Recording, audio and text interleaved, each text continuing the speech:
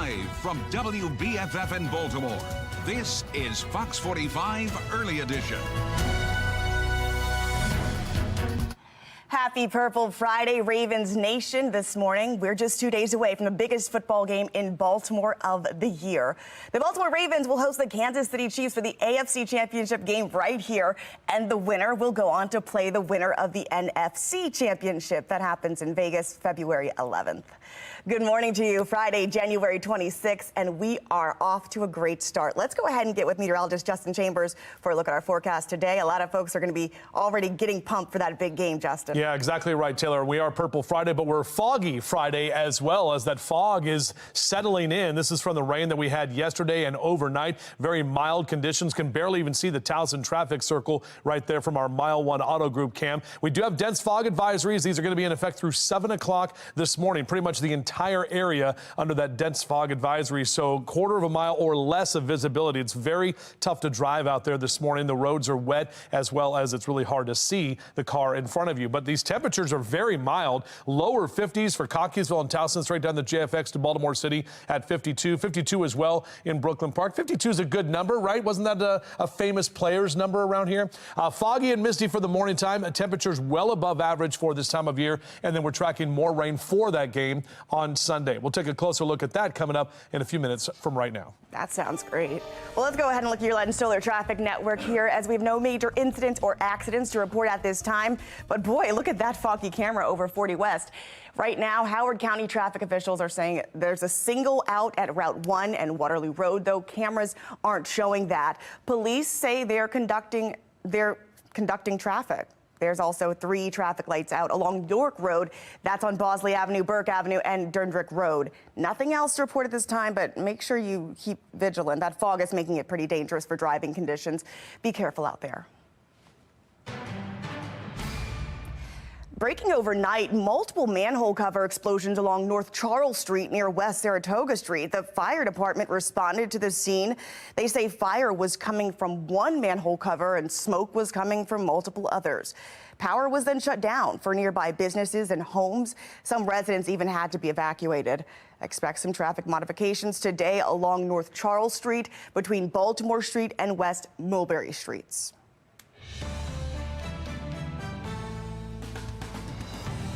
The time for excuses is over.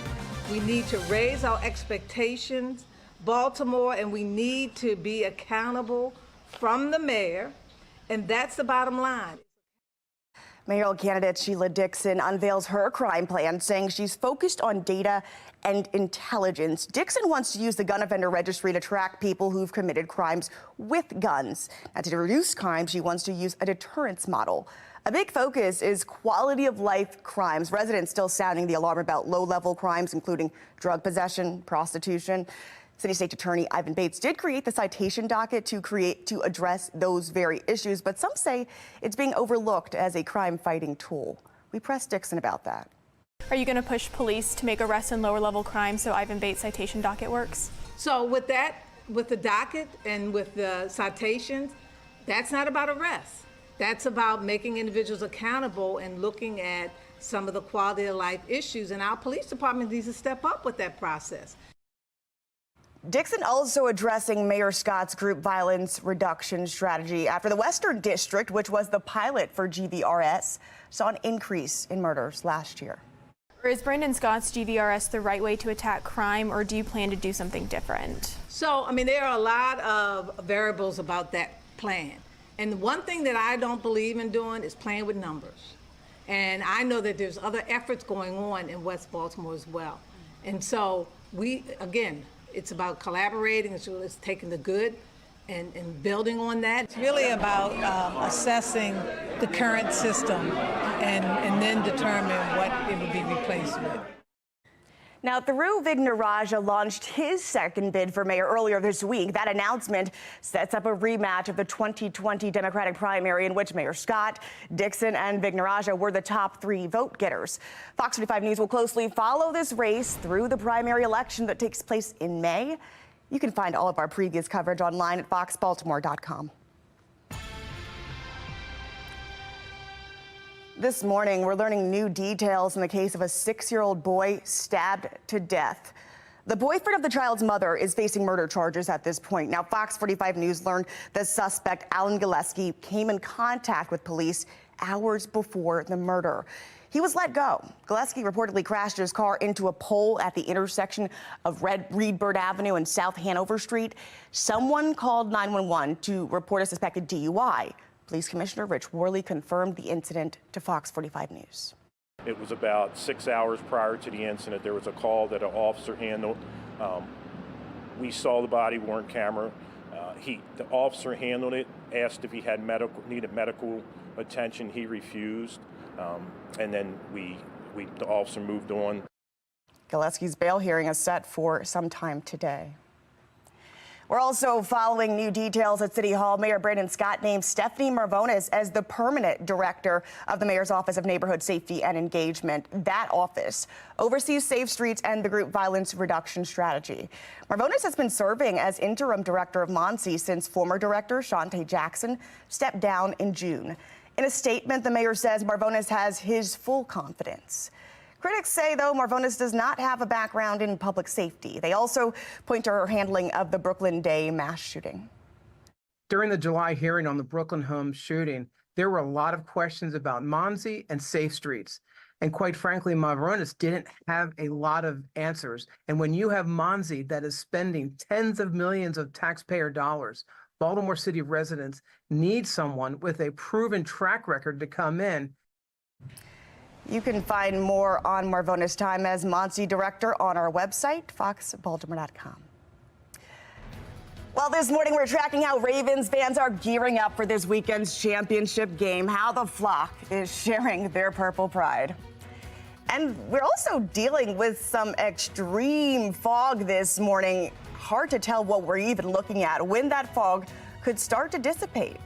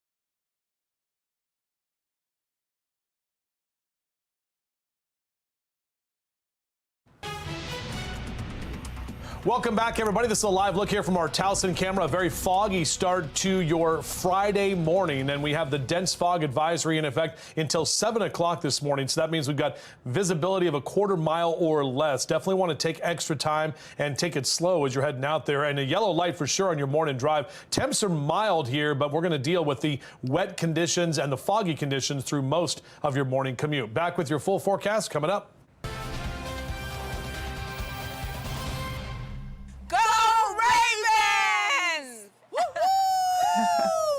Well, the flock is fired up as Ravens prepare for this weekend's AFC Championship game. Fans stocking up on their purple and black gear at the team store inside M&T Bank Stadium. We're taking you live right now to M&T Bank Stadium this morning, even though it's just pretty much fog. I don't know how we can explain this, but look, that is M&T Bank Stadium. We're just 2 days away from the biggest game in Baltimore of the year. The Ravens hosting the Kansas City Chiefs for the championship title. The winner heads to Las Vegas for the biggest NFL game of the year. That's slated for February 11th. And of course, we love seeing your Purple Pride supporting the Ravens here through the playoffs. This picture from George and his friends, all geared up, battling the elements during the Ravens game last Sunday. And check out this picture from Will of Dog River. He's in his Ravens jersey. Countdown to Sunday's AFC Championship kickoff here at 3 p.m. Whether you're heading down to the stadium or going to a watch party, we want to see how you're cheering the Ravens on. You can scan the QR code we'll bring up on your screen in just a bit. It'll take you to foxbaltimore.com. That's where you can upload your pictures and your videos. It is all powered by Stackla.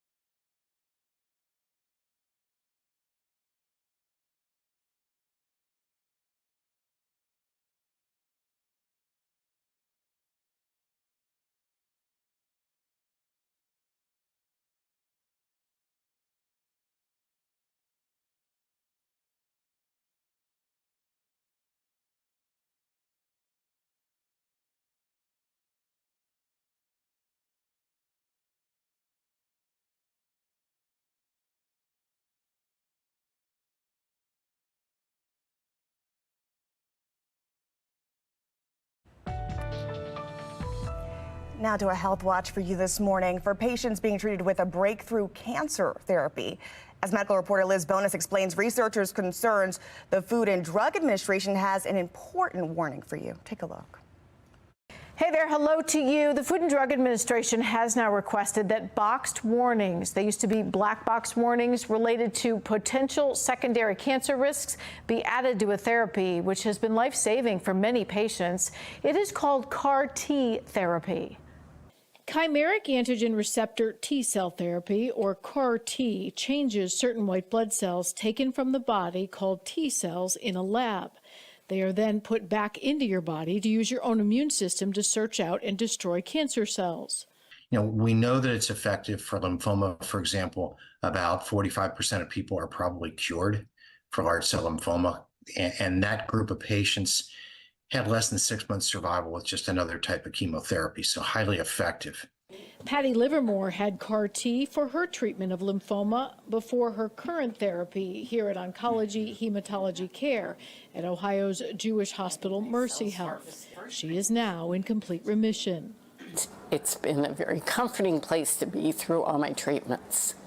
The FDA, however, has been tracking a rare but potentially life-altering complication in those who've received this CAR-T therapy, what they call secondary T-cell malignancies, a type of T-cell blood cancer. It's less than 0.1%, so about 25 cases out of 27,000. The FDA has not established that CAR-T has caused these secondary cancers, but this new warning will require a change in labeling so patients know this information in advance of CAR-T treatment. The next steps will be for manufacturers and scientists to find out why this is and then how to change the product to try and avoid it in the future.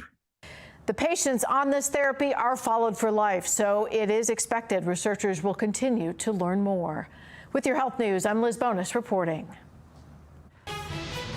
All right, let's go ahead and get over to meteorologist Justin Chambers for a look at your forecast. And I say look loosely because what are we looking at? Yeah, lots of fog is what we're seeing here, Taylor, this morning. And we are tracking our next weather maker, which is going to be more rain, especially as we head into Saturday night and Sunday, just in time for the AFC Championship game on the way to the Super Bowl, hopefully, for your Baltimore Ravens. But you can see our Towson cam that the fog is thick out there, and we've got visibility less than a quarter mile. When you see temperatures in the 50s, 52 for your air temperature and the dew point temperature at 51. When those numbers are close, that's usually when we have 100% humidity, which is basically what we're seeing right here. So not really getting rain, but you're definitely getting mist as you step outside, and you'll definitely need those windshield wipers here this morning. Look at that dense fog advisory. Pretty much all of us here across central Maryland in that dense fog advisory through about 9 o'clock this morning. So this is going to be the entirety of our morning commute. As you get the kids out to the bus stop, it is going to be just a little misty. We're not tracking actual rain. You can see on our HD radar no green blobs being picked up here at this time, but you're definitely getting wet. And it's all with this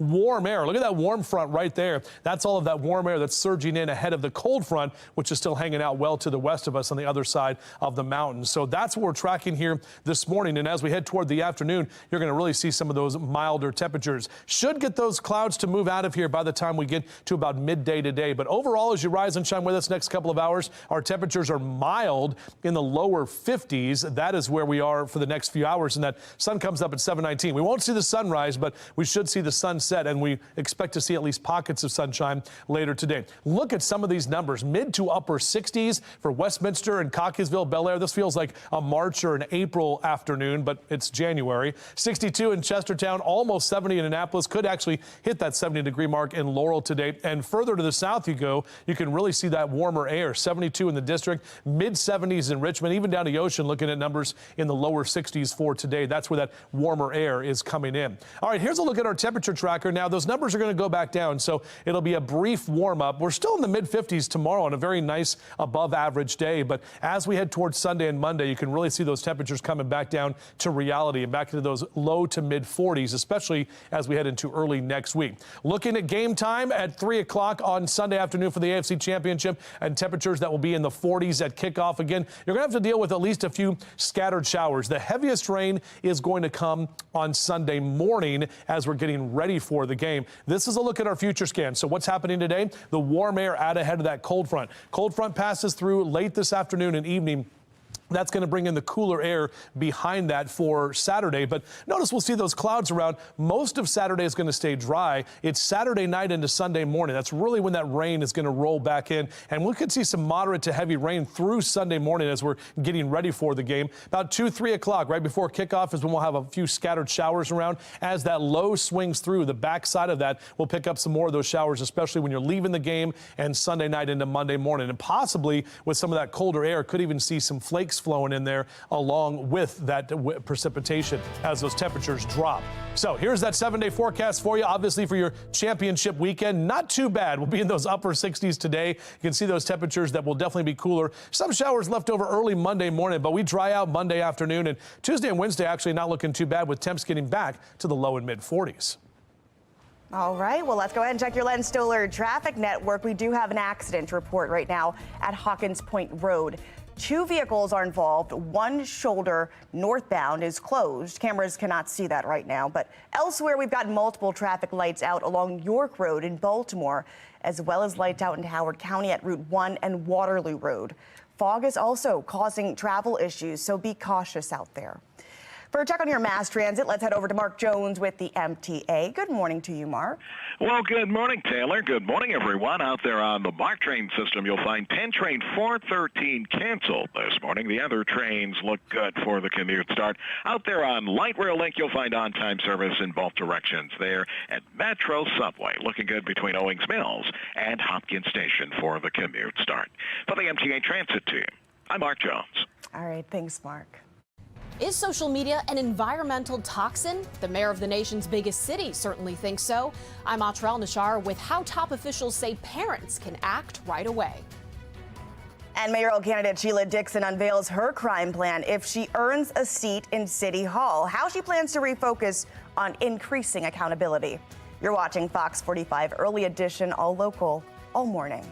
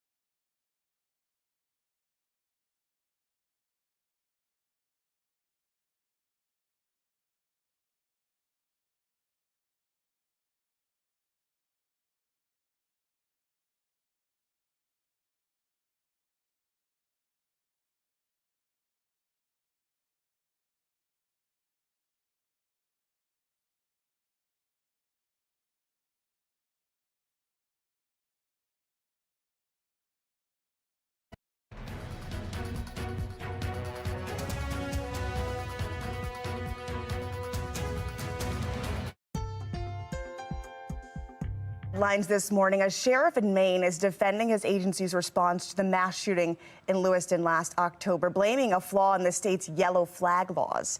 Speaking to an independent commission, County Sheriff Joel Mary confirmed they had received repeated warnings about Robert Card before the Army reservist killed 18 people at a Maine bowling alley and bar.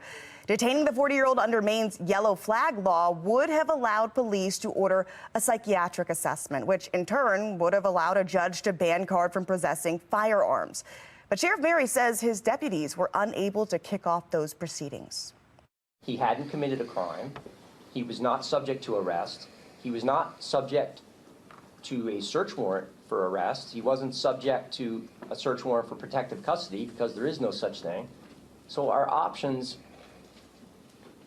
are limited by the law, limited by policy, limited by the rules.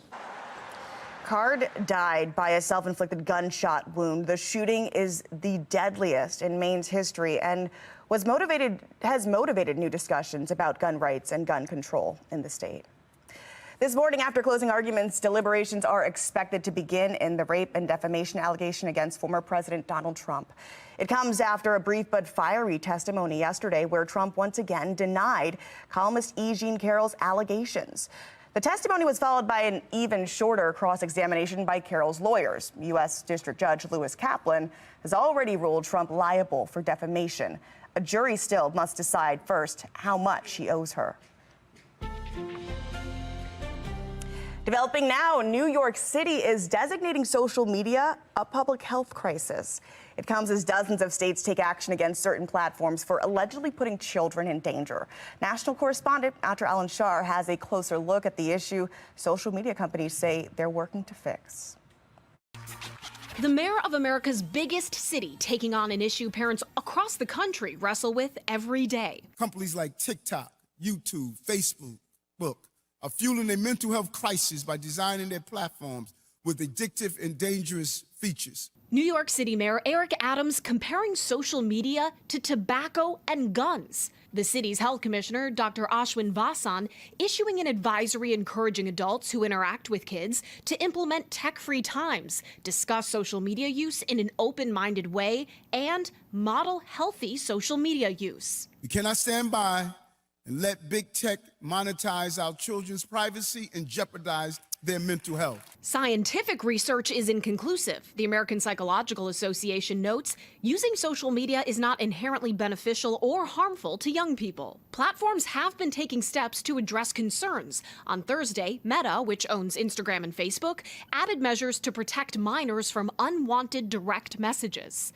And coming soon, a parental control for teens with supervised accounts if they want to change a setting. Like who can message them, what their privacy of their account is, what their sensitive content control setting is. To anything more open, their parent is going to have to approve that. Meta tells us it's not commenting directly on Mayor Adams' remarks, but said the use of the word addiction is often political, not scientific, and pointed us to their other safety features they say directly refute claims its platforms are dangerous, like help alerts for self-harm and eating disorders. Meta also facing a lawsuit brought by New Mexico's Attorney General, arguing Facebook and Instagram put minors in physical danger, alleging human traffickers searched Facebook for attractive young girls and sent them messages telling them that they were pretty and asking if they would like to make some money. Meta also tells us they work with the authorities to root out predators on their sites. We're certain to hear more next week when top tech CEOs testify before a Senate panel.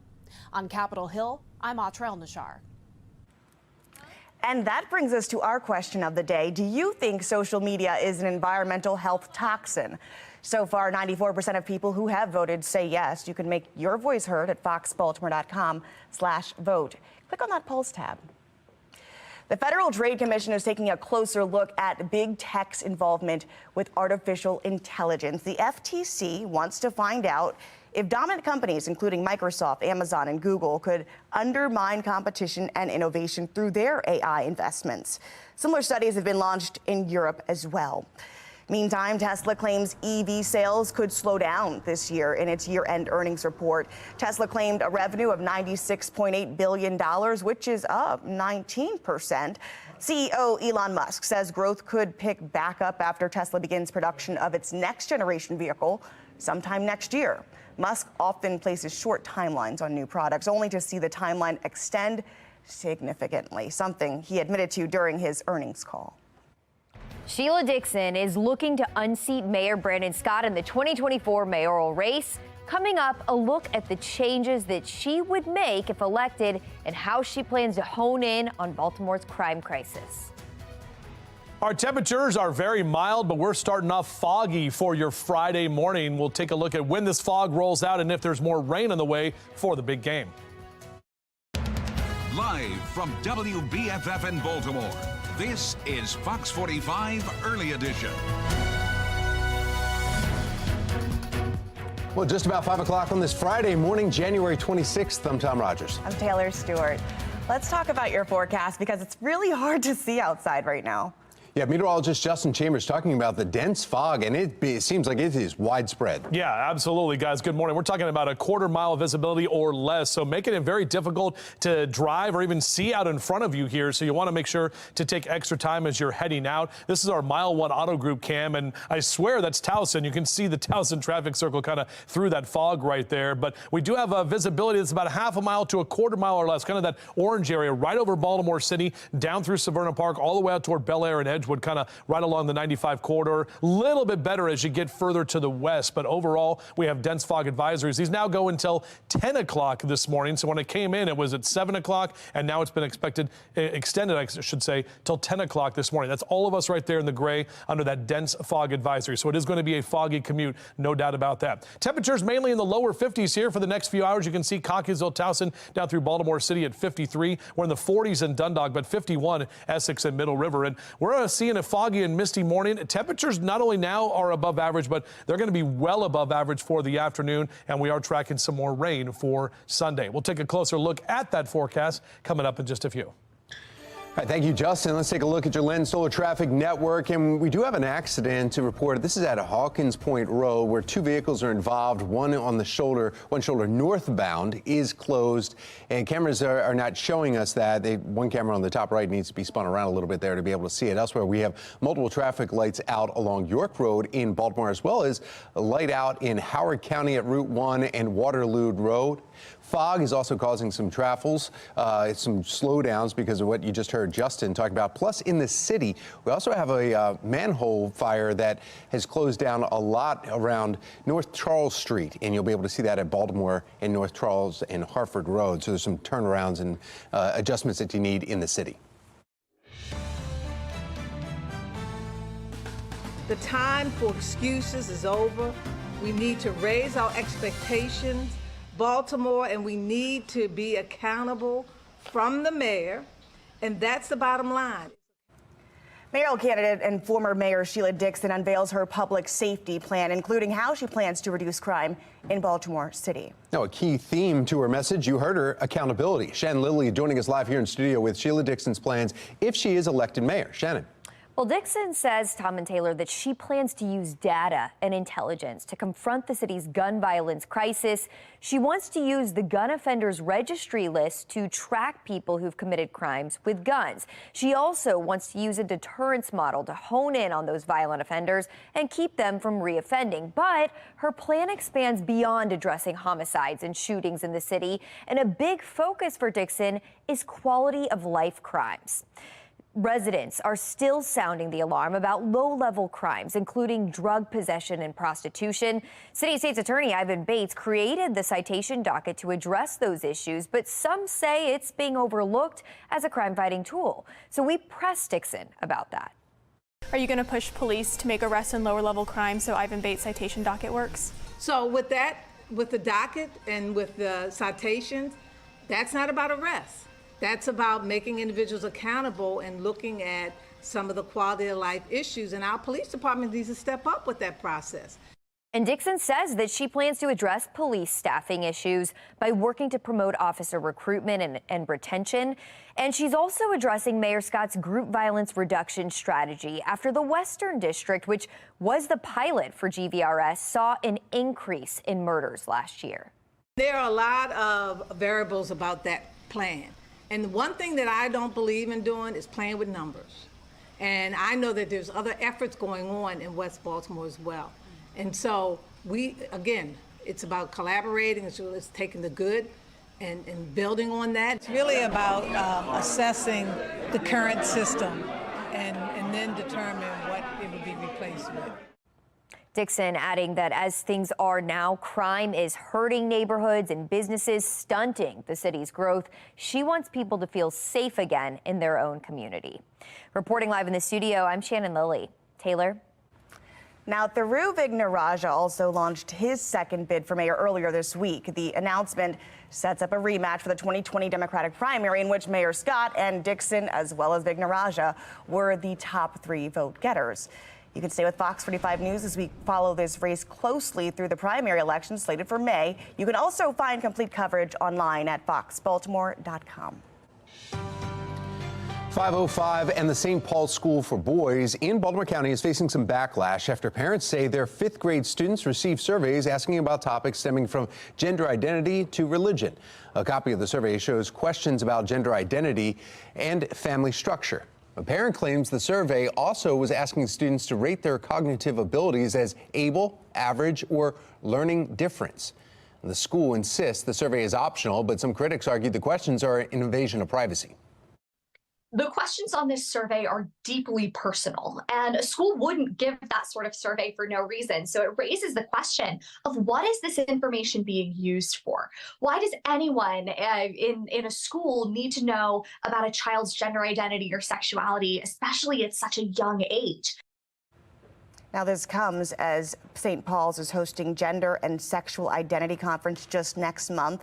They're encouraging conversations among students and staff, while some parental rights groups say the conference leaves parents out of the loop. St. Paul says it's important for young people to have a safe space to discuss sensitive topics. Breaking overnight, the Baltimore City Fire Department is investigating multiple manhole explosions. Yeah, right now we're waiting for the mayor and the commissioner to speak on what happened. Olivia Nance is live at the scene as we speak. Olivia, very active still. What have you learned? Yeah, good morning, Tom and Taylor. Very much an active scene. I'll actually step out so that you can get a better picture of what's going on here. But a lot of fire crews still here, police still here. We are told that the mayor and commissioner are on the scene. Haven't personally seen them yet, but of course we're waiting for them to arrive and speak with the media to give us an update about what's going on. But the initial reports are of multiple manhole cover explosions. It's actually quite eerie driving in, starting at about half a mile out. All of the street lights are out. You can see the power is out. So it's a weird, eerie look down here off of Charles Street. Now, the initial assessments revealed that smoke was coming from multiple manhole covers and fire emitting was from one manhole cover. Fire companies utilize water and dry chemical extinguisher to extinguish any visible fire. So that is under control. But currently the power has been cut to businesses and residents. And again, about a half a mile out, you can start to see that with the street lights. So if you're in this area, definitely want to take it slow because none of the street lights around here are working, so it does create a little bit of a danger there. Now, multiple residents in one business have been evacuated for their safety. However, there have been no injuries to civilians or firefighters. The immediate impact to residents, though, is that they have no power again and they have been temporarily evacuated. Any threats, though, to the public have been mitigated, and crews are working to restore power because, again, right now that seems to be the biggest threat. However, there will be a number of traffic modifications. I experienced some of those, again, driving in here to the scene this morning. Right now, we are on the corner of North Charles Street and East Saratoga Street. And again, we are still waiting for the mayor and police commissioner to talk. We were told that they're here on the scene, and of course, we will bring that live to you when they do begin speaking to us. And of course, we'll be here all morning with updates. But for now, reporting live in Baltimore, I'm Olivia Dance, Fox 45, Early Edition. Thank you, Olivia. City Council President Nick Mosby testifying for hours in Marilyn Mosby's mortgage fraud trial. Well, coming up, how things were heated during his testimony and what's to come in the trial. Our temperatures are very mild this morning. We've got 50s and 60s as you wake up on a January Friday morning. We'll be talking about when that fog rolls out of here and what we can expect for the afternoon coming up.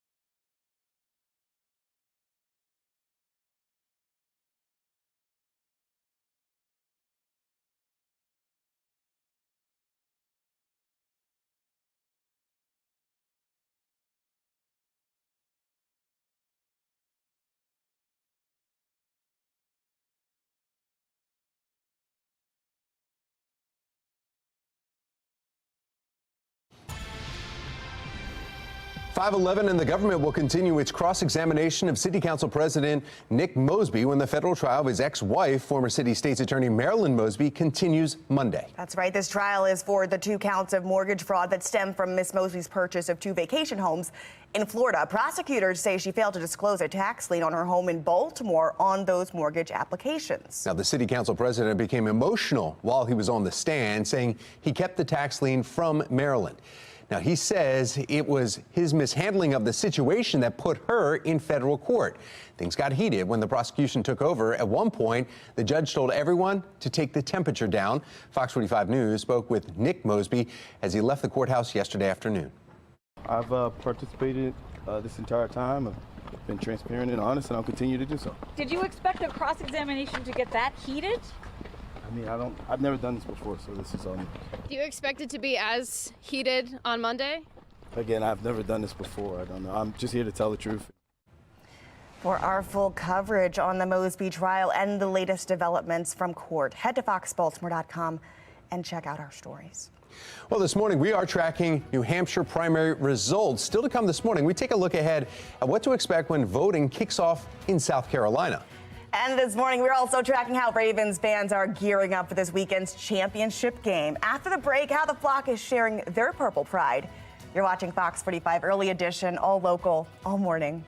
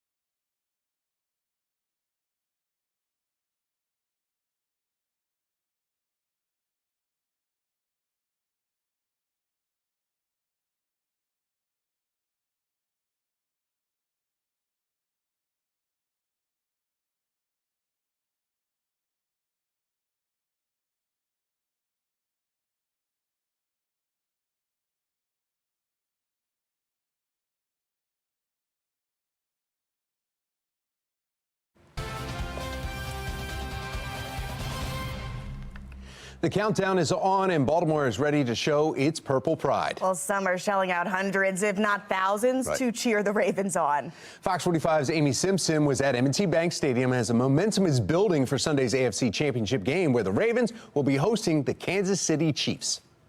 They really got to bring their A++ game. The festivities of it.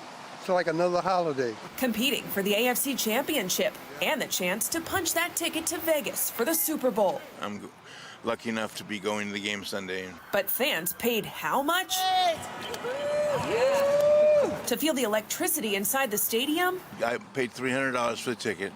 The tickets in that section are actually going for $1,200 if you put them online. Ooh, I'm almost afraid to say it was about 600, a little over 600. That's okay. That's what a good true Ravens fan would do. A quick glance on SeatGeek for tickets still available today. Cheapest seats we could find going for $426 a piece in the nosebleeds. But a ticket front row behind the Ravens bench, that'll cost you nearly $3 grand. And Baltimore's not only buzzing about football. Plus, you got an added thing with Taylor coming to town, right? Many suspecting a famous Chiefs girlfriend might be coming to town too. Taylor Swift, welcome to our great city of Baltimore. Residents at Brightview Senior Living in White Marsh sharing welcoming words and local tips for Taylor Swift. You must go to the aquarium. Go get yourself a burger cookie. But are fans unsure about how the team will do? No! Everybody's behind them. They keep playing like they playing, they can win this. They can go all the way. I think like a 27-13 win for the Ravens. Oh, Ravens all the way, baby. Ravens all the way. 35-20. Go Ravens! In Baltimore, Amy Simpson, Fox 45 News. All right, let's go ahead and get another check of your forecast here with meteorologist Justin Chambers. But check, really? Because we can't see outside. Yeah, we're checking the next weather maker, too, guys. That's what we're doing here, talking about that weather maker. The rain that's coming in for the game, at least for most of Sunday, we'll see the rain showers that will be around. Right now, we're left over with the rain that we had from last night and into the overnight hours, and we're left with a lot of this fog. So our Mile 1 Auto Group cam, tough to even see the Towson traffic circle. It's down there. Those roads are definitely wet, and it is tough to see as well with our temperatures in the lower 50s. Dew point 10 at 52, so dew point and air temperature, when they're close, that typically means we've got fog, and that is exactly what we're seeing. In terms of our visibility, some of those areas in orange, Bel Air out through Edgewood into parts of Baltimore City and County, about a half mile or less of visibility. Also seeing that out across the bay into Chestertown on the eastern shore. Most of us about a half mile or less, but even down to a quarter mile at times, which is why the dense fog advisory is in effect. This goes until 10 o'clock this morning. All of us here in the gray under that dense fog advisory. Tom, we're going to send it back. Yeah, we want to go back to that breaking news where we had this morning a news conference on the manholes explosions is set to begin. That's approximately right. 9:59 hours last night, our 911 center began to receive calls in reference to some type of an underground explosion, underground fire in the 300 block of North Charles Street. We immediately dispatched a full first alarm assignment as well as additional support units to the area. Our crews arrived within minutes, and they did, in fact, find a large volume of smoke being emitted from manhole covers, as well as what we believe to be graded vaults that are in the ground. We also did find some displaced manhole covers on Charles Street. We immediately requested BG&E, but we cannot immediately engage that fire. Due to the fact that it involves active electric lines and a lot of arcing. We waited and positioned our resources until BG&E was able to arrive and secure power. Once that occurred, we did aggressively attack the fire, and in fact, we're able to suppress that fire in a matter of minutes. At this point, we have scaled our response way back.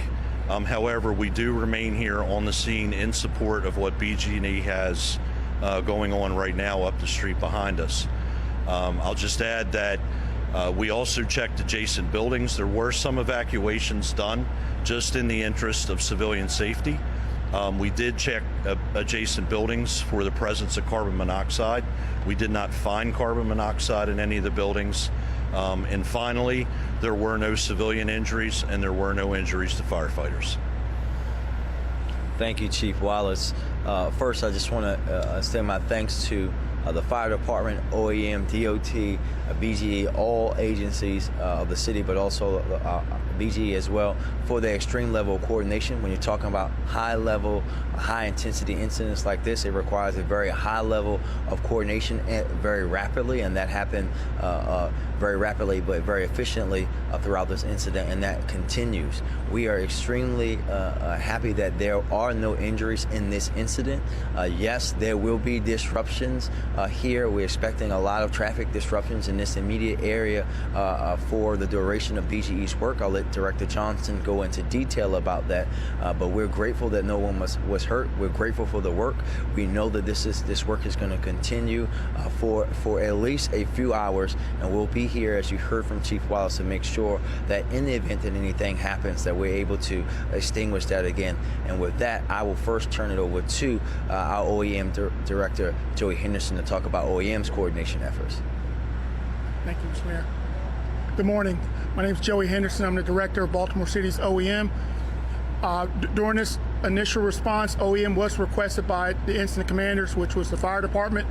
We responded to help provide citywide coordination. Our Emergency Operations Center was activated around 1:19 this morning to support the ongoing operation. OEM sent resources to Mercy Hospital, which did lose some power, but the ER was able to remain open and operate normally.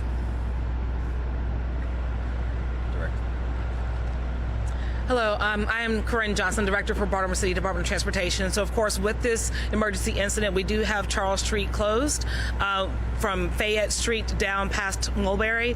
There are other side street closures as well. There are police at those locations. A detour is in place, and we advise motorists to stay clear of the area if at all possible. Be mindful that if the power is out, if there is a signal that is dark, to treat that intersection as a four-way stop and yield to traffic so that no one has any crashes in those intersections.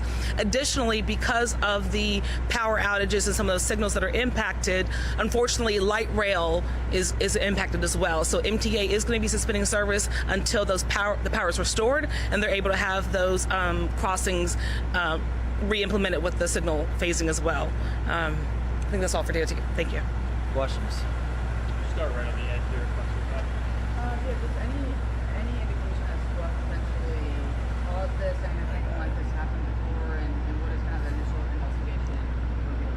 Well, that right now, this is under investigation, and right now it's really about getting the power restored. We'll figure out the cause in due time, but right now it's about making sure that these residents, these businesses, and everyone else that needs it can get their power turned back on. How long is everything going to be shut down? We don't know. It'll be several hours, as we said. We know that they're working right now inside of those holes to try to repair. We're expecting it to be several hours, but we know they're working diligently to get it turned back on as quickly as possible. And we know that we just want folks to be patient because we want them to do it the right way so that we don't have a further incident. And just to paint a scope of how much this has impacted downtown, how many crews have responded to this? So from the fire department standpoint, we had a full first alarm assignment. So we ran multiple engines, multiple ladder trucks. Our hazmat unit was here. Our special operations team was here. So we had a very robust response at the beginning. Fortunately, once we're able to stabilize these incidents, although we need to maintain presence here in support of BG&E for safety, we're able to scale back real quick. So, initially you see that big surge of resources, we stabilize, and then we begin to pull back a little bit. But we're going to be here as long as BG&E's here. So just to clarify, Mercy Hospital did lose some power. Yes, Mercy did lose some power to non-critical areas. However, all their main areas, including their ER, stayed up throughout the duration. And then some of the other businesses right now are without power in this area? Yes, as you can see, there are several businesses, residences, everything within us. We know there's power outages. There's even power outages further up the street, and we know they're going to be that way until we're able to have BG restore that power, which they are diligently working towards right now as we speak. I know it's still too early to say, but how does something like this happen? Like, that's the big question. Like, what could cause something like this? Well, that's what the investigation is for. We don't want to guess about what's happening. We know that things like this do happen, but we want to make sure that every case is different, and we'll do that investigation. But as I said before, right now the focus is making sure that we safely get people's power turned back on so that we can open up streets and let folks go on with their Purple Friday. And last one. Yeah, so just so we can visually see what the parts, did the initial calls come right here to this corner behind us? Just so when we're referencing. A little further. Yeah. Yeah, so the initial call, and we'll get solid information from you, but the 300 block of Charles, I believe there was also a call that indicated Charles and Pleasant, which is in that block as well. But yes, this immediate area behind us in the next block, that's where the calls came from. And then, I mean, obviously you guys are still investigating and don't even fully know what happened here, but any concern of this happening anywhere else in the city? Well, no, listen, this is why we have the best fire department in the country. They are ready, willing, and able to deal with these incidents wherever they pop up, whether it's a fire underground, whether it's a fire in a tall building, whether it's a fire in a row home. That's why we have to have, and we do have the department that we have, because they are prepared to deal with whatever is coming their way. Thank you, everybody. Thank you. All right, you just heard the news conference that was held by a lot of our, from the mayor all the way through the chief Wallace there, also the fire department and also the police department. And what they were talking about is multiple manhole explosions before 1 o'clock this morning, right after midnight. And it's closed down a large section of the city because of the, right in the heart of it. Charles Street goes right through the middle, and you can see Charles and Fayette is closed there. And BGE has actually has one of their units right near there, just about 2 blocks away. Also some side streets. They're saying light rail travels through that area too, and so we're not going to be able to see light rail traveling through there. We'll still have to find out, and we'll actually ask the DOT if there's going to be buses that will go around there. He said BGE is still investigating this, and that there was multiple manholes explosions, some of the manholes even off of their holes on the street. So that's how large of an impact it happened around the area, and we need to find out exactly how many blocks are shut down, and we'll continue following the best news that the mayor said, and everyone repeated too. No injuries, no one was hurt. Well, of course, continue following this breaking news all morning long. 5:27 is the time. You're watching Fox 45's Early Edition.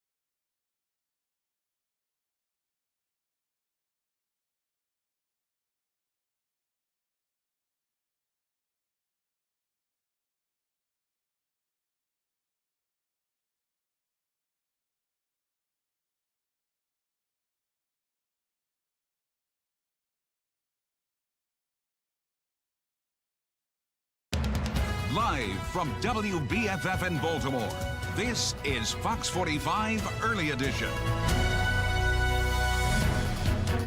Good Friday morning to you. It is January 26th. I'm Taylor Stewart. I'm Tom Rogers, and we have a lot of fog that will greet you as soon as you step out the door. That is absolutely right. But we're looking up today. Meteorologist Justin Chambers with a look at our forecast.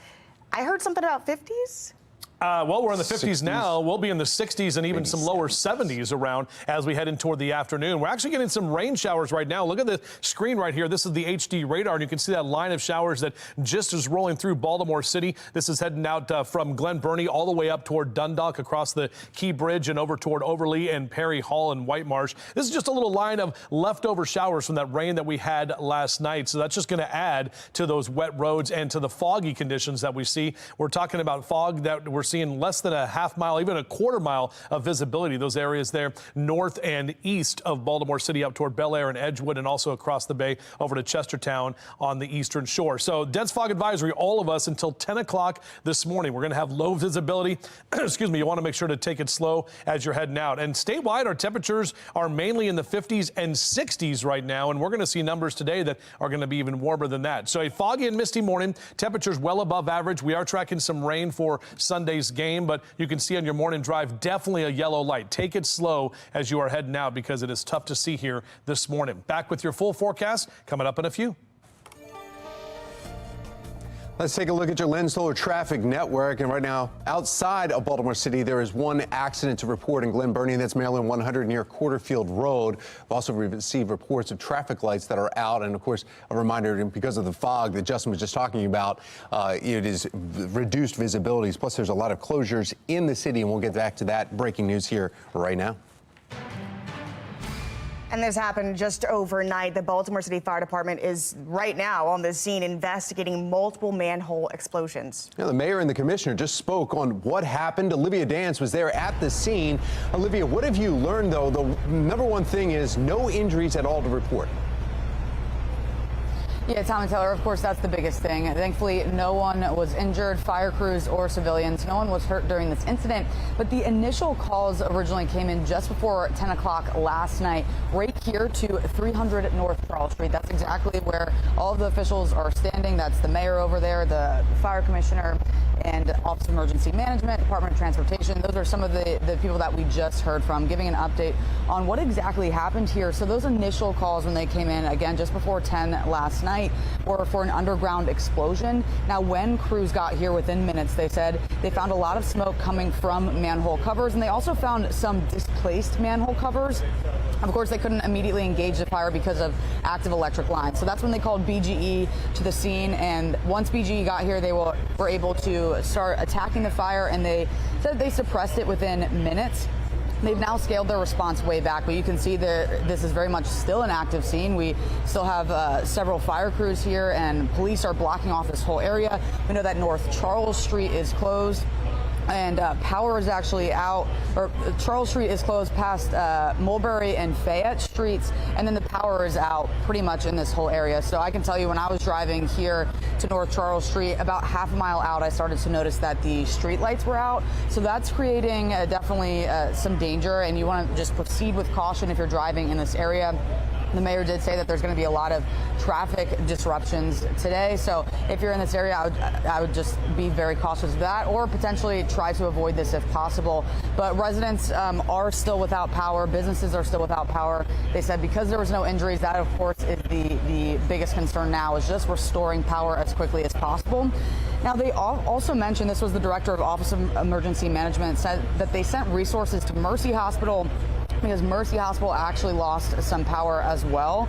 Thankfully, it was in non-critical areas, and the ER was able to remain operations as usual. But again, the power really seems to be the biggest issue right now. And as far as what caused the fire with the manholes, that is still under investigation. I asked the mayor and the fire commissioner about that, and they said that they are still investigating this, but they said this is not a concern for this happening anywhere else in the city. But for now, reporting live in Baltimore, I'm Olivia Dance, Fox 45, Early Edition. Okay, thank you, Olivia. Appreciate that. We'll get some more information here in just a little bit. This morning, we're also learning new details in the case of a 6-year-old boy stabbed to death. The boyfriend of the child's mother is now facing murder charges. Fox 45 has learned the suspect, Alan Gislecki, came in contact with police just hours before the murder, but then was let go. Gislecki reportedly crashed his car into a pole at an intersection at Reedbird Avenue and South Hanover Street. Someone called 911 to report a suspected DUI. Police Commissioner Richard Worley confirmed the incident to Fox 45. It was about 6 hours prior to the incident. There was a call that an officer handled We saw the body-worn camera. The officer handled it, asked if he had needed medical attention. He refused, and then the officer moved on. A bail hearing is set for the suspect sometime today. Turning now to Baltimore County, and the attorney of the man serving a 115-year murder sentence is speaking to Fox 45 News as a viral confession video may clear his client's name 13 years later. Sterling Matthews is doing a life sentence right now. Is doing a life sentence right now in Cumberland for somebody I killed. Somebody I killed on Halloween with a Hellraiser mask.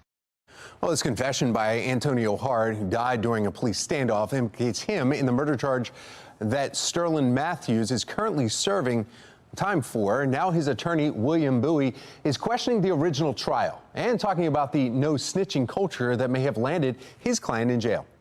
So to be clear, there was no video surveillance? No. There was no DNA? No DNA. No hard forensic evidence that said he's the guy that shot this guy. No. However, Matthews' attorney says that this confession could turn things around for his client. He thinks they will start moving toward a new trial in March. A woman is in custody following a string of attacks in Prince George's County. Straight ahead from our live center, what we know about the brutal attacks police say happened in less than 2 hours. Today's skies will be mostly cloudy as you are greeted with fog right now. Temperatures in the 60s will be reaching up possibly to the 70s. Coming up, your Weather Authority team tracking the next weather maker and when it will roll through and if it could impact your Ravens game day plans. 5:37, you're watching Fox 45's Early Edition, all local all morning.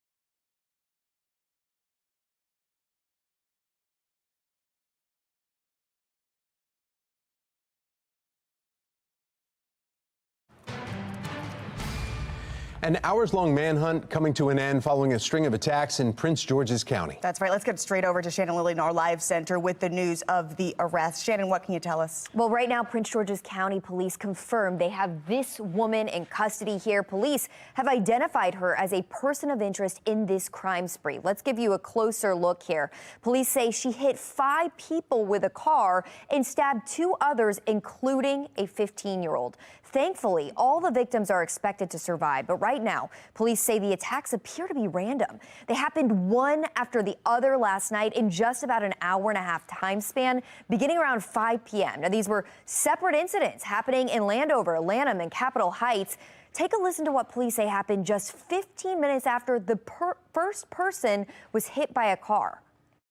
At approximately 5:15 p.m., officers responded to 20 Ritchie Road in Landover. In this case, 2 individuals were struck by a car. The driver then exited the vehicle and stabbed one of the victims, who has critical injuries. That victim is 15 years old.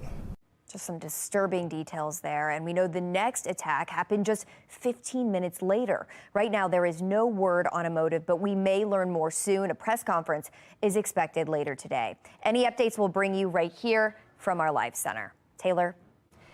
Nick Mosby takes the stand in his ex-wife's mortgage fraud trial. Still to come this morning, why he says a mishandling of the situation put Mosby in federal court.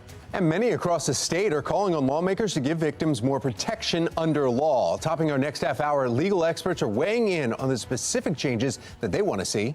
5:42 is the time. You're watching Fox 45's Early Edition. All local, all foggy, all morning.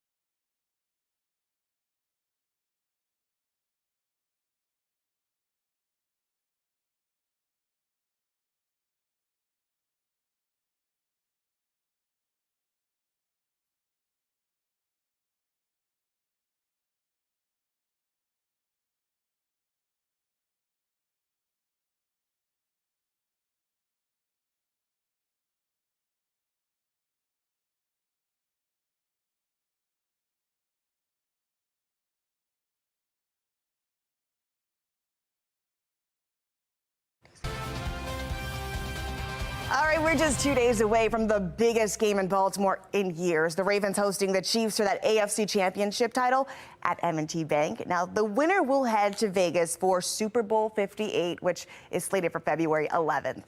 We love seeing your purple pride supporting the Ravens throughout the playoffs. This picture from George and his friends hanging out here, all geared up, battling the elements during the Ravens game last week. And then also we're getting a lot of kids and puppies, right? Well, check this one out. There's a cute picture right here.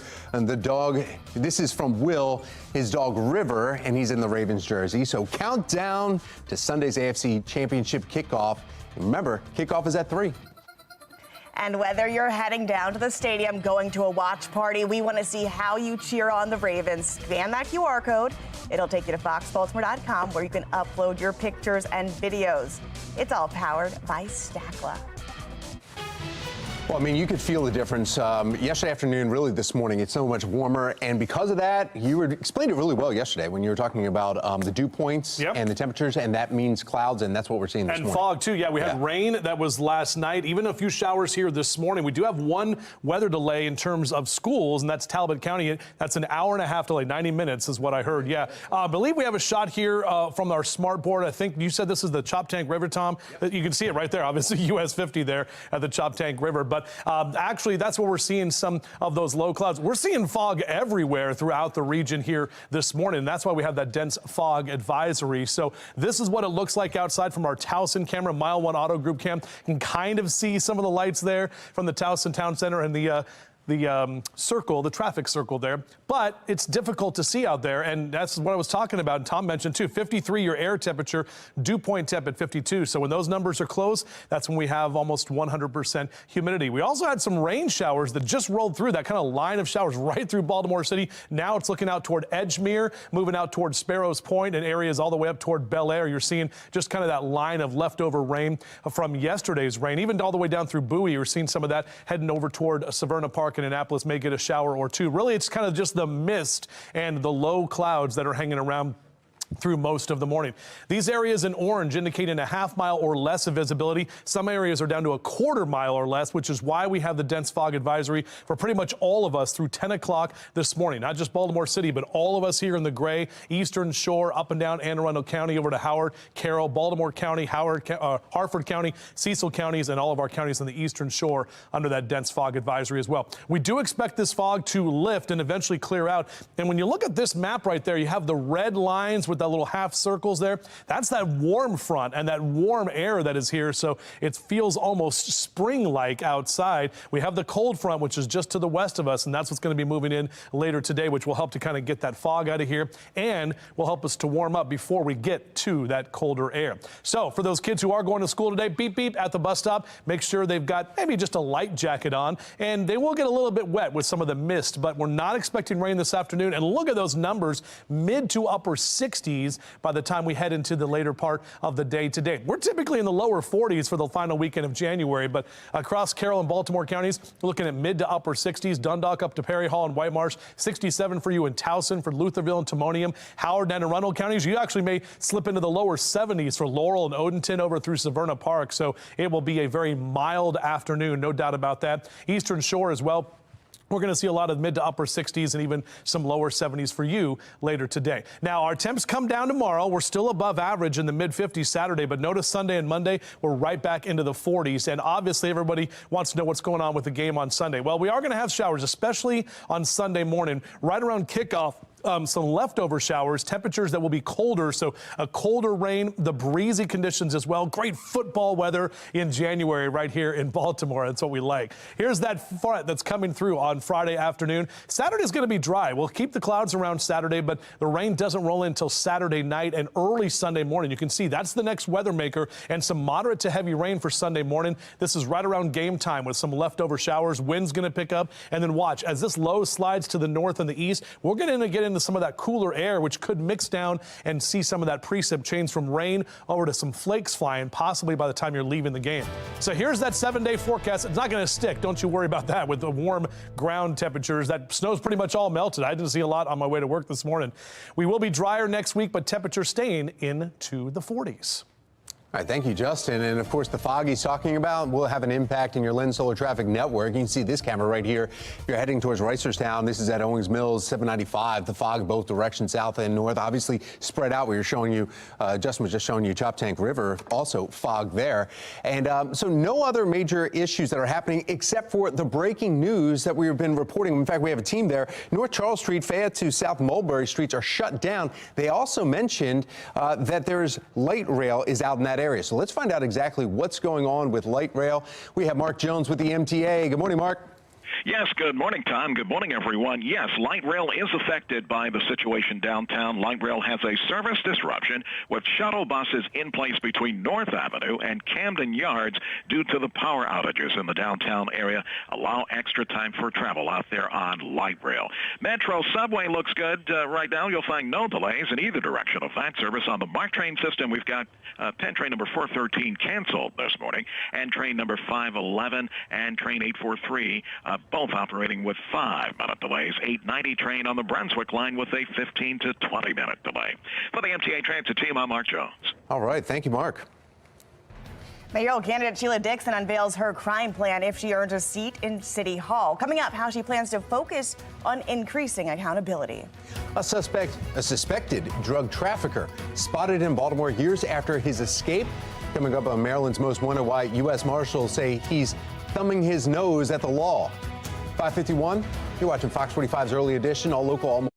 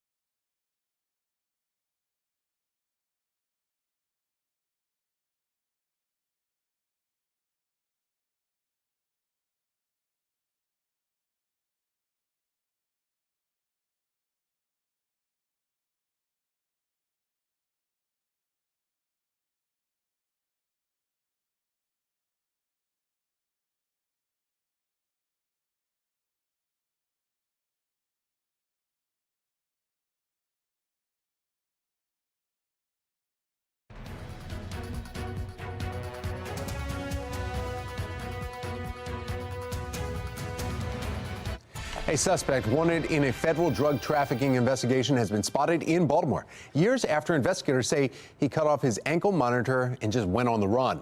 Now we have Alexa Ashwell with Maryland's Most Wanted. Vincent Davis was first featured on Maryland's Most Wanted back in 2022. Then investigators said he had cut off his ankle monitor and hadn't been seen since, until now. January 2024, West Baltimore. Investigators say police receive information wanted fugitive Vincent Davis, who has been on the run for years, is hiding out in a neighborhood home. Investigators prepare to move in, but before they can, Davis flees. When law enforcement traveled to the area to conduct interviews, unfortunately, Mr. Davis saw law enforcement flood the area on foot. Davis, they say, is successful in his escape once again.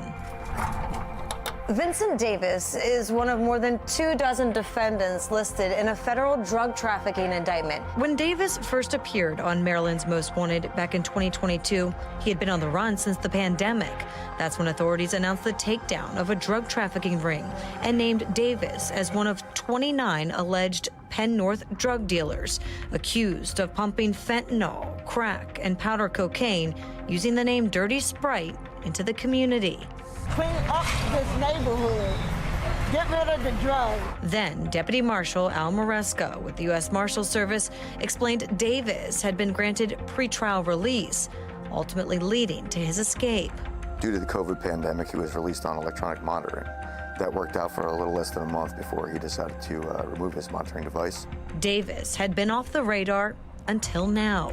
Investigators say police not only spotted him here in West Baltimore, but received information he's still selling drugs, pumping poison into communities. This is an individual who's thumbed his nose up at the law. He cut off his bracelet, absconded from supervision, and he is allegedly continuing to participate in drug trafficking. If you realize that these poisons harm our community and continue to present a threat to public safety, it is in the interest of everyone if we get him off the street. Take a good look. Davis stands at about 5'6" and weighs approximately 135 pounds, 44 years old, green eyes, likely still in the Baltimore area, specifically investigators say West Baltimore. If you have any information regarding his whereabouts, you're asked to contact the U.S. Marshal Service, the tip line number 1-877-WANTED-2, or you can contact agents directly, 202-819-5058. Remember, you can always remain anonymous, and you could earn a reward. I'm Alexa Ashwell, and this is Maryland's Most Wanted. We're also following new details at City Hall. Mayor Brandon Scott named Stephanie Marbonis as the permanent director of the Mayor's Office of Neighborhood Safety and Engagement. Now, that office oversees Safe Streets and the group violence reduction strategy. Marbonis has been serving as interim director of MONSE since former director Shante Jackson stepped down in June. In a statement, the mayor says Marbonis has his full confidence. Critics say, though, Marbonis does not have a background in public safety. They also point to her handling of the Brooklyn Day mass shooting. During the July hearing on the Brooklyn home shooting, there were a lot of questions about MONSE and Safe Streets. And quite frankly, Marbonis didn't have a lot of answers. And when you have MONSE that is spending tens of millions of taxpayer dollars, Baltimore City residents need someone with a proven track record to come in. Now you can find more on Marbonis' time as MONSE director on our website, foxbaltimore.com. An underground fire caused smoke to come out of several manholes right here on North Charles Street. I'm Olivia Danson. Coming up next, I'm live from the scene with the new details that we just learned. Sheila Dixon is looking to unseat Mayor Brandon Scott in the 2024 mayoral race. Coming up, a look at the changes she says she would make if elected and how she plans to hone in on Baltimore's crime crisis. Well, it's a Purple Friday, but it's also a foggy Friday. We're tracking our next weather maker, which is going to bring some rain to our championship Sunday. We'll talk about it right here on Fox 45 Morning News. Roll it. Live from WBFF in Baltimore, this is Fox 45 Morning News.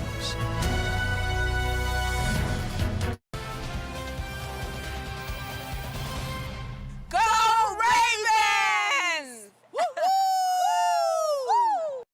Flock is fired up as the Ravens prepare for this weekend's AFC Championship game, the first time in Baltimore in more than 50 years. Now, somewhere through the fog, we're taking a live look over M&T Bank Stadium this morning where, look, it's the calm before the storm here. It'll be rocking this weekend between the Chiefs and the Ravens.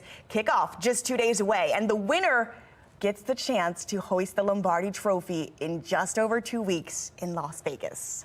Well, thank you for joining us on this Friday morning. And yes, you know it's a Purple Friday, a very meaningful Purple Friday, January 26th. I'm Tom Rogers. I'm Taylor Stewart. Let's bring in meteorologist Justin Chambers. I feel like the sun is coming just because it's shining down on our big game for this weekend. Yeah, well, we're going to get that sun. It comes up a little bit after 7 o'clock this morning. And by the time we get to midday today, we should see some of that fog clear out. So it should be a little bit nicer of an afternoon. It's tough out there to see right now, guys. This is what it looks like from our Towson camera. So we have reduced visibility. You want to make make sure to take extra time as you're making your way out this morning. This is a look at the HD radar. We just had a line of showers that's now over through Edgewood, moving up toward Aberdeen, up into the northeast section of our viewing area. And a few showers are right on your doorstep there in Annapolis there in Anne Arundel County. This is kind of the last of the rain, and then we'll have to deal with all of that fog and these visibility numbers that are a half mile or even a quarter mile or less. So that is in the dangerous category. That means you got to really take it slow on the roads and just not get those high beams on. That dense fog advisory, all of us here in the gray,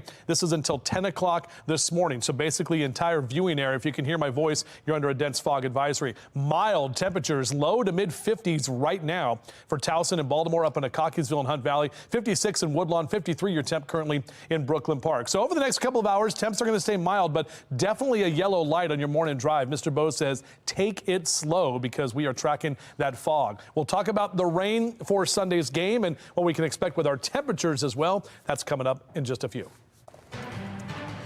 We have some breaking news that happened overnight. The Baltimore City Fire Department investigating multiple manhole explosions. That's right. Olivia Dance is now live at the scene, and we know roads are closed off there from Charles Street, Fayette to Mulberry. What else have you learned for us this morning, Olivia?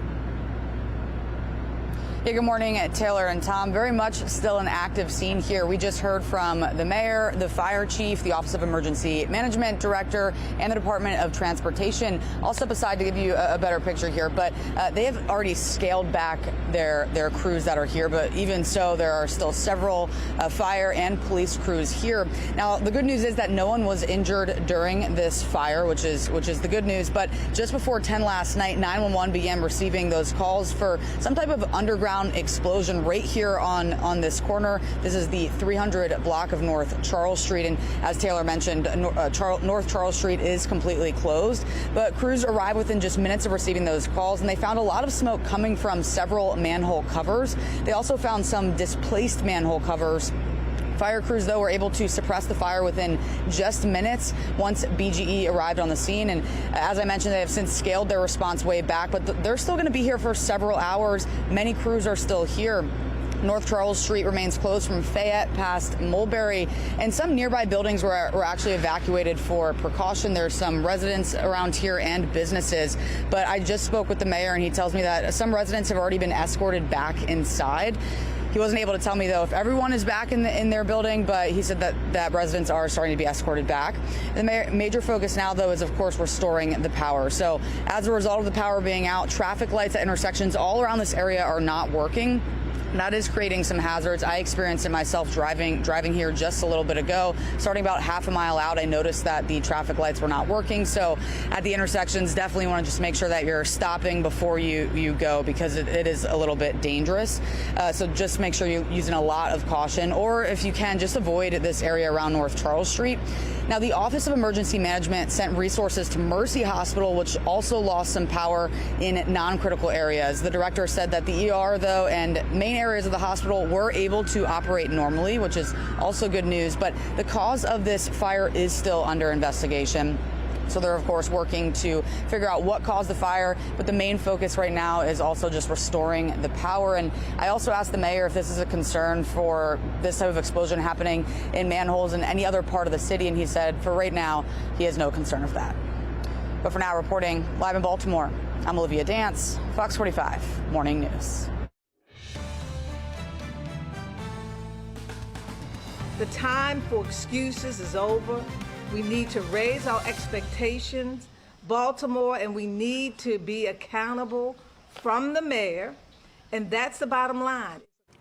Mayoral candidate and former Mayor Sheila Dixon unveiling her public safety plan, and including how she plans to reduce crime in Baltimore City. A key theme of her message, accountability. That's right. Shannon Lilly joins us live in studio with Sheila Dixon's plans if she's elected mayor. Shannon. Well, Dixon says, Taylor and Tom, that she plans to use data and intelligence to confront the city's gun violence crisis, and she wants to use the gun offenders registry to track people who've committed crimes with guns. She also wants to use a deterrence model to hone in on those violent offenders and keep them from reoffending. But her plan expands beyond addressing homicides and shootings in the city. A big focus for Dixon is quality of life crimes. Now, residents are still sounding the alarm about about low-level crimes, including drug possession and prostitution. City State's Attorney Ivan Bates created the citation docket to address those issues, but some say it's being overlooked as a crime-fighting tool. We pressed Dixon on that. Are you going to push police to make arrests in lower-level crimes so Ivan Bates' citation docket works? So with that, with the docket and with the citations, that's not about arrests. That's about making individuals accountable and looking at some of the quality of life issues, and our police department needs to step up with that process. And Dixon does say that she plans to address police staffing issues by working to promote officer recruitment and retention. And she's also addressing Mayor Scott's group violence reduction strategy after the Western District, which was the pilot for GVRS, saw an increase in murders last year. There are a lot of variables about that plan. And one thing that I don't believe in doing is playing with numbers. And I know that there's other efforts going on in West Baltimore as well. And so again, it's about collaborating, it's taking the good and building on that. It's really about assessing the current system and then determine what it would be replaced with. Dixon says that as things are now, crime is hurting neighborhoods and businesses, stunting the city's growth, and she wants people to feel safe again in their own community. Reporting live in the studio, I'm Shannon Lilly. Taylor? All right, well, Through Vignarajah also launching his second bid for mayor earlier this week. The announcement sets up a rematch of the 2020 Democratic primary in which Mayor Scott, Dixon, and Vignarajah were the top three vote getters. Fox 45 News will closely follow this race through the primary election in May, and you can find all of our coverage online at foxbaltimore.com. Police confirm a run-in with the man charged with killing his girlfriend's 6-year-old son. Coming up, why they decided to let him go before the deadly encounter. Nick Mosby takes the stand in his ex-wife's mortgage fraud trial, why he says a mishandling of the situation put Maryland in federal court. Well, it's January, but it sure doesn't feel that way. We're talking about 40s, 50s, and 60s across the DMV this morning. We'll be breaking down what we can expect as we head into the upcoming championship weekend. And before we head to break, we want to take another look at your Lens Solar Traffic Network and the early morning commute well underway.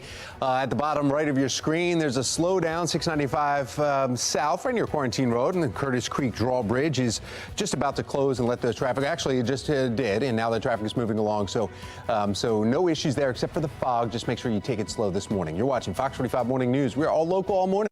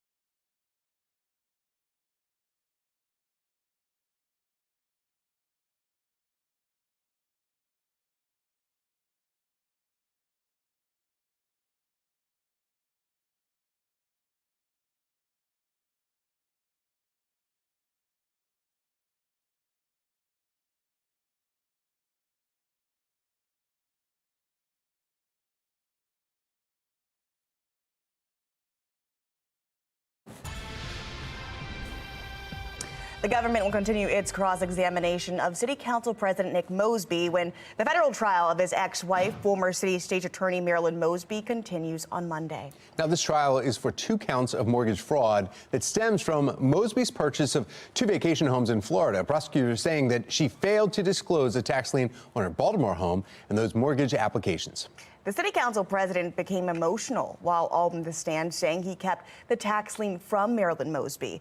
He says it was his mishandling of that situation that put her in federal court. Now, things got heated when the prosecution took over. At one point, the judge telling everyone, take the temperature down. Fox 45 News spoke with Nick Mosby as he left the courthouse yesterday afternoon. I've participated this entire time. I've been transparent and honest, and I'll continue to do so. Did you expect a cross-examination to get that heated? I mean, I've never done this before, so this is all new. Do you expect it to be as heated on Monday? Again, I've never done this before. I don't know. I'm just here to tell the truth. Now, for our full coverage on the Mosby trial and the latest developments from court, you can head to our website. That's foxbaltimore.com. A rematch in the making still ahead. One Raven who's been there, done that, and is ready to be back under bright lights. Plus, we are going to recap Donald Trump's success in the New Hampshire primaries and why now it's all about moving forward for his running mate, Nikki Haley. You're watching Fox 45 Morning News, all local, all morning.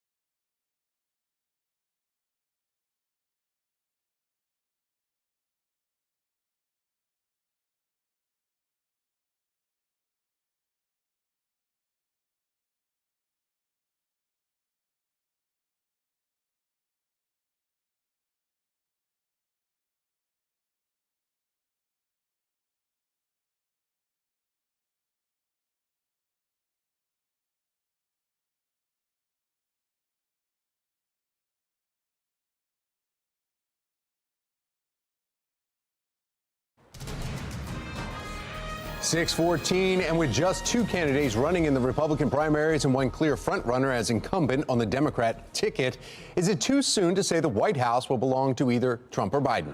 And joining us for this week's Washington Wrap, D.C. insider and political commentator Armstrong Williams. Armstrong, what a week. I mean, it was all about New Hampshire, and now it looks like there may be 2, but Haley's saying not yet.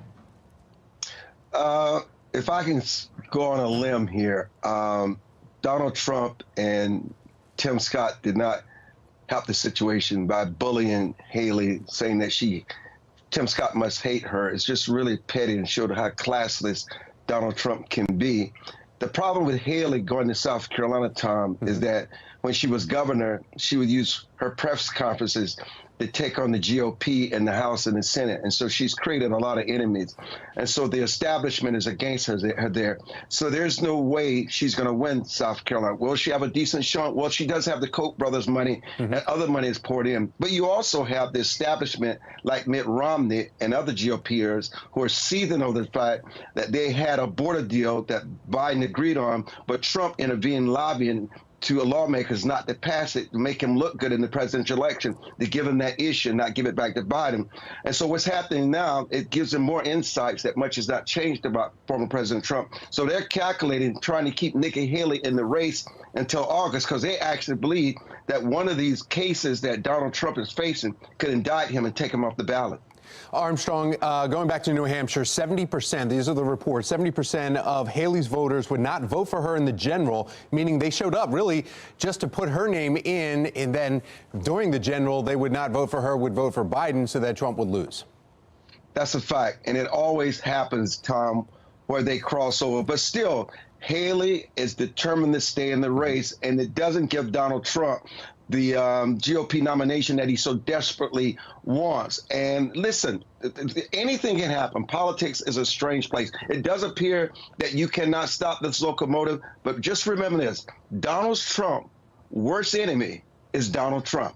It all depends on what he does moving forward. Yeah, once he starts using X, that's what the mean tweets is what he was known for before. Armstrong Williams, thank you so much. Tom, thank you. Well, 6:16 is the time, and we want to go over to meteorologist Justin Chambers because we're talking about, oh my goodness, 60 to 70 degrees temperatures here with the fog. It feels warm, but will that last throughout the weekend, and what will that do for a Ravens game? Yeah, and that's the next weather maker that we're tracking, Tom, is more of that rain and the colder temperatures that are coming in for Sunday's game. But it is very mild out there right now. Armstrong was talking about how it's in the 60s in D.C., and he's exactly right. A lot of us are in the 50s here in Baltimore. Looking at our Towson camera, Mile 1 Auto Group cam, maybe a little bit of an improvement. You can kind of see the Towson traffic circle out there. Temperatures have been hanging out in the lower 50s right now, and when that dew point and air temperature are right on the same number, that's usually 100% humidity, and that's the fog that we're seeing. This is the visibility map right there. Most of us about a mile or less. Some of those areas that's down to half a mile or possibly even a quarter mile of visibility. Now, we'll get the sun up here just about an hour from right now, and that will help to burn off some of that fog, but we still have the dense fog advisory pretty much for all of us across central Maryland through 10 o'clock this morning. Not only Baltimore City, but Baltimore County, all of Carroll County, as well as Harford and Cecil counties. Now, we do have Talbot County on a 90-minute delay for schools there. Kent County and Carroll County already closed for the day, not because of weather, but for other reasons. But here's a look at your HD radar. We did see a few light showers that just rolled through a little while ago. That's heading out toward Elkton and right there along the 95 corridor if you're heading up to Delaware or Pennsylvania. And the larger picture, this is talking about and showing you exactly what's going on. That's a warm front right there. That's the red line with little semicircles. So all of that warmer air that I talked about yesterday surging up from the south. We have the cold front still on the other side of the mountain. So this is typically what happens. We get that southerly flow, which helps to bring in the warm air. And we had the rain overnight and into the morning time, which just adds to all of that fog that we're seeing. So lower 50s here next hour for the kids. Maybe a little mist for them, but we're not tracking rain for the afternoon. And yeah, we're talking mid to upper 60s. Some of us could be actually into the lower 70s for today. 70 expected in Laurel, 69 in Annapolis, some upper 60s for you east and down through Denton and the Eastern Shore, right about 68 in Baltimore City this afternoon. We're typically in the lower 40s for the final weekend of January, but nowhere near that number. In fact, could be even in the lower 70s for D.C. and mid 70s in Richmond. We actually hit 62 yesterday afternoon. Maybe it didn't feel like that with all of the cloud cover, but these above average temperatures are going to continue at least through tomorrow, 55 on Saturday. But notice that colder air Sunday and Monday next week. Those numbers get right back down to the 40s, and you'll feel that, especially on Sunday afternoon. And we obviously are all tracking the weather for that game, so we are looking at rain, especially on Sunday morning. We'll have some scattered showers through the game time, and temperatures will actually get colder as we get into halftime and toward the end of the game as well. And some of those showers may get into the potentially wintry precipitation Sunday night. But here's a look at our future scan real quick. We'll show you what's going on. Saturday afternoon is going to be dry. Saturday night, here comes the next weather maker. That's the rain rolling in into Sunday morning. That's going to be the heaviest rain right there through Sunday afternoon as that low tracks through. That wind is going to pick up, and there's some of that colder air back behind that Sunday night into Monday morning. So again, a few flakes flying that will be possible. Don't think anything's going to stick with the warm ground temperatures. And we're going to be in the 40s next week. A lot drier. Monday afternoon looks great. Tuesday, Wednesday, no issues there with temperatures a little bit on the chillier side. Back to you. And 6:20 is the time inside of Baltimore City. An investigation now into multiple manhole explosions that happened overnight. Some changes to the traffic patterns and some work by Baltimore Fire and BGE crews causing the 200, 300, and 400 blocks of North Charles Street between Baltimore and West Mulberry Streets to be closed right now, and also light rail to be shut down. We continue following the progress on the work throughout the morning. We have a crew there. Now we want to check in with what this means for your mass transit. We have Mark Jones in the MTA. Good morning, Mark. Well, good morning, Tom. Good morning, everyone. Yes, light rail is indeed dealing with the service disruption, and shuttle buses are in place between North Avenue and Camden Yards. It's due to power outages in the downtown area affecting light rail. Allow extra time for travel as you'll be dealing with shuttle buses in that central downtown district area on light rail. Metro subway looking good. No delays now, but after 7 o'clock, expect about an 8 to 10 minute delay on that service. Out there on the MARC train system, we've got Penn Train 413 canceled and Train 511 on the Penn line with a 5 to 10 minute delay, 845, 5 minutes late, and 890 on the Brunswick line with a 15 minute delay. For the MTA Transit team, I'm Mark Jones. Thank you, Mark. The AFC Championship game is just a few days away. That's right, Sunday afternoon. The Ravens fans, they're showing us their purple pride. Nicole sharing this look complete with her purple lipstick and the great wig right there. Thank you, Nicole. Tanya sent us this photo of her granddaughter getting ready for the big game this weekend. A little cutie right there, holding a Mickey too. Minnie Mouse made that appearance. Maybe she's also a Ravens fan, most likely. We want to see how you are cheering on the Ravens this weekend. Scan the QR code you see right there on your screen. It will take you to foxbaltimore.com, where you can upload your pictures and videos. Janae Bowens here in Washington with a look at how disengaged workers are costing companies billions of dollars.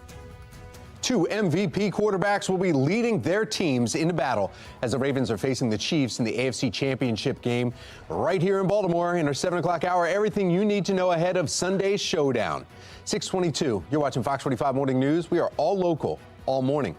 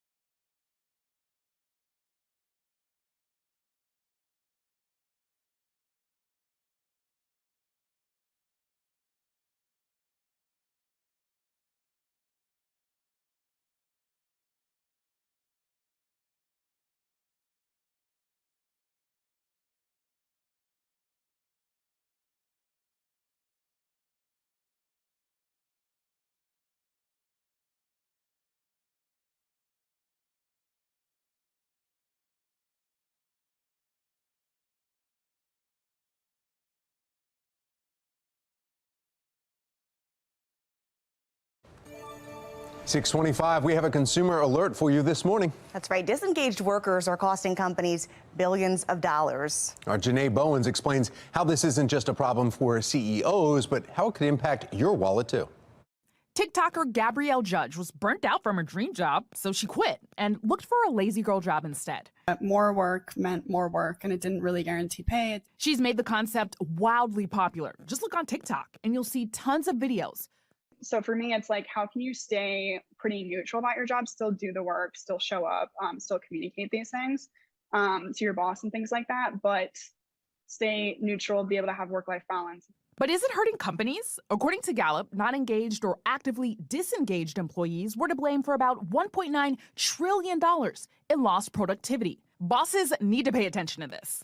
If you focus on the culture, if you focus on bringing in people that are somewhat similarly situated in their values and in the way that they operate and work, I think you're going to find more engagement that way. Now, Luis Scott of 8-Figure Firm Consulting says business owners need to create an environment where people actually want to come to work, especially after working from home during COVID. Once the employer begins to believe that people are lazy, that people don't want to put in the work, that people are just going to do the bare minimum, they're going to start paying them the bare minimum. And he also thinks disengaged workers could be hurting themselves and their coworkers. So now the business owner's like, I didn't make my revenue quota, so now I'm still hurting, and I can't give you a raise, A player, because there's so many D and F players on the team. But Judge thinks it's the job industry that needs to make all of the changes.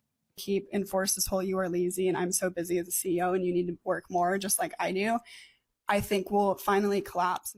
There might be a silver lining here for business owners. Now, the percentage of actively disengaged workers has declined, and experts think with a few more tweaks at workplaces, that number could keep going down. In Washington, Janae Bowens. Well, temperatures are looking mild with highs in the 60s to end your work week. Coming up, meteorologist Justin Chambers tracks our next weather maker and how it will impact this weekend's game. An underground fire caused smoke to come out of several manholes right here on North Charles Street. I'm Olivia Danson. Coming up next, I'm live from the scene with the new details that we just learned. You're watching Fox 45 Morning News, all local, all morning.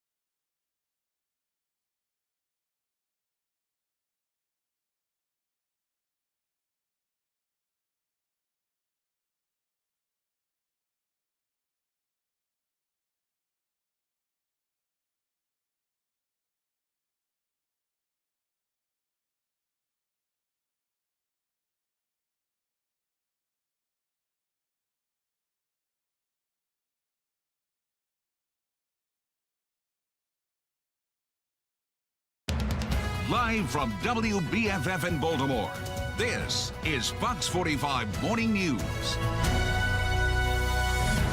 Oh, happy Purple Friday, Ravens Nation. Yes, the flock is out all weekend. This morning, we are just 2 days away from the biggest football game ever in Baltimore. That's right. The Ravens will host the Kansas City Chiefs for the AFC Championship game. The winner goes on to play the winner of the NFC Championship February 11th in Las Vegas. We're talking about the Super Bowl here, guys.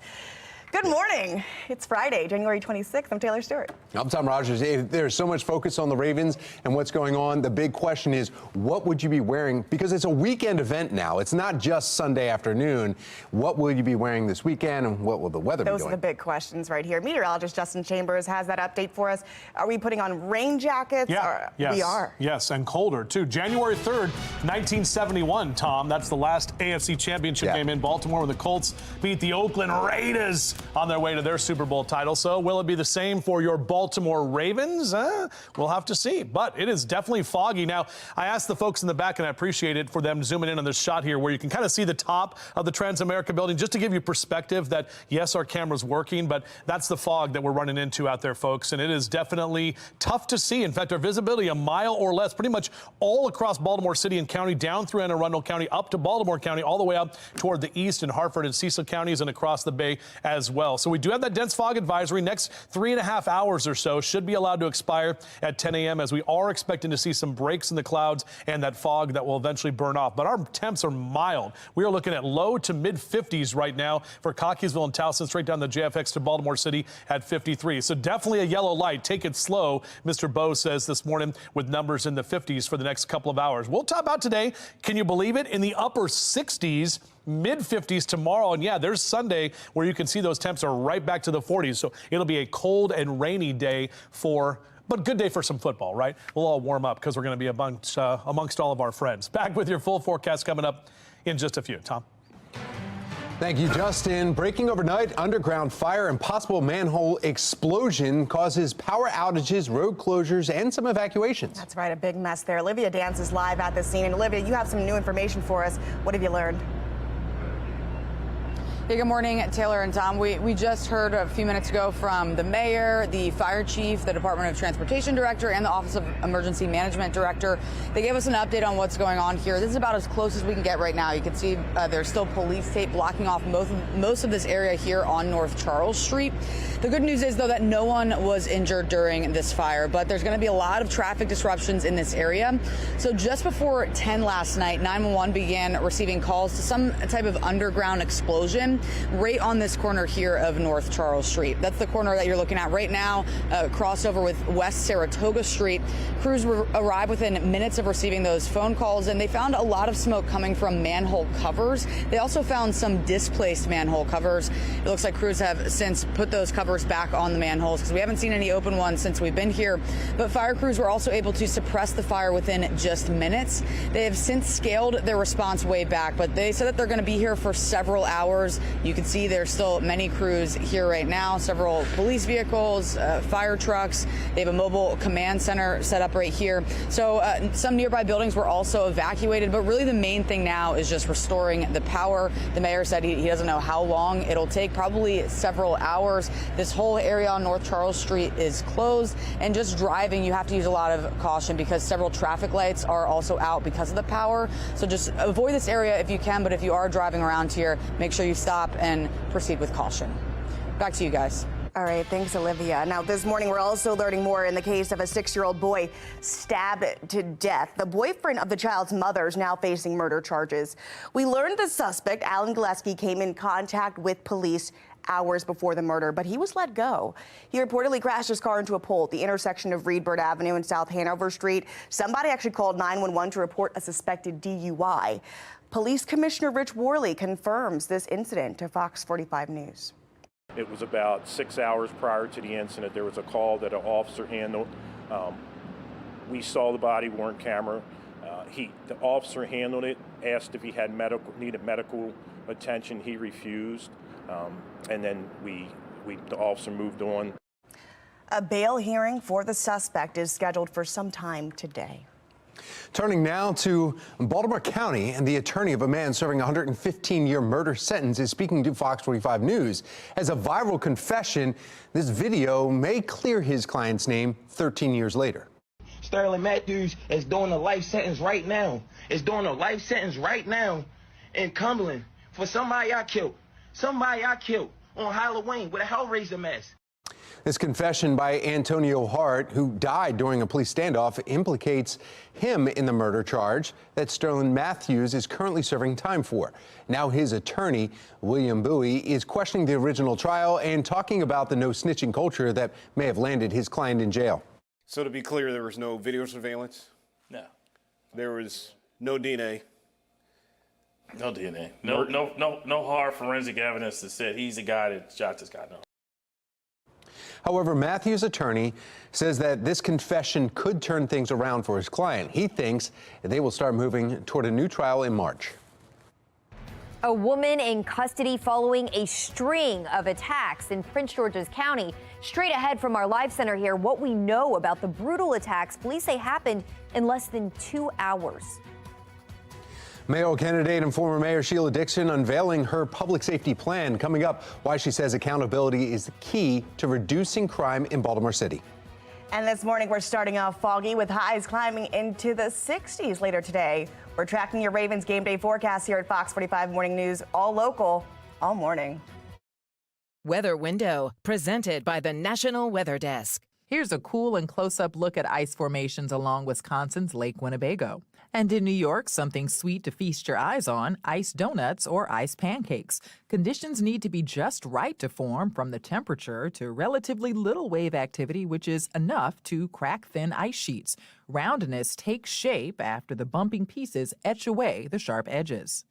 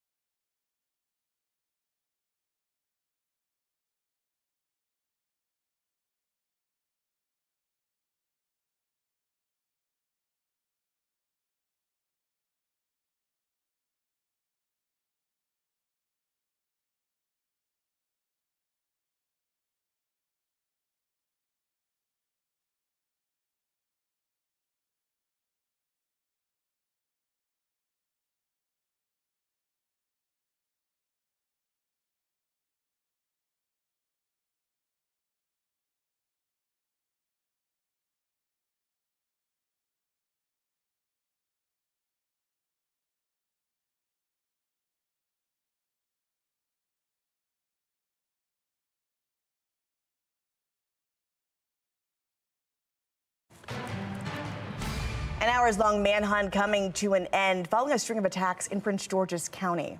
Yeah, we want to head right over to Shannon Lilly. She's in our live center with news of that arrest. Shannon? Yeah, so Prince George's County Police, guys, confirmed they have this woman here in custody. They have identified her as a person of interest in this crime spree. Let's give you a closer look here. Police say she hit 5 people with a car and stabbed 2 others, including a 15-year-old. Thankfully, all the victims are expected to survive, but right now, police say the attacks appear to be random. They happened one after the other last night in just about an hour-and-a-half time span in separate incidents in Landover, Lanham, and Capitol Heights. At approximately 5:15 p.m., officers responded to 20 Ritchie Road in Landover. In this case, 2 individuals were struck by a car. The driver then exited the vehicle and stabbed one of the victims, who has critical injuries. That victim is 15 years old. That was the second incident, and then just 30 minutes later, there was another incident similar to that. No word right now on a motive, but we may learn more soon. A press conference is expected later today, and of course, any updates we'll bring you right here from our live center. Tom? Thank you, Shannon. Across the country, the numbers show there's an alarming spike in juvenile crime. Still ahead, we break down this alarming trend. Plus, a mysterious illness known as Havana syndrome now reported in Cuba. All of this ahead on Full Measure. You're watching Fox 45 Morning News, all local, all morning.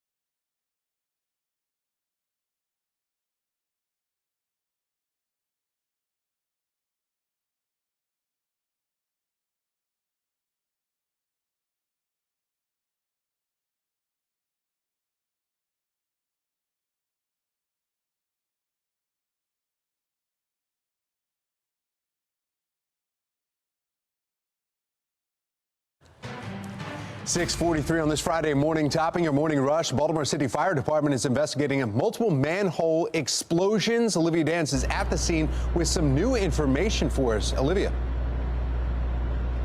Hey, good morning, Tom. The good news is that no one was injured. No fire crews or civilians were injured during this incident, but it all happened just behind me here, right here on the corner of North Charles Street and West Saratoga Street. Still a very active scene as far as there's several crews here, but they've scaled back their response significantly.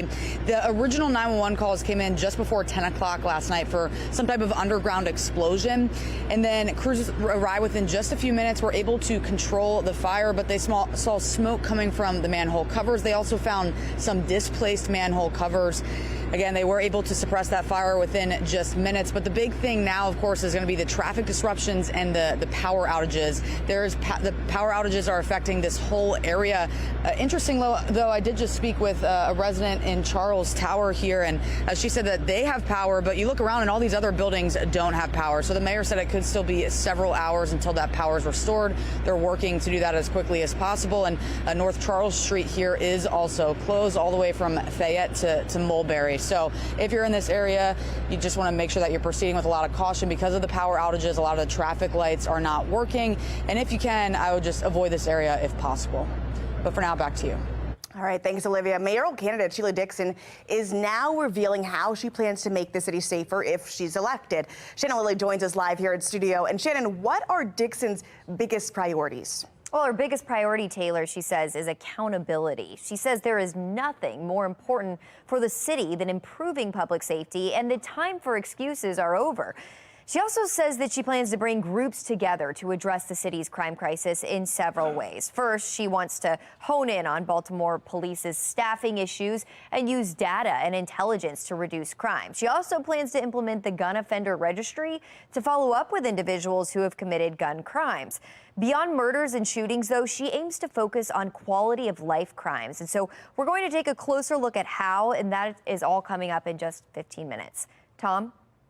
Thank you, Shannon. 6:46 is a Friday morning, and it is so warm when you step outside. You're going, wait a minute, what month is it? Yeah, that's a real question. Meteorologist Justin Chambers with a look at our forecast and a song that's already stuck in my head. Oh, yeah, we got the Makiba song going. Yeah, we like that song this way. It's a Friday. It's a Purple Friday. It's also our Fox 45 Foodie Friday. Yeah. Today is Q. Thank God your wife made quinoa because that's the only Q thing that we have. I know, and you think quinoa, it's like, she dressed it up. It's good. It's good stuff, yeah. Thanks, Gene. I appreciate that. There's no queso. There's no quesadillas. There's no Quaker Oats. Oh, that's another one. See? But anyway, we'll see what happens. I don't know. Maybe we'll get a little surprise in the 7 o'clock hour with our Q day. Question mark?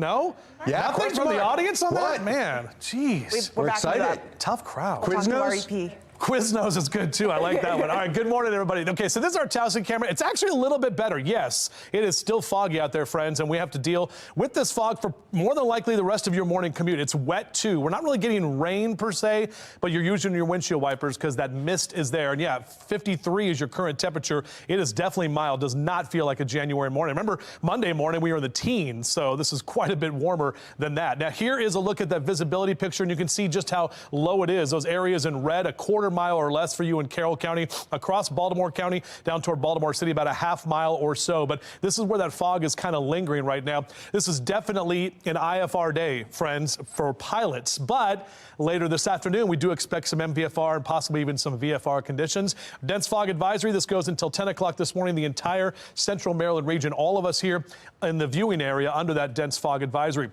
We're tracking a few light showers coming just west of Hagerstown, so those may move in over the next couple of hours. But overall, the rain is pretty much done. It's that warm air. You can see that warm front right there that is surging out ahead of the cold front, which is moving in late tonight through tomorrow. And that's going to bring in the cooler temperatures for the weekend. Overall, next couple of hours, enjoying some coffee and breakfast with us this morning. Low to mid 50s, even upper 50s by 9 a.m. The sun will help to burn off the fog, but we won't see that sun probably till after about noontime today. And it'll be up until 5:20 this afternoon. Look at these temperatures. These are not January numbers. We're talking about mid to upper 60s across Carroll and Baltimore counties, close to 70 in Baltimore City this afternoon. Harford and Cecil counties also seeing those mid to upper 60s. Bel Air and Aberdeen up into Perryman. Northeast Elkton, you're in those mid 60s. Talbot County is still on a 90-minute delay for schools there, so just be aware of that around the eastern area. 55 tomorrow, but then look at those numbers. They're dropping back to the 40s as we head into the weekend. And it's going to be cold for the Ravens playoff game on Sunday afternoon, but not nearly as cold as last Saturday. And again, the rain, the wind, some wet weather, 40s. It's good football weather. And, the chefs are in town. So we'll see exactly what happens with that game on Sunday afternoon. Just kind of plan to have the Ravens rain gear ready to go. Here's that cold front I mentioned pushing through the area. We're dry for most of tomorrow. That rain's going to come in Saturday night into Sunday morning. So getting ready for the game and tailgating on Sunday morning will be wet. By the time we get to game time, may get a little bit of a break break in the rain, but then those showers will pick up in the second half of the game and into Sunday night as well. Shout out to Debbie Harris. Look at the doggy right there. And Poe, the Ravens bird. These have been great Ravens pet picks. Keep them coming. I only have a couple more hours to get those on TV for you. JC Chambers at foxbaltimore.com. All right, here's that 7-day forecast. Obviously, we're looking ahead to the weekend, so not too bad tomorrow. Sunday's going to be wet, and then Monday we'll start off with some showers in the morning. We'll dry out as we head toward the later part of next week, even though our temps come back down to the 40s. Taylor? All right, well, let's go ahead and check your Len Stoller Traffic Network. An accident to report here on I-95 South between Canton Avenue and 695. There aren't any cameras there, but we're looking at the closest camera to that reported incident, and it looks like things are moving pretty smoothly. Meanwhile, that smaller window a bit slow down on I-95 North on Canton Avenue. It's still foggy out there, so make sure you take some care and extra caution as you head out the door this morning. 6:50 on this Friday morning, and believe it or not, that countdown is on and has been for some time as the Ravens are preparing for this weekend's AFC Championship game. But for most of the roster, this is their first time taking center stage for the opportunity to make their first ever Super Bowl. Ooh, here's Rocco DeSangro with your morning sports report.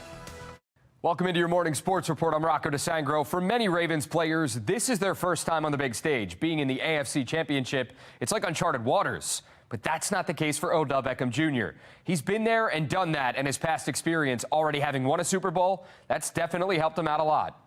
You know what I mean? It's about one game. It's about being 1-0 one time to earn yourself an opportunity to play in the game that every kid who plays football dreams of. So I don't think it's any bigger than anything. It's just about how big you make it in your own mind, and I think everybody here is confident in their approach. Fireworks expected for this one, the first playoff matchup between Lamar Jackson and Patrick Mahomes, and it's going to play a huge factor in Sunday's game. That's going to do it for your morning sports report. I'm Rocco DeSangro. Thanks for watching, and enjoy your Friday. And look, there's going to be a lot of bad blood come Sunday still ahead. How the Taylor Swift factor will play an impact in this weekend's AFC Championship. Lights, camera, action. Fox 45 is an exclusive interview with the Hippodrome president coming up. Here are the shows set for next season before they are officially released. Right here, exclusive. You know, I think that Taylor Swift is going to bring a lot of trouble to the area, but you know what?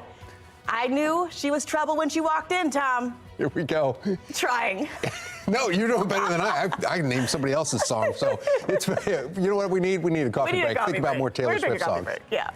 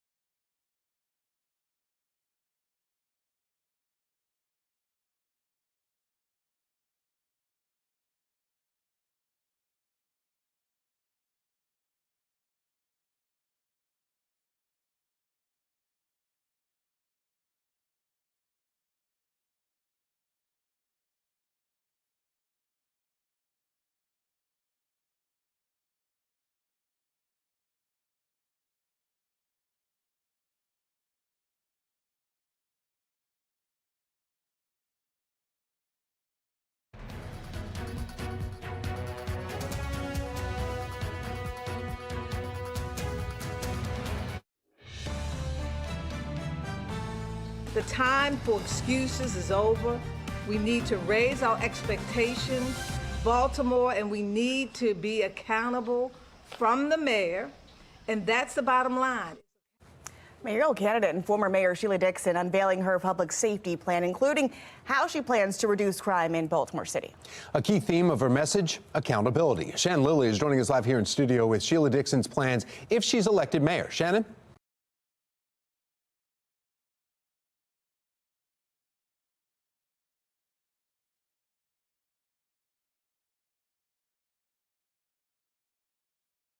Well, Dixon says, Tom and Taylor, that she plans to use data and intelligence to confront the city's gun violence crisis. She wants to use the gun offenders registry to track people who've committed crimes with guns. And she also wants to use a deterrence model to hone in on those violent offenders and keep them from reoffending. But her plan expands beyond addressing homicides and shootings in the city. A big focus for Dixon is quality of life crimes. We know that residents are still sounding the alarm about low-level crimes, including drug possession and prostitution. City State's Attorney Ivan Bates created the citation docket to address those issues, but some say it's being overlooked as a crime-fighting tool. We pressed Dixon about that. Are you going to push police to make arrests in lower-level crimes so Ivan Bates' citation docket works? So with that, with the docket and with the citations, that's not about arrests. That's about making individuals accountable and looking at some of the quality of life issues, and our police department needs to step up with that process. Dixon does say that she plans to address police staffing issues by working to promote officer recruitment and retention. She's also addressing Mayor Scott's group violence reduction strategy after the Western District, which was the pilot for GVRS, saw an increase in murders last year. There are a lot of variables about that plan. And one thing that I don't believe in doing is playing with numbers. And I know that there's other efforts going on in West Baltimore as well. And so again, it's about collaborating, it's taking the good and building on that. It's really about assessing the current system and then determine what it would be replaced with. Now, Dixon adds that as things are now, crime is hurting neighborhoods and businesses, stunting the city's growth, and she wants people to feel safe again in their own community. Reporting live in the studio, I'm Shannon Lilly. Taylor? Hey, thanks, Shannon. Well, Through Vignarajah launched his second bid for mayor earlier this week. The announcement sets up a rematch of the 2020 Democratic primary in which Mayor Scott, Dixon, and Vignarajah were the top three vote getters. Fox 45 News will closely follow this race through the primary. You can find all of our coverage online at foxbaltimore.com. An underground fire caused smoke to come out of several manholes right here on North Charles Street. I'm Olivia Danson. Coming up next, I'm live from the scene with the details that we know right now. 15-year-old student who sexually assaulted his 3-year-old cousin is let back into city schools. Project Baltimore investigates the incident and looks to see if more of these cases exist in Baltimore. Who is fired up for Sunday afternoon? This is championship weekend, my friends. Purple Friday, it's foggy. We'll talk about that forecast right here. Come on, roll that thing. Live from WBFF in Baltimore, this is Fox 45 Morning News. Thinking purple haze with this fog that's out there right now. That's right. Somebody is very wound up on this Friday morning, January 26th, and of course you are too. Thank you for joining us. I'm Tom Rogers. I'm Taylor Stewart. Man, we're fired up here. Yeah, Purple Friday. It is, and meteorologist Justin Chambers is in with some good news about the weather. Yeah, and you know, you said it, Tom. Taylor, good morning to both of you. You said Purple Haze, great song, and then Purple Rain is another good song to think about that. It's not... What? Lavender by Taylor Swift? No, I'm not talking about any Taylor Swift songs. Get out of my ear. I'm taking my thing out. All right, let's take a look outside. This is what it looks like here, friends. We're talking about the foggy conditions. We do have reduced visibility. So all kidding aside, it is tough to see out there this morning. Now, the sun comes up about 20 minutes or so from right now. We will have that visibility that should improve, but we have about a half mile to even a quarter mile, especially for parts of Carroll County and northern Baltimore County. So if you're out this morning or next couple of hours, just know you have to take it slow. We do have the dense fog advisory. This goes all the way until 10 o'clock this morning across the entire viewing area. So just be aware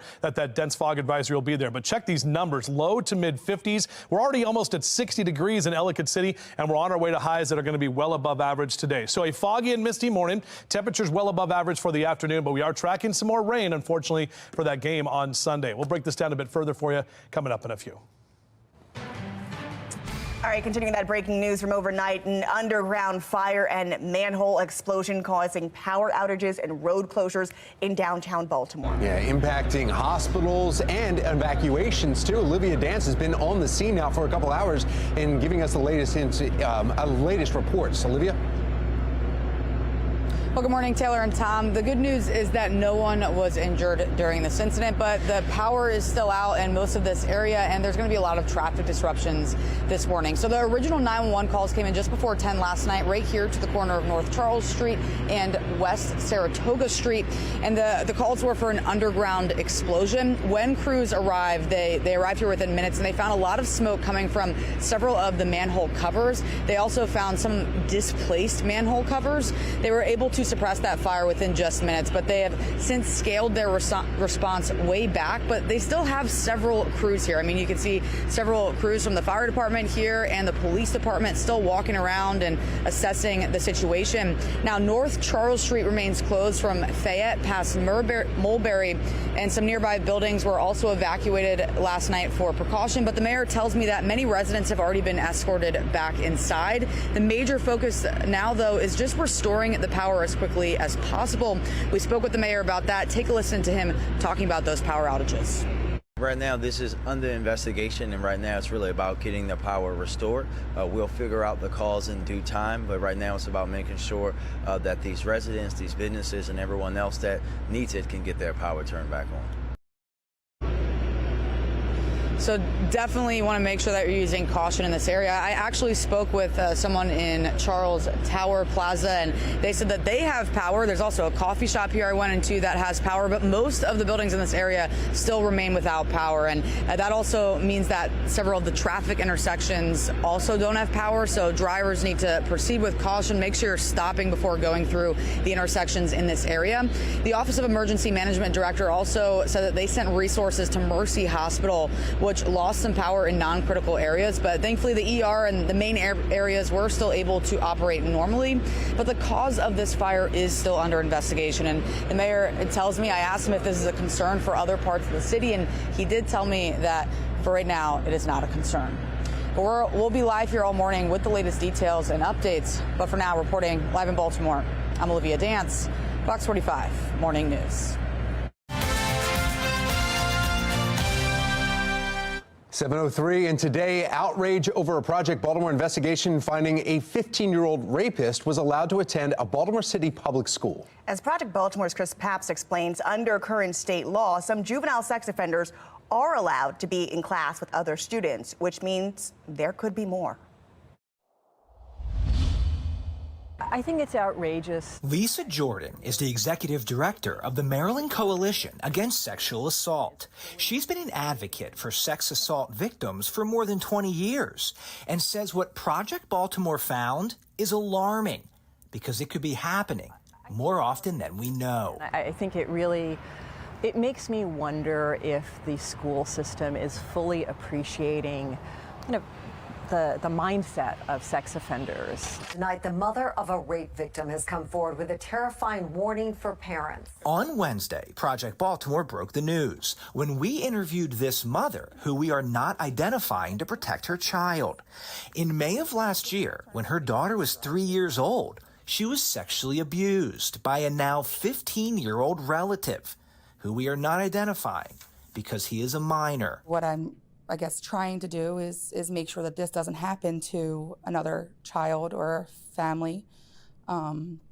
And I'm, in a sense, trying to seek justice for my child. Records show on December 27th, the 15-year-old entered a plea in Harford County Court to second-degree rape, a charge that does involve intercourse. But he was not sent to juvenile detention. Instead, the Department of Juvenile Services recommended probation and counseling for sex offense-specific treatment.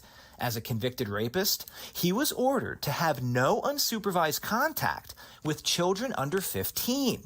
But look at this. The court order also says mandatory school attendance or GED. In January, the 15-year-old, now convicted rapist, returned to class at Patterson High School in Baltimore City.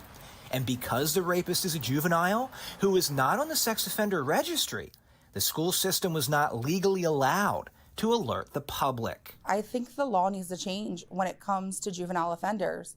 I understand wanting to rehabilitate juveniles for minor crimes, but a felony, and a slap on the wrist, what are you teaching them? You're just teaching them, oh, I can do this, and they're just going to send me back out on the street to do this again. And Project Baltimore has learned it's very unlikely this is an isolated case. There could be many more juveniles who committed serious crimes attending Maryland public schools. This report by the Department of Juvenile Services lists juvenile charges filed in the fiscal year 2023. Statewide, juveniles were charged with about 338 felony sex offenses. We can't see how many individuals were charged, just the number of offenses.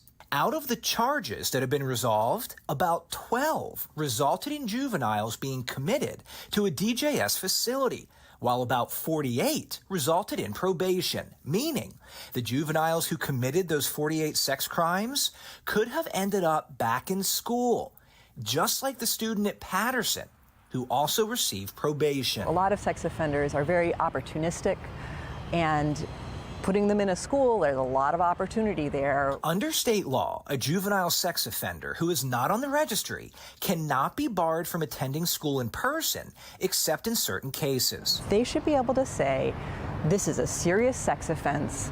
Let's keep the child out of school until we can really make some stronger protections and make sure our other students are safe.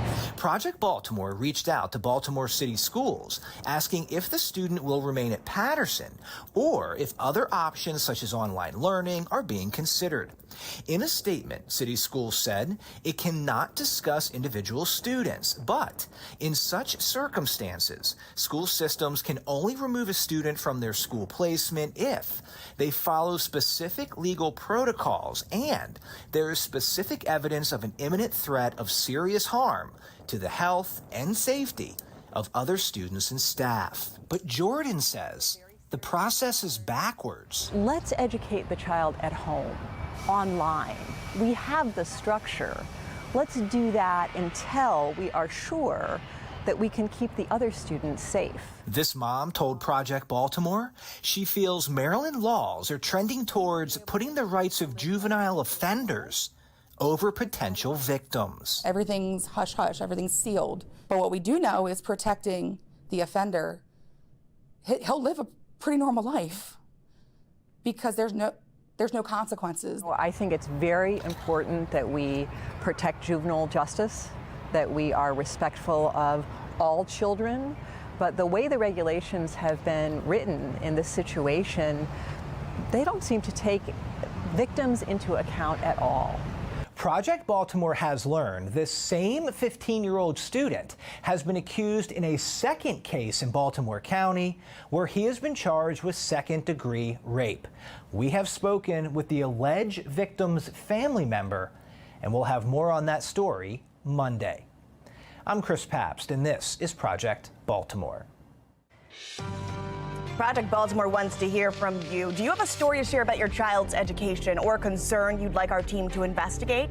Call that tip line on your screen or send us an email to projectbaltimore@foxbaltimore.com. You can also find us on social media. 7:09, and the St. Paul School for Boys in Baltimore County is facing some backlash after parents say their fifth grade students received surveys asking about topics extending from gender identity to religion. A copy of the survey shows questions about gender identity and family structure. A parent claims the survey also asked students to rate their cognitive abilities as able, average, or learning difference. And the school insists the survey is optional, but some critics argue the questions are an invasion of privacy. The questions on this survey are deeply personal, and a school wouldn't give that sort of survey for no reason. So it raises the question of what is this information being used for? Why does anyone in a school need to know about a child's gender identity or sexuality, especially at such a young age?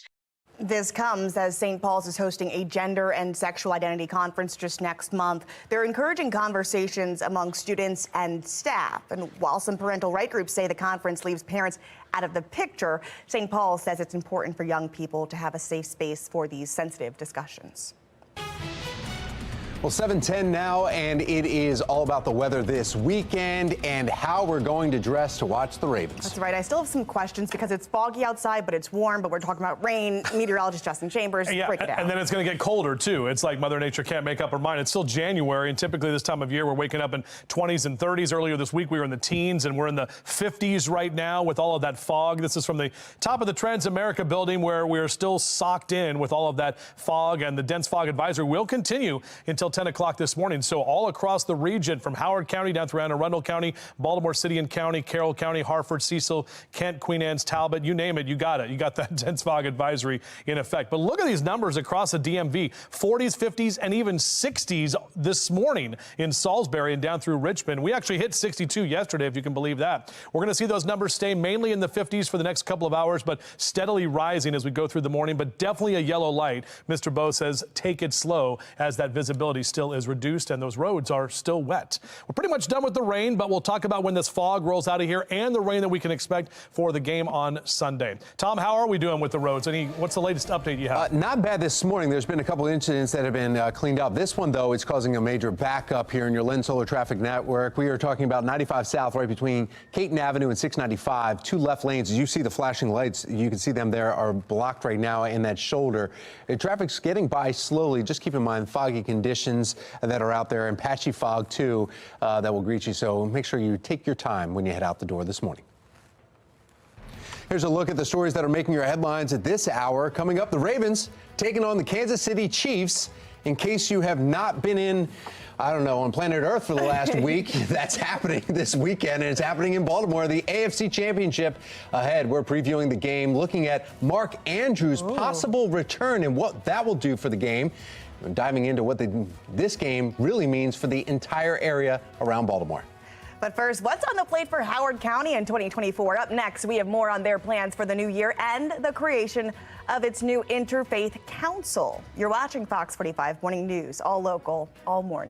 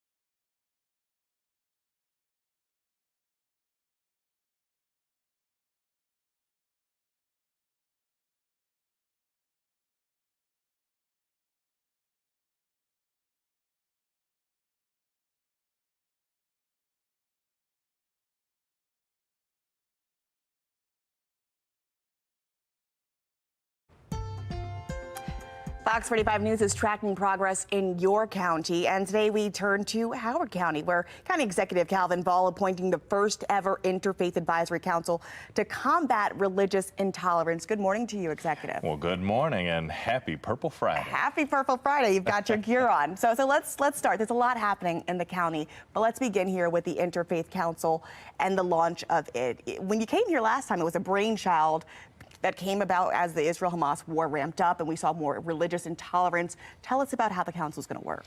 Well, we wanted to build upon some of the concerns that we heard when it comes to Islamophobia, anti-Semitism, and we actually had security grants that helped a lot of our synagogues and mosques, and now we have an interfaith council across so many different faiths to combat intolerance and help bring people together. That sounds like a necessary feat at this point for sure. And we also got an update on Ellicott City and the status there. We've got a lot of things changing and moving. Tell us a bit about those plans. Yeah, so we just had our State of Ellicott City, where we not only are going to build upon having our 2 flood mitigation ponds that hold about 7.5 million gallons of water, but now we're going to break ground this summer on the extended North Tunnel, which will be about 18 feet in diameter and move about 26,000 gallons of water per second. So you guys really are focusing on infrastructure. That seems to be a big piece of what you're working on this year. We also know transportation is expanding in the county, and folks get a chance to weigh in next week. Tell us about that. We have our transportation open house on the 30th at 4:30 at the Ken Ullman Innovation Center. And not only have we made record investments the last few years on transportation, on sidewalks, on crosswalks, but we want to continue to build upon that progress and be a connected community. All right, we're going to switch gears to something a little bit more fun here. Restaurant weeks are coming up. That's and right. Who doesn't love food? But we want to come and check it out in Howard County. Tell us a bit about the fun that's going on there. So we have restaurant weeks, 2 weeks, and it's going to end February 4th. More than 40 restaurants are participating. Come try something new. There are prefix menus from about $15 to about $45. 4 courses, so many wonderful things to tickle your palate. Well, look, we might meet you out there. That's right. All right. Thank you, County Executive Ball. Appreciate you coming by. All right. All right. Well, let's go ahead and get over to your forecast with that weather maker on its way. I got to see what's the sock situation, sir, for Fun Sock Friday. Just a little black and white. They're classy. To go with the purple? Because if you look at mine, I've got the Raven right there. If you look closely, right, that's the Raven, and I got Poe over here. Hold on.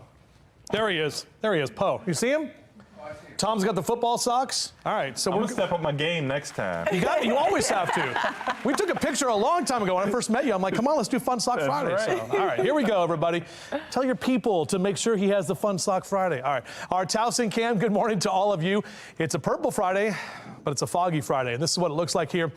In Towson, we do expect some improvement within the next couple of hours, but right now that visibility has gone down a little bit. In fact, the areas in red are a quarter mile or less of visibility. That's north of Towson up there on 83, and then around the outer loop of the Beltway out toward Harford and County and into parts of northeastern Baltimore County where you have a quarter mile or less. This is why we have the dense fog advisory.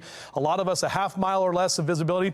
Some of you getting some improvement. We're actually seeing some improvement there in Howard and parts of Anne Arundel counties, but we do have that dense fog advisory still going until 10 o'clock this morning. As I mentioned, we should get this fog to eventually burn off a bit with the sun coming up in a couple of light showers just to the west of Hagerstown. It's really not rain that we're seeing, but kind of that mist that you may encounter and when you may need those windshield wipers this morning. But the warm air helping to bring us all this moisture. We had the rain last night and then the mild temperatures this morning creating the foggy conditions, that cold front coming through a little bit later this afternoon and evening. So as the kids head out to the bus stop, beep, beep, our temperatures here into the 50s this hour. But look at these numbers this afternoon, mid to upper 60s, overall mild conditions, and we will see at least pockets of sunshine. Not expecting a big, bright, sunny day, but look at these temperatures, guys. I mean, 43 is typically where we are for January 26th. We're not doing that today. We're talking mid to upper 60s and even some potential lower 70s, especially the further south you go. Down to D.C., Richmond at 75 today, lower 60s down to Ocean. Overall, our temps are coming down, so we're back to the mid 50s tomorrow, and then 40s on the way into Sunday, Monday, and Tuesday. So there's that colder air coming in. As you can see there from our AFC Championship cast, temperatures will be in the 40s at kickoff on Sunday afternoon, and we will be tracking some rain as well. Let me show you when the rain's coming in. We're dry through the rest of the day today and most of tomorrow, even though we have cloud cover on Saturday night into Sunday. Here comes that next weather maker. That's going to be the rain that rolls through. The heaviest rain will be Sunday morning as we're getting ready for the game. This is about 2 p.m. So some off and on showers. Wind is going to pick up. So we'll have some scattered showers through the game. And then really when you leave the game Sunday night into early Monday morning, that colder air could mix in with some of that precip, and we could have a few flakes flying as well, but we're not looking for any accumulation. Look at this shot. Either the dog shrunk or the jersey got really big, but that is Bella, the doggy, ready for the Ravens win. So thank you very much for those great Ravens pet pics. Keep them coming. JC Chambers at foxbaltimore.com. Love how you send the pet pics, and we love putting them on TV. All right, so here we go, guys. 7-day forecast. As I mentioned, today and tomorrow will be mild, cooler on Sunday and into next week, but we're definitely a lot drier with more sunshine by next Tuesday. Back to you. Coming up here on your Lens Solar Traffic Network, accident at 95 South. Look at this, some great news between Caton Avenue and 695. It has been cleared. That was causing some major backups. You saw a lot of red in the map, and now it looks like that is moving along fine. There's some residual slowdowns, though, because of the volume that was built up, but they are no longer blocked, and it is wide open, so traffic is getting by. Just make sure you keep in mind, Justin was just talking about the temperatures, the dew points and everything. That means the fog is still hanging out, not as thick as it was earlier, but just be careful, especially if you're going over any secondary roads that are near rivers or anything that's warmer. That's where the fog is the heaviest this morning. Well, coming up, all that sitting at work could be shortening your life. At the end of our hour, we're looking at what you can do to stay active and healthy, even at work. And we're here at Reckless Shepherd Brewing Company this morning, where it is a purple party on this Purple Friday. We're going to chat with some of the fans here next and find out how they're gearing up for the big game on Sunday. You're watching Fox 45 Morning News, all local, all morning.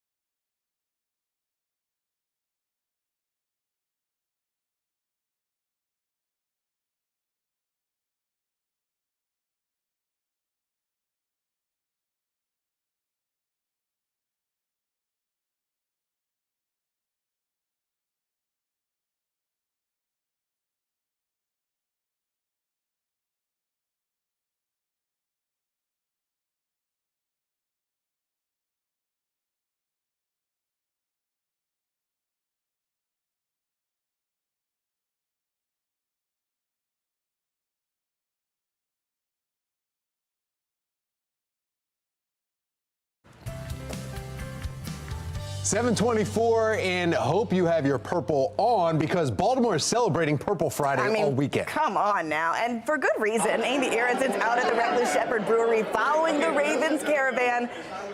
It's only 7:24, Amy, but you've got a crowd behind you.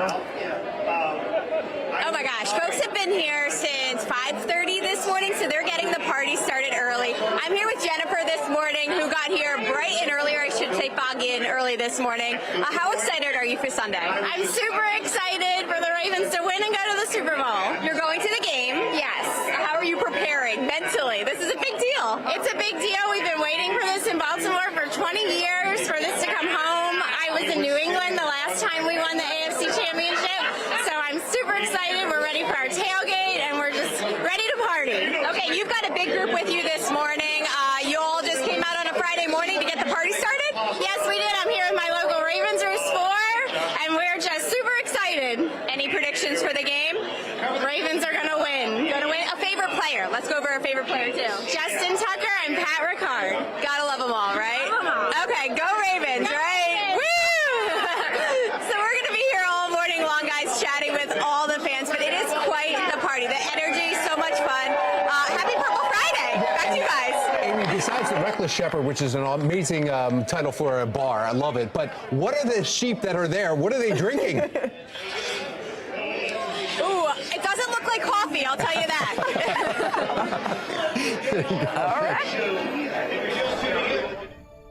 We've got more information on the Purple Caravan on our website. Go to foxbaltimore.com/newslinks.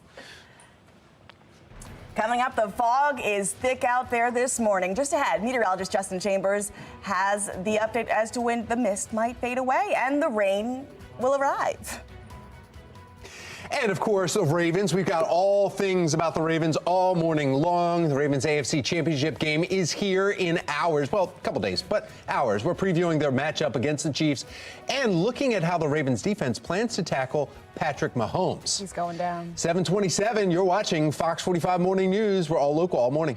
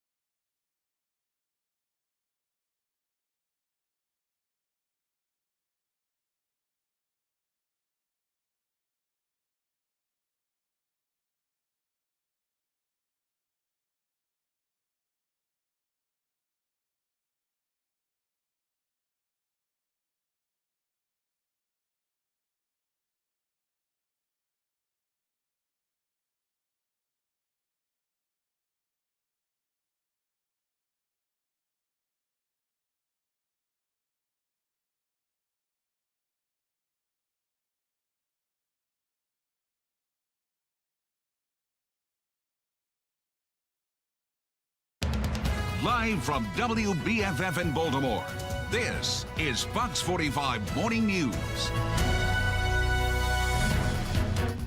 Let's go. It's Friday, Yeah, January it is. 26th. I'm Taylor Stewart. I'm Tom Rogers. Megan Gillen has a day off here, and it is a great day to have off. You don't have to travel at all with the fog, the rain, and you get to prepare for what's happening Sunday afternoon. That's right. I don't think people know what's happening, though. I don't think we've said it enough.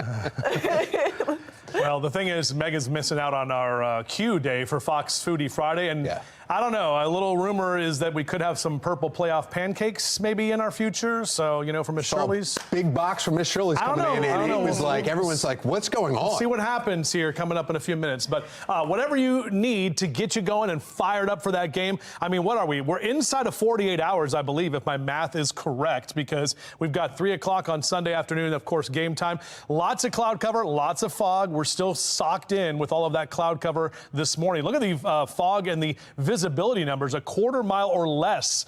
That big red area here from Bel Air out through Edgewood and Perryville. So Harford County and northern Baltimore County, you're seeing that. About a half mile or less from Towson all the way up 83 and down into Baltimore City. We do have some clearing to the west, but we still have the dense fog advisory. This is going to carry on through 10 o'clock this morning. So the rest of your morning commute, if you're getting out to work or school, you're going to see the foggy conditions. Look at those temperatures. We've got 60s already in Eldersburg and Ellicott City, 57 in Woodlawn. We're sweating here in the studio just walking around. You can feel that. Lower 50s here in Baltimore down through Brooklyn Park, and some of us about 7 to 11 degrees warmer than where we were just 24 hours ago. We'll top out, if you can believe it, guys, on January 26th at about 68 degrees today, mid 50s tomorrow, and then, yeah, look at Sunday. We're tracking rain and much colder temperatures, but not nearly as cold as last weekend. If we can survive last weekend, we can definitely do this weekend with no issues. So back with your full forecast. We'll take you through the timing of that next weather maker in just a few. Tom?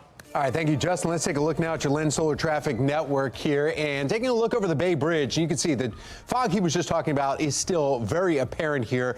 As the roads, most people are taking it slow and moving along fine. Crews have been cleaning up quickly the little accidents that have been happening here, as that's some great from the crews around the area. There is one little slowdown, and that's because of the drawbridge at Curtis Creek Drawbridge is being raised now, so that's the only delays. Just watch out for the foggy conditions if you're traveling this morning. And following that breaking news overnight, the Baltimore City Fire Department is investigating multiple manhole explosions. Yeah, Olivia Dans at the scene with some new information. Olivia, you've been out there for about 3 hours now, and just shocking, as they say, displaced manholes and then some evacuations. Yeah, Taylor and Tom, really a crazy story, but I have some good news. It looks like the power in this area of North Charles Street was just restored about 15 minutes ago. All the street lights and traffic lights turned on all at once. The other good news is that also no one was injured during this incident, but still very much an active scene. Lots of crews still here assessing the area. But again, it looks like about 15 minutes ago, the power did restore in this area. Circuit Court, though, said that they were going to be closed today because of the power outages from the fire. We'll have to wait and see, though, if they decide to open back up later now that the power is back on. But to give you some background, just before 10 o'clock last night, 911 began receiving calls for some type of underground explosion right here on the corner of West Saratoga Street and North Charles Street. That's the corner we're looking at right here. Crews arrived within just minutes, and they found a lot of smoke coming from manhole covers. They also found some of those manhole covers were displaced. Fire crews were able to suppress that fire, though, within just minutes, and they have since scaled their response way back. So they're still here. It's likely they'll still be here for several hours. But North Charles Street also remains closed all the way from Fayette past Mulberry. Some nearby buildings were also evacuated last night just for precaution, but the mayor actually told me that a lot of the residents had already been escorted back inside. That was a couple hours ago now. But the major focus this morning was really just restoring that power, and it looks like we're making some progress with that. I did check BGE's power outage map a few minutes ago, and it still shows that there's some outages in this area, but again, about 15 minutes ago, the lights did turn on, so that's a good sign. There likely will, though, still be some traffic disruptions, so drivers should just use caution and avoid this area of North Charles Street if possible. Speaking of those power outages, though, the Office of Emergency Management actually sent resources to Mercy Hospital as well last night because they lost power in non-critical areas. Thankfully, the ER and the main areas were able to operate normally, and hopefully residents and businesses here will also be able to open up later today. but the cause of this fire still under investigation. I asked the mayor if this type of incident is a concern for other manholes in the city, and he told me that it's not, so that's also good news. But again, crews still here trying to investigate the cause. Back to you guys. All right, thank you, Olivia. Really appreciate this reporting for us, that breaking news. Turning now to Baltimore County, the attorney of a man serving a 115-year murder sentence, speaking to Fox 45 News as this viral confession may clear his client's name 13 years later. Sterling Matthews is doing a life sentence right now. Is doing a life sentence right now in Cumberland for somebody I killed. Somebody I killed on Halloween with a Hellraiser mask. This confession by Antonio Hart, who died during a police standoff, implicates him in the murder charge that Sterling Matthews is currently serving time for. Now, his attorney, William Bowie, is questioning the original trial and talking about the no-snitching culture that may have landed his client in jail. So to be clear, there was no video surveillance? No. There was no DNA? No DNA. No hard forensic evidence that said he's the guy that shot this guy. No. However, Matthews' attorney says that this confession could turn things around for his client. He thinks they will start moving toward a new trial in March. Guys are high-spirited and focused, so we're happy with where we're at and still got plenty of work to do before we play on Sunday. High-spirited and focused. That's a message from Ravens head coach John Harbaugh ahead of Sunday's AFC Championship matchup against the Kansas City Chiefs. Well, the Chiefs have been to the conference championship game for 6 straight years, and their quarterback has never not played a conference championship in his NFL career.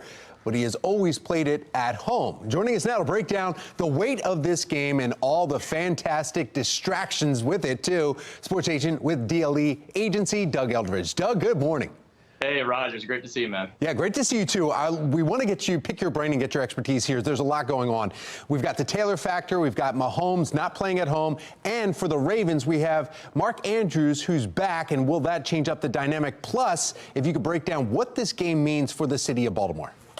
Well, let's go in reverse order. I think this game means everything. You harken back to 2013, that historic Super Bowl run, Ray's last ride when Flacco was an absolute lottery ticket he couldn't lose. It completely put the city on tilt in all the right ways. This is a fan base that lives and dies by this team, and it's coming at exactly the right time. I said from the start, this season was teed up for the Ravens if they could do one thing. Number one, stay healthy. But number two, really integrate this new offense from offensive coordinator Todd Monken, and they've done just that.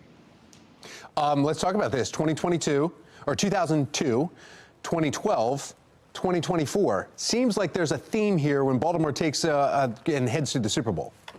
Well, this is really teed up for them. I think the bank is going to be absolutely rocking this come Sunday afternoon. Look, the Ravens are favored by 3.5, but at this time of the year and this type of game, you have to throw the odds and the numbers out the window. You hit it. The Chiefs have played in 3 of the last 4 Super Bowls. They are the dynasty in waiting in the post-Tom Brady Patriots era. But this Ravens team, I almost liken it to icy hot. You know, that liniment stuff that's both icy and burns. And by that, I mean the Ravens have both momentum and consistency. And you normally don't have those two things at the same time. They've played wire to wire with consistent performance offensive and defensively. But when it comes to momentum, this is a team on fire. Everybody's healthy. Andrews might be coming back. And even if he doesn't, Isaiah Likely, the ascendant young tight end, has grabbed 5 touchdowns in the last 4 games. So they're clicking on all cylinders. And it's almost to the point now where, like, Andrews is an amazing tight end. I mean, unbelievable in the connection right there they have with Lamar. But now Likely's in there. And so you're going, would they use Andrews more like as a decoy and put him, 2 tight ends? Absolutely. And that's exactly what you want. You want to give Lamar options. You don't want to have him try and force long plays down the field, because not that that's demanding of him, it's demanding of the offensive line. And he even said as much at halftime for the last game, saying, listen, I got to quit forcing it downfield. I need to look at my intermediate targets. And Andrews would be a welcome distraction on all fronts, not the least of which is that guy is Gronk level in terms of the red zone. He doesn't miss. The Ravens need to focus on ball distribution, making the Chiefs settle for 3 points, and don't let Travis Kelce beat you. When Travis Kelce starts clicking, statistically, this team does well. Taylor Swift brings all the distractions in the world, but let somebody other than Kelce beat you. And those are the keys that the Ravens have. As we always say, simple, not easy. Last thing for you then, Doug. Like the look right there. Like this, we're both going with the beard out. Rogers, I wasn't going to say anything, but your beard game is so strong. I feel so inadequate with my stubble, my 5 o'clock shadow. You are killing it, Rogers. A lot more salt in mine than you do. Always a pleasure, Doug. Always love having you on, man. Great to see you, Tom. Let's see you. Well, coming up, how sitting for too long may be affecting your life expectancy. Sitting's the new smoking. Just ahead, we have why too much sitting is bad for your health and what you can do to stay active. And mild temperatures this morning as fog hangs over Towson. Look at that on the right-hand side. Just ahead, meteorologist Justin Chambers has more on the cool and rainy weekend ahead. 7:40 is the time. You're watching Fox 45 Morning News, all local, all morning.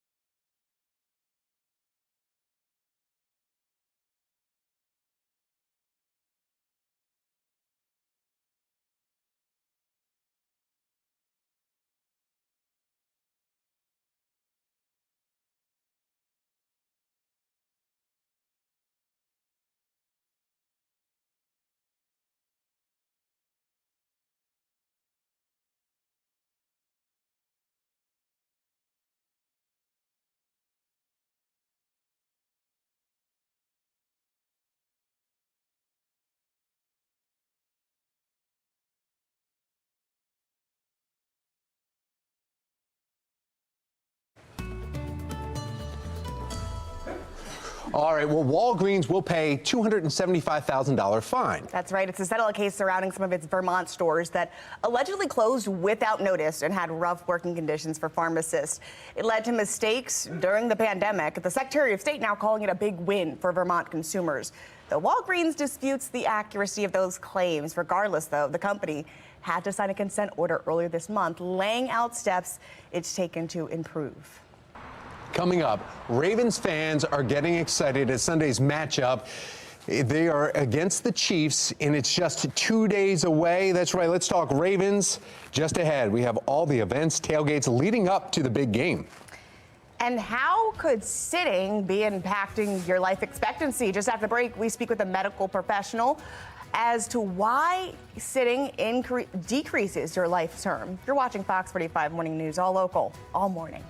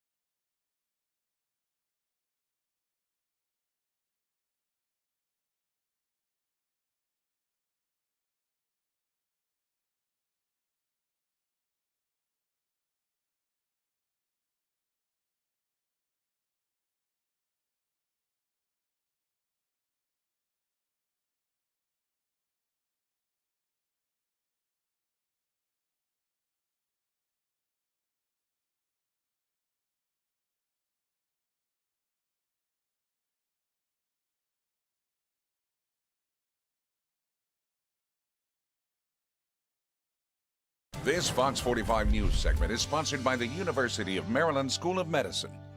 All right, all that sitting at work is killing you, well, at least shortening your life expectancy. That's what new research shows. Folks who spend the bulk of their workdays sitting are 16% more likely to have an early death compared to folks in non-sitting jobs. For more on these findings and what you can do to stay active at work, here's Dr. Scott Jerome, sports cardiologist. Good morning to you. Good morning to you. So this study found that people with sitting jobs had a 34% increase in their potential for heart disease. That is significant. That's huge. That's huge. We almost think of sitting now as the new smoking. Oh, wow. And Tom Rogers has been saying that all morning. So let's talk about this. We can't just not show up to work. We can't just not sit at our desk and do work. Is there anything we can do at work or outside of work that can help reduce these risks? Yeah, absolutely. Outside of work is easy. But if you just sit at a computer all day, which we now do because we're not in the office walking around, set a watch alarm that tells you to move all the time. Every time you change an app, I'm going from Word to my email, back and forth, get up and walk around a little bit. These are huge little things that you can really do to change things. Standing desk. People can just have a standing desk and they're moving. You just got to move about 15 to 30 minutes during that day to bring that risk down. The risk is huge. It's all-cause mortality, 16%, cardiovascular mortality, 35%. It's really big. And it's simple things. 15 minutes, we can do that. And this study looked at such a large group of people. It's highly generalizable considering those results. But like you said, those standing desk or treadmills under the desk have grown in popularity. Are those something more people should consider using? Oh, yeah, absolutely. And it also helps. This study showed the back, the legs, the core muscles, all those things are affected. It showed diabetes increases. So if we're standing at a standing desk, we're going to be using our legs. We're going to be using our core. We're going to get stronger. And as we sit, if you don't use it, you lose it, right? So if we're bouncing around and moving around a little bit, we're going to strengthen that core muscle, prevent back injuries, et cetera, et cetera. So best means to prevent this. Allocate 15 minutes, maybe break it up throughout the day to make sure that you're still getting some motion in. Absolutely. Move is the key to life. All right. Sports cardiologist Dr. Scott Jerome, thank you for joining us. Go Ravens. Go Ravens. Get that in there, of course. All right. Well, we've got to talk about what you're working with weather-wise when it comes to the Ravens. I mean, the game, in my mind, has already started today. The moment people get to a bar and start drinking beer for the game, we're already in game mode. Before 6 a.m. I mean, when the beer starts flowing here. They're getting up and they're moving, hopefully. And there's not going to be much sitting in the stadium come Sunday. Meteorologist Justin Chambers has not only today's forecast, but all the way through game time. Yeah, exactly right. We're tracking our next weather maker, guys, and that's what we're seeing with the rain that's on the way for, hello. I'm here, I swear. You know what? It must be the fog that made me just disappear. So, all right. I just want to make sure I was here. I'm distracted because, you know, the thing you have to have around Ravens games, purple playoff pancakes from Miss Shirley's, right? What? Oh, my goodness. Look at those purple playoff pancakes from Miss Shirley's, guys. I mean, can you believe that spread? I'm so excited. And I already had a deviled egg, which is bacon, egg, and cheese deviled eggs. I can see that. I put out the spread, and I was like, and people have already been coming and taking. I'm like, wait till we take the shot. But Tom's like, nope, not having it. So anyway, thanks to Miss Shirley's. I already tweeted at Taylor Swift, so hopefully she can go there and enjoy some purple playoff pancakes, even though she's rooting for the other team. But whatever. Looks a little purplish outside right now from our Towson camera, but that's all good, baby. It's a Friday. It is a purple Friday. It's a foggy Friday, and we've got visibility numbers that are a quarter mile or less, especially this big area in red right there, Edgewood up into Bel Air, up to Perryville, so that makes it difficult to drive. You got to make sure to take it slow as you're out there. The roads are wet from the rain that we had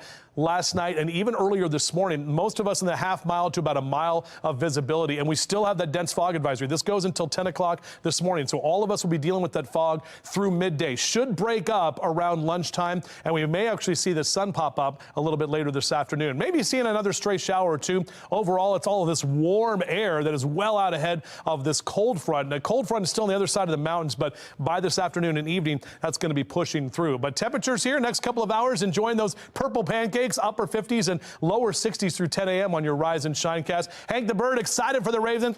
Yeah, he loves the Ravens and the Birds, so he's friends with Poe, by the way. Upper 50s here in the 9 o'clock hour, mid to upper 60s this afternoon. Those temperatures are going to be well above average across Carroll and Baltimore counties for your high temps today. Typically lower 40s is where we are, but nowhere near that number today. Howard and Anne Arundel counties, you actually might see temps close to 70 in Odenton, down through Severna Park, Glen Burnie, and Pasadena, right about 68 in the capital this afternoon. All right, so temperatures here in your 7-day forecast. We'll see those numbers come down. We're back in the mid-50s tomorrow.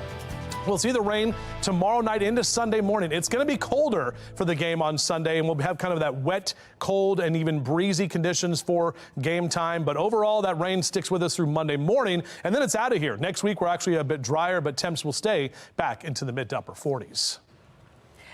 Coming up, the perfect drink to get ready for your Sunday game. Stick around until our 9 o'clock hour for the La Margarita. Oh, nice. La Margarita as well. It might be a little too early for a La Margarita, but do you know what it is not too early for? What? Come on now. It's time for coffee. Enjoy us with a coffee break.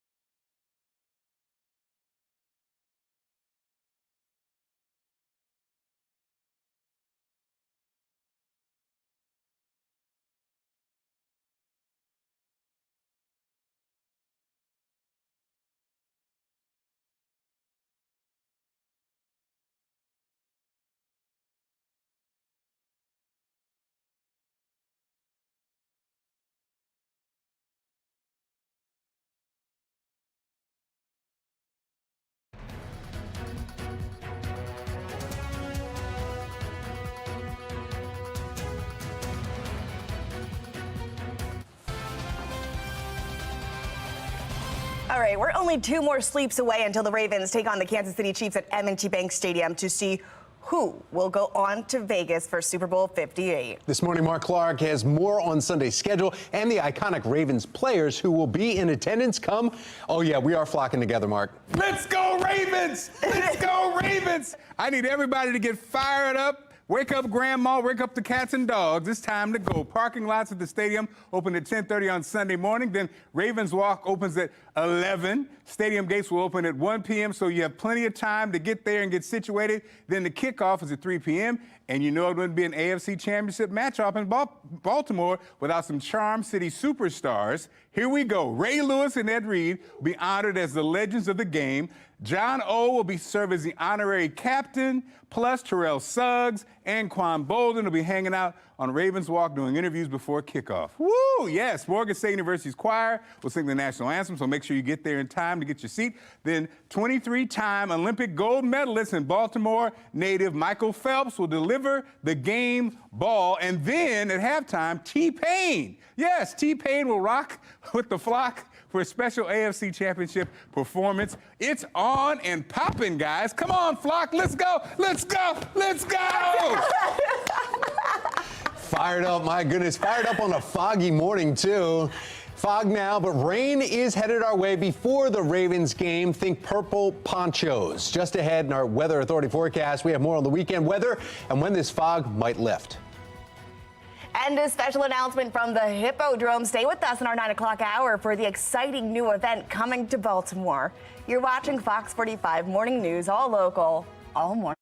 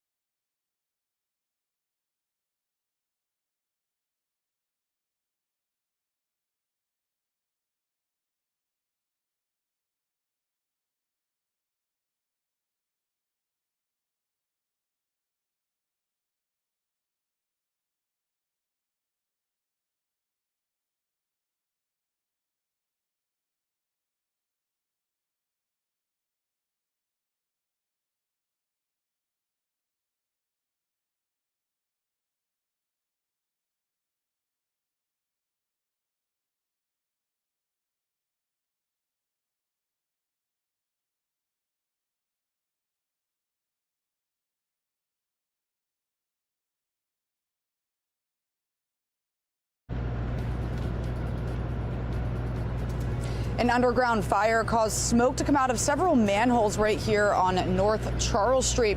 I'm Olivia Danson. Coming up next, I'm live from the scene with the details that we know right now and the next steps for crews. And mayoral candidate Sheila Dixon revealing her crime plan for the city, why accountability is top of mind. Live from WBFF in Baltimore, this is Fox 45 Morning News. Well, thank you for joining us on this Friday morning. It's a Purple Friday, January 26th. I'm Tom Rogers. I'm Taylor Stewart, and it's foggy out there. We're still socked in.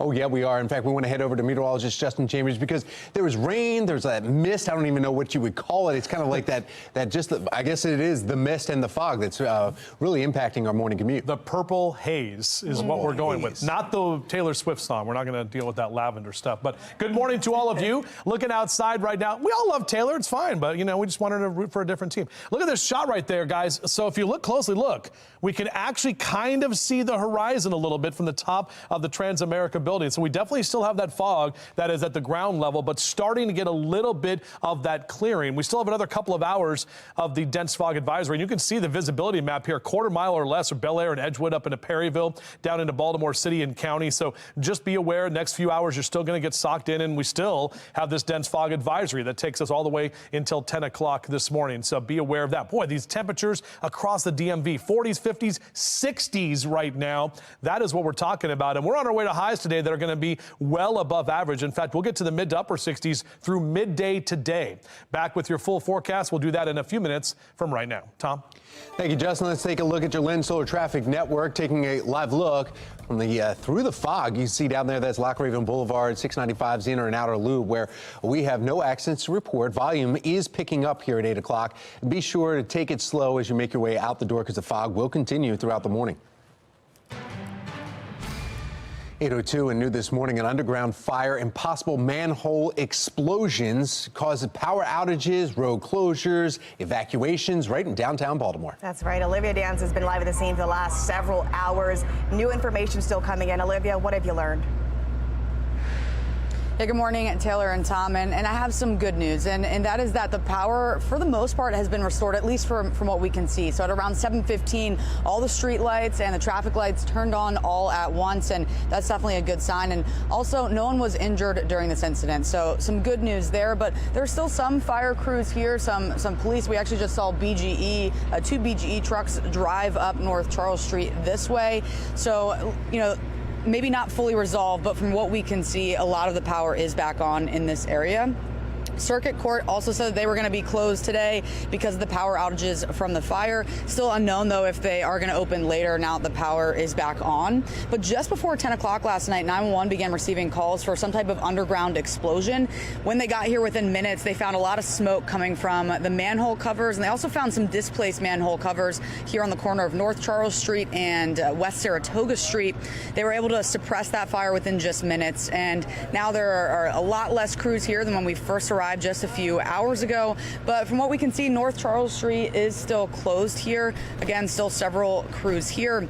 The major focus this morning was really just restoring the power, and it seems like they're definitely making some progress with that. I did check BGE's power outage map a few minutes ago, and it still shows that there are some outages in this area.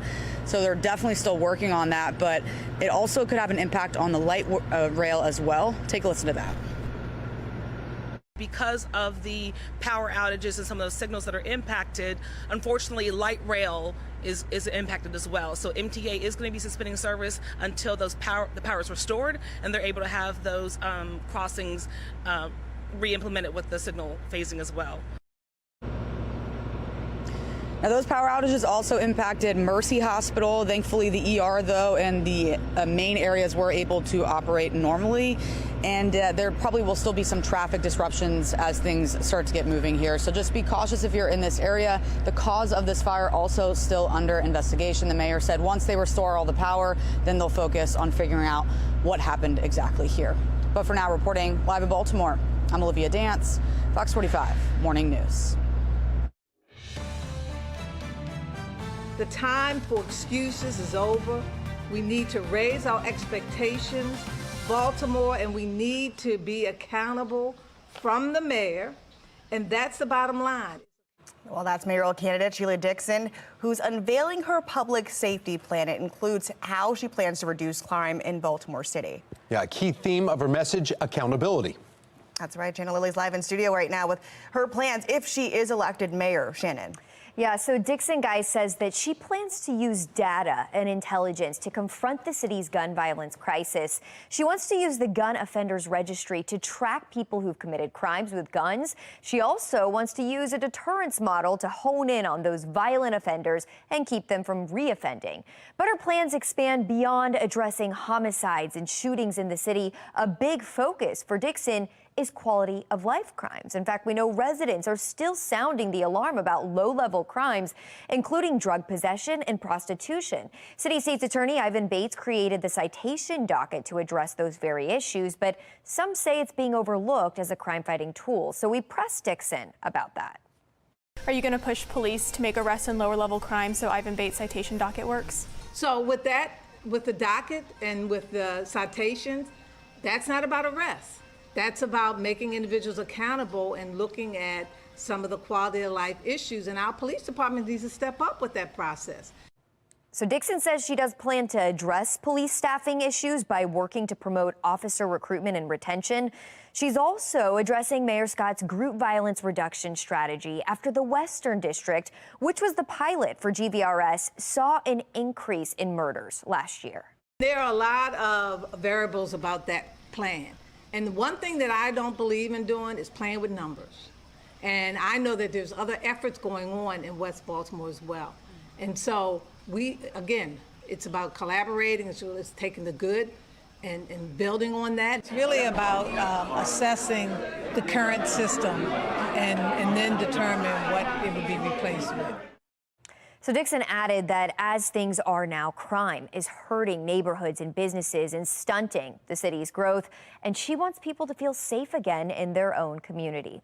Reporting live in the studio, I'm Shannon Lilly. Taylor? Great, thanks, Shannon. Dhruv Naraja also launching his second bid for mayor earlier this week.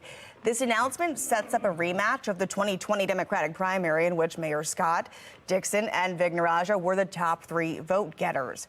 Fox 45 News will closely follow this race through the primary election in May. You can find our complete coverage online at foxbaltimore.com.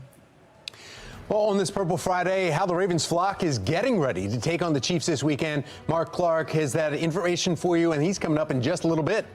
And we're rallying with Ravens fans traveling around the city with the flock, where you can go to join in on all the festivities. Mild temperatures this morning statewide, 50s and 60s to kick off your Purple Friday. But we'll talk about when that fog rolls out of here and what we can expect for game day. It's all coming up. And as we head to the break here, a quick look at your Len Stoller traffic network before we head to the break. No major incidents to report at the moment. Be careful, though, if you're hitting the roads, as the fog is still very thick.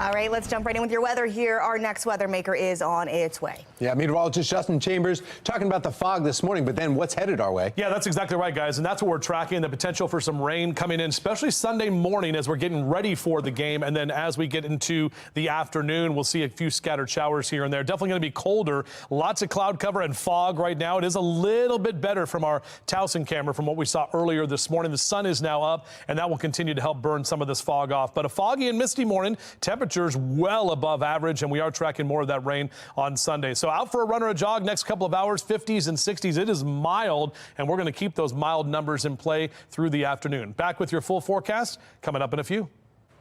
Thank you, Justin. Essential city spending data is now being released to the public. Taxpayer Watchdog Group is joining us to discuss the importance of this new tool. And at the end of our 9 o'clock hour, a Fox 45 exclusive with the Hippodrome Theater, revealing all the exciting performances coming to Charm City. You're watching Fox 45 Morning News, all local, all morning. Fox 45 News, winner of 16 2022 Regional Emmy Awards, more than all other Baltimore news stations combined.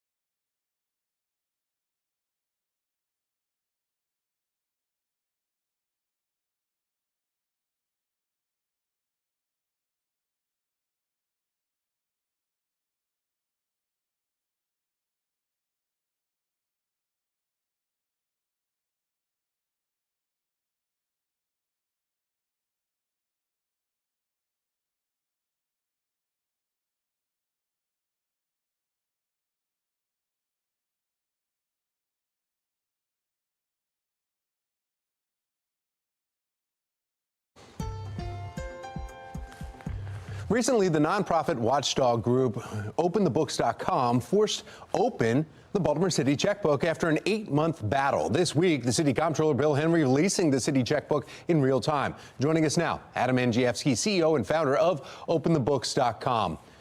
Good morning, Adam. Hey, Tom. Good morning.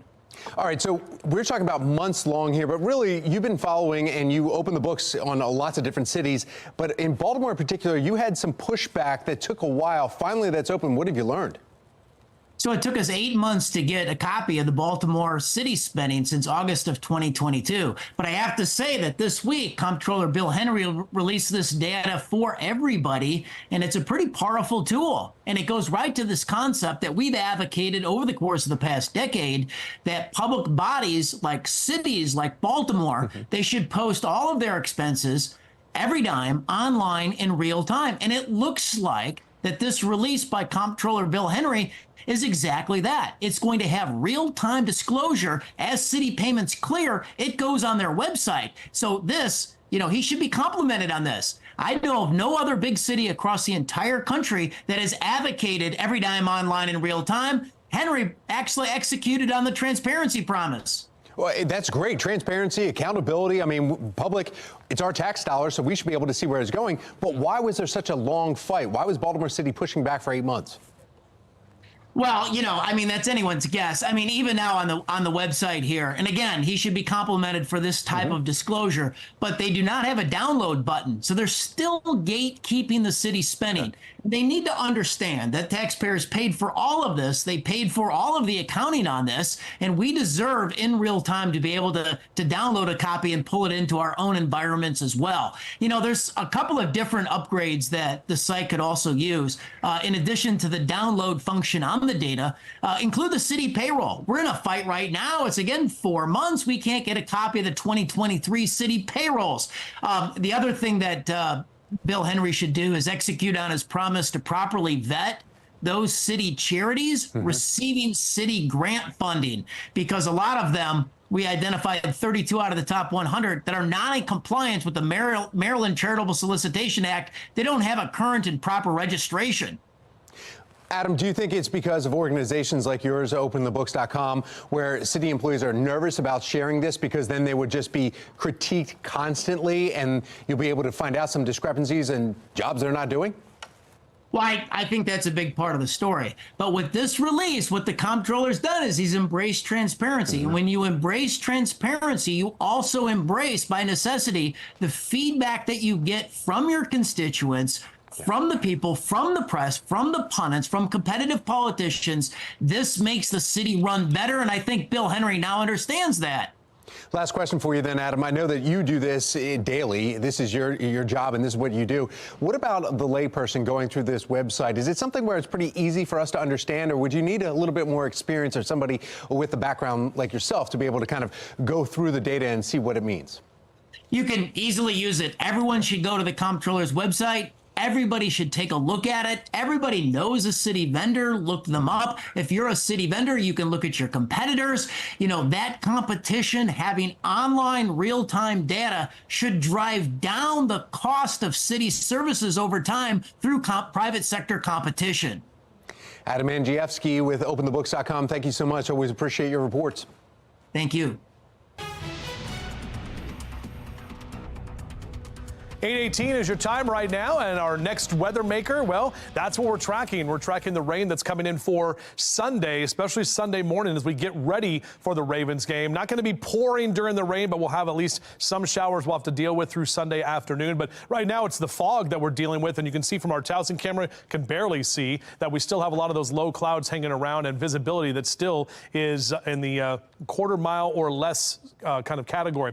Temperature right now at 54 in Towson, mild conditions. So you step outside, feels more spring-like than winter. About a half-mile of visibility just north of Baltimore City. And you can really see that area in red right there. Bel Air, Edgewood out into Perryville. That area in red is a quarter mile or less of visibility. That's what we're seeing right now in terms of our fog, which is why we still have this dense fog advisory that'll go for at least the next hour and a half or so, all the way through 10 o'clock through the entire area. But we are getting some of those clouds to lift. The sun is now up. More of that westerly wind will come off the mountains here over the next couple of hours as that cold front pushes closer to us. You can see it right there. It's moving into western Maryland as we speak. So what we'll get is some of the downsloping winds that will help to kind of brush all this moisture out and eventually get our temperatures well above average. We have all of this warm air in place. That's the warm front ahead of the cold front. Yeah, check these numbers out. I mean, this is more March or April, guys, but we're seeing mid to upper 60s as we take you into the afternoon. And some of us may get close to that 70-degree mark. So 68 for your high today in Baltimore City, 67 Cockeysville, 68 in Annapolis. Could see 70 for you in Laurel, Eastern Shore in the 60s, and even some lower 70s at Denton down through Easton. And overall, even down to D.C. and Richmond, we're seeing those low to mid 70s for our high temperatures. So again, well above average numbers continue. Tomorrow, we're still in the 50s. We've got some clouds hanging around, but by the time we get into Sunday and Monday, that's when those numbers start coming back down into the 40s, and that cooler air will be in place. So for kickoff in the Ravens and Chiefs game, or Chefs, as I like to call them, 45 degrees at about 3 o'clock on Sunday afternoon.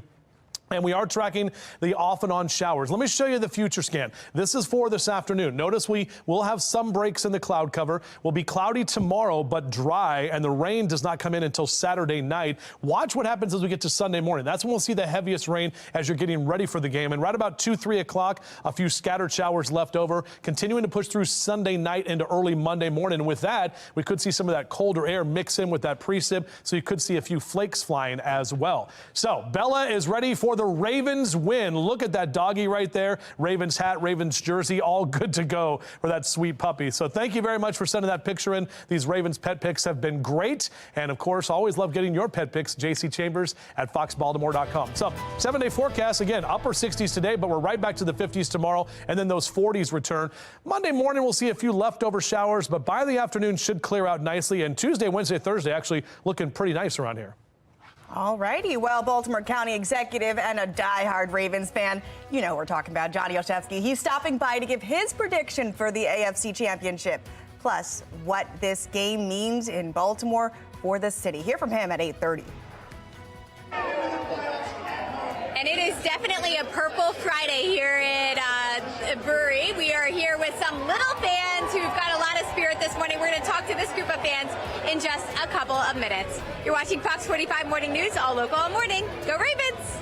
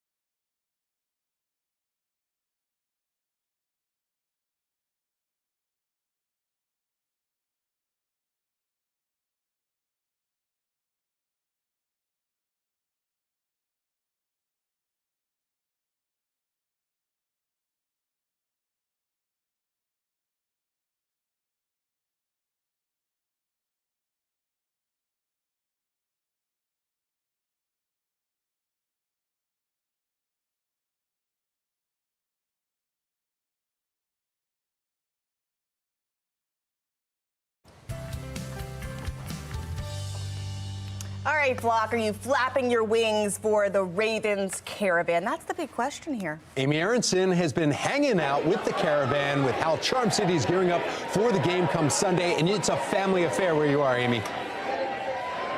Oh, it sure is. All ages here this morning at Reckless Shepherd Brewery. I'm with some little fans right now, but they've got a lot of spirit. Harper and friends are all with us this morning. First of all, I love your poster. Did you make this yourself? Yeah. Are you excited for the Ravens game on Sunday? Yeah. You've got lots of purple on, so tell me about it. Your outfit, you've got your hair, you've got your jersey. Who's your favorite player? I like Lamar and Zay, and also Tucker. Gotta love them all, right? Yeah. Okay, what does everybody think? Are the Ravens gonna win on Sunday? Yes! And you all have your purple on. Is it Purple Friday at school once you leave here? Yeah. What about you? prediction for the game? You think the Ravens are going to the Super Bowl? Yeah. You do? Yeah. What's your favorite part about watching the Ravens? I love seeing all those touchdowns and all that stuff. Do you play football yourself? Yeah. You do? Yeah. You think you're going to play for the Ravens someday? Maybe. Maybe. I mean, who knows, right? You could be going to the Super Bowl someday. Flag football. You play flag football too? Your brother does. Do you like to watch him? I watch him. Okay, can everybody say go Ravens? Go Ravens! Woo!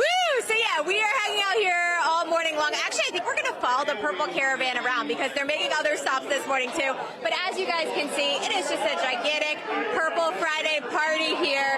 Everybody's having a good time. How can the Ravens not win come Sunday? Back to you guys. It's an excused absence for the kids, like, no school today, kids, we're going to the bar. I mean, yeah, why not? They say they're going to school, though. They tell me they're going to school. Okay, all right, that's good. They're still going. Just a little later. They take the day. Thanks, Amy.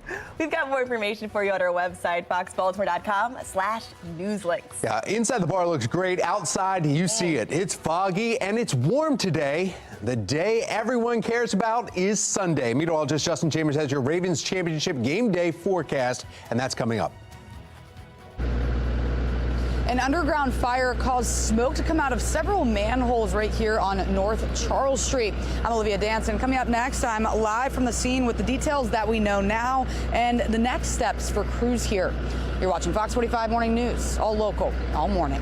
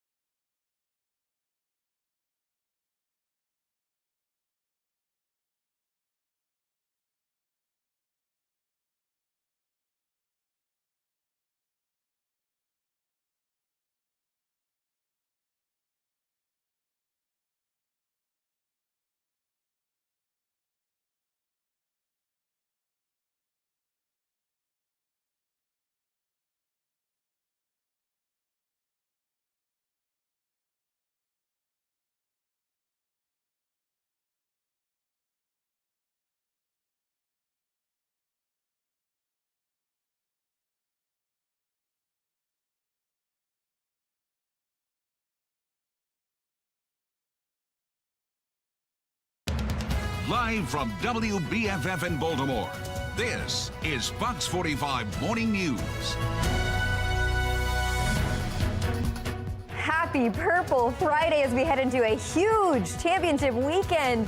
I'm Shannon Lilly. Yeah, I'm Tom Rogers. Megan Gillen is off today, and we are talking about not only the weather coming up for Sunday, but also you step outside and you're like, what month is it? Fog, but warm. Let's get over to meteorologist Justin Chambers. We're all over the place, Justin. No kidding, guys. I mean, obviously we're fired up for Purple Friday. We didn't know it would be a purple, hazy, foggy Friday as well. Well, we did if you listened to my forecast yesterday. But either way, let's take a look outside and show you what's going on. This is how how we are starting the day. Now, it's a lot better. Look at this, guys. We can actually see Fed Hill and Rash Park down there, and actually above the clouds where this camera is, our Toyota Inner Harbor Skycam, starting to see a little bit of those foggy conditions clear up, and those clouds are breaking up just a bit. Now, we still have some very thick fog. That big red area right there on the map around Edgewood up into Bel Air and Perryville for Hartford and northern Baltimore County up towards Cecil County, you're definitely seeing the foggy spots. And that's right along the 95 corridor. So you really have to take it slow as you are making your way out, because we still have to deal with this fog. And we still have the dense fog advisory for the next hour and a half. So it expires at 10 o'clock this morning.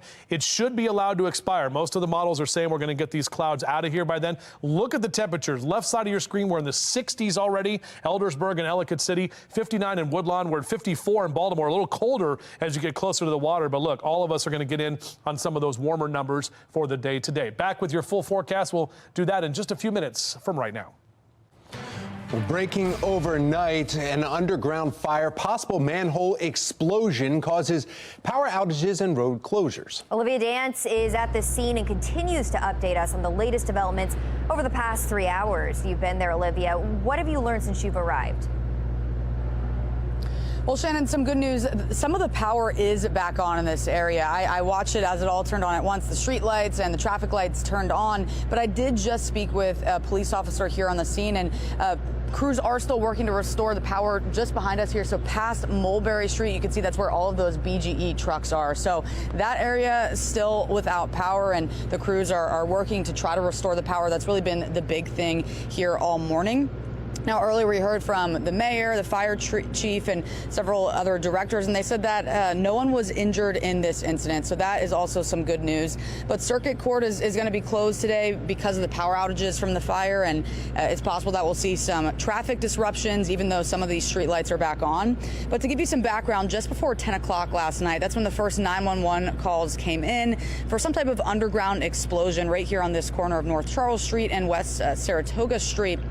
When crews arrived, they found a lot of smoke coming from manhole covers. They also found some displaced manhole covers, and they were able to suppress that fire within just minutes. But the crews that are here there's been significantly less crews, a few more just left, but they're probably going to be here still for a couple hours. So there's still a mobile command center, police command center here, still an ambulance here, and the BGE crews. So they're still working to get this power back on. And the good thing, though, is that no one was injured. But again, just trying to restore this power as quickly as possible. And Baltimore police also just put out an alert warning people just to avoid this area if possible.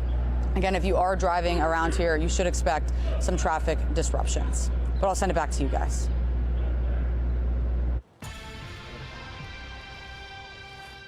We are also following new details at City Hall. Mayor Brandon Scott named Stephanie Mavronis as the permanent director of the Mayor's Office of Neighborhood Safety and Engagement, or MONSE. That office is overseeing safe streets and the group violence reduction strategy.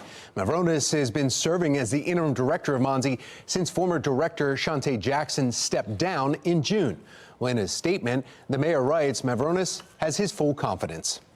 Critics say Mavronis does not have a background in public safety. They also point to her handling of the Brooklyn Day mass shooting. During the July hearing on the Brooklyn home shooting, there were a lot of questions about MONSE and safe streets. And quite frankly, Mavronis didn't have a lot of answers. And when you have MONSE that is spending tens of millions of taxpayer dollars, Baltimore City residents need someone with a proven track record to come in.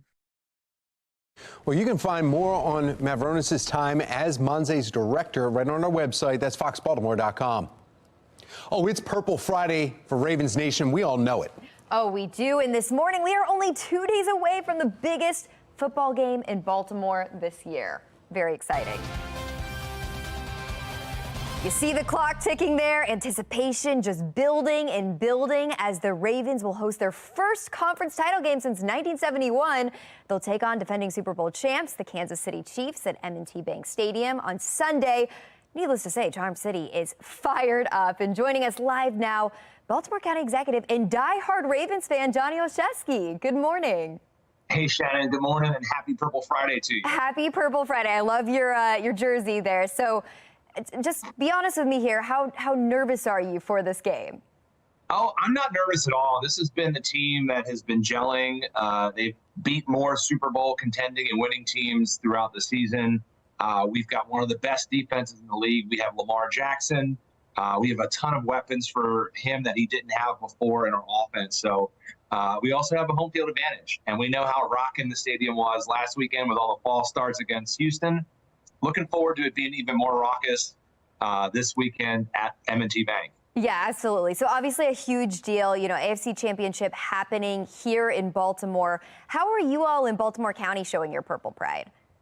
Yeah, first time in my life to have an AFC Championship here in Baltimore. And so Baltimore County is also Ravens country. We have our courthouse lit up. We're partnering with businesses across the county to support them in their promotions. We're seeing incredible turnout from residents in terms of buying jerseys and gear, showing up for events, caravans. This is a huge uplift for the economy of our region, for the spirit of our region. And, you know, as a huge fan, it's just very exciting for me as well. Really looking forward to the big matchup on Sunday. Yeah, absolutely huge. So how do you plan to spend Sunday? So I've been a PSL holder since I became a teacher back in 2004. It was one of the treats I gave to myself. I'll be taking my wife and my daughter with me. My father actually secured his own tickets. It'll be a family outing. Looking forward to spending time. We're going to get down there early, visit some tailgates, talk to some residents, talk to other fellow fans, take the whole experience in, and just encourage everybody to really be safe, but also have fun. This is a momentous, event for our team and for this region. Wow, and you will be right in the middle of it. That is amazing. It's great. I mean, you've got, probably the MVP of the NFL up against a returning quarterback of the Super Bowl team in the Kansas City Chiefs. I think it's going to be a high-scoring game. Lamar's going to play, I think, out of his mind, really good. But I'm looking forward to the defense making a big stop, maybe an interception at the end of the game to put it away. The Ravens winning a close one, even though I wanted to be a blowout win, but a win is a win. Yeah. And that's what we're looking for. Yeah, it's going to be a good one. All right, County Executive Johnny Olszewski, thank you so much. Thanks, Shannon. Go Ravens. Go Ravens. Well, go Ravens after the break. Mark Clark has you covered with all the Purple Friday festivities you can take part in. You don't want to miss out. And we are foggy and warm today. What will game day look like? Meteorologist Justin Chambers talking about the purple haze this morning and the purple ponchos possibly on Sunday. You're watching Fox 45 Morning News. We're all local all morning.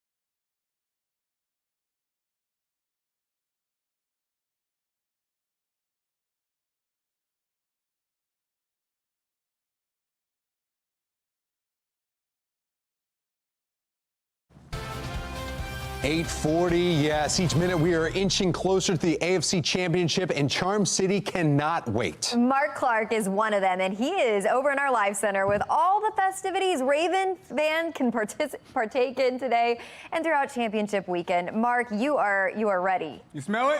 Oh yeah, come on, we smell it. Smell Super Bowl. Victory, don't you? Smell that victory. That's right, guys. The Purple Friday rallies are going on all around town this morning, bringing cheerleaders and mascots to multiple locations in Baltimore. The fun has been going on since 6 this morning, and the Ravens flock is currently at the Waterfront Hotel. Starting at 8:55, the rally will move to the how do you say it? The Claudia Pub? Well, anyway, you know the pub. It's been there forever. Fans will be there about 9:30. Okay, that's not all. The Ravens' official pop-up shop is open for the AFC Championship game as well. The pop-up shop is located at M&T Bank Stadium. It will stay open from 10 to 7. Be sure to enter through the gate A on Hamburg Street, and parking is free in Lot B. That's important, okay? Also happening today, a purple plunge at the National Aquarium. Amidst the anticipation and excitement surrounding the AFC Championship game, National Aquarium scuba divers will proudly sport Ravens jerseys and celebrate Purple Friday in the aquarium's Atlantic Coral Reef exhibit. That kicks off at 10 a.m. at 501 East Pratt Street. Be sure to get out and celebrate it. This is the first time the Charm City is hosting the AFC Championship since Johnny U was quarterbacking. Man, that's all for me right now. Back to you guys. Let's go Flock! Go Flock, all right. Yeah, you nailed it. Cloudapub is exactly how you pronounce it, Mark. So thank you for getting us pumped up. And we love seeing your Purple Pride. Some other guys that were pumped up earlier supporting the Ravens throughout the playoffs. Picture coming from George and his friends all geared up, battling the elements during the Ravens game last week. Remember that? Extremely cold this week. A little bit more precipitation. And check it out in the snow. Yeah, this is from Will and his dog River. He's in his Ravens jersey. Countdown to Sunday's AFC Championship game is already started. We've been talking about that since last weekend's game. Kickoff 3 p.m.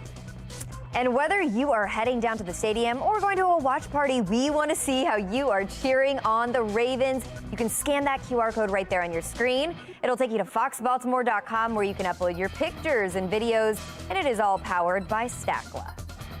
Fan favorite player now getting his own signature drink. Learn how you can make your Margarita from home just in time for the Ravens as they beat up on the Chiefs. I love that. And the FOX45 morning crew go head-to-head with their championship round pigskin predictions, their picks right after the break. It is 8:43, and you're watching FOX45 Morning News, all local all morning.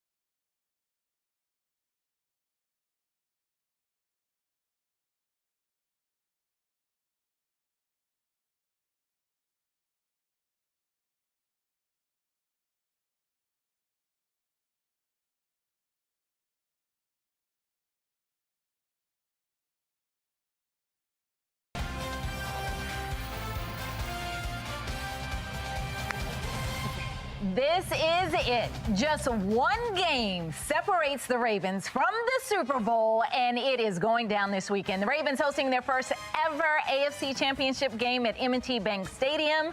For this week's playoff pickskin predictions, I've got the gang with me, Tom, Megan, and Justin, and I've got my gear on. I got this at Pandora's Box. Got my Ravens gear. Hooked this up. I got a Taylor Swift hat, but they got everything at Pandora's Box. You never know what you're going to get. It's at least purple because we're trying to woo Taylor to our side. All right, so we might as well start there with our game, of course. Kansas City Chiefs at Baltimore Ravens. It's going to be a tough game, no question. Yeah. I mean, Mahomes. Mahomes' first time away, though. First time away, but he's been in this place every time, ever since he's been in the league, ever since he's been starting. But in this conference championship game, his first away performance. So, Well, they were in Buffalo last weekend. This is the first time he's had an AFC Championship game. He's always had them at home. He's always hosted it because they've always I don't know if that will make any difference. I really don't. Taylor's not playing, apparently, in this game. Just put it out there so everyone knows. Are you sure? Yeah. That's true. May not. But, yeah, I mean, I really think it's going to be a close game. I really think the Ravens are going to win because of their hometown. I think the hometown advantage is a huge influence. We are hype right now. Yeah. So you got the Ravens? I've got the Ravens, and I've got them very close. If there's no turnovers, Justin Tucker gets it by 3. Okay. Yeah. All right. What do you say? Well, this is my first time being in person for Pigskin Predictions, but I'm very happy to be here this year. So, first of all, the Chiefs are a very tough team. Yeah. Mahomes obviously has a lot more playoff pedigree than Lamar. That's nothing against him. I mean, they're two greats. Obviously, we probably have an MVP coming. The Chiefs, I think, have the edge because I think that they are potentially you get the playoff kind of pedigree in there, and you think, okay, maybe they could pull it out. But I hate the Kansas City Chiefs. I hate them. I'm a Raiders fan. I will never pick the Chiefs. So it's the Baltimore Ravens. They win 27-24. You're picking the Ravens. Okay, 3-2. There we go. And that's what Vegas is saying, a 3.5-point spread with the Ravens. They're not going to be, 3.5. They're not going to beat the spread. And that's what you get for home field advantage. Yeah, 27-24. All right, so what do you say? I've got a conspiracy theory, so bear with me here. I think the Ravens are who America wants to win. Everyone hates Kansas City right now. But I also know that money talks, and I think the NFL wants Taylor to win because NFL ratings are through the roof. I think that, every city she goes in, the tickets rise. So with that said, I think that if Kansas City wins, then the NFL is a fraud and that there's a sham and that they've paid off the refs because the Ravens should win this game, and I picked the Ravens. If not, all of football doesn't matter. And I could have started by saying I picked the Ravens. I mean, all of those arguments and more. You're with me on the conspiracy? I wouldn't put that past. Right? I wouldn't put that past. No. And so now as I look at your Taylor Swift hat, I might need you to take that off. Yeah. There you go. Rally hat. All right, so we all have the Ravens here. This game also is, so the odds makers say it's going to be San Fran. Detroit Lions at San Francisco on Fox 45, 49ers. On Fox 45, NFC Championship. That's right. Yep. I don't think I want to go with. I'm feeling the same way. I don't want to go with. Right. Okay, so home field advantage for sure. 49ers, been there, done that. They But I feel like the way I feel for the Ravens, like this is their time. There's a kind of magic to them. Yes. I feel that for the Detroit Lions, first time in so long. So I'm gonna take the unpopular. I'm gonna go with the Lions. You're going with the upset for the Lions? I'm going with the Lions. And I hope the Lions win. I hope I am wrong, but I believe San Francisco is going to win it by at least 7. I think, if not more. I do. What do you think? You want me to go first? Yeah. I think that the 49ers are going to win, too. But I'm pulling for Detroit because I think that it's their turn. And I just don't think they can hang here. It's not their time.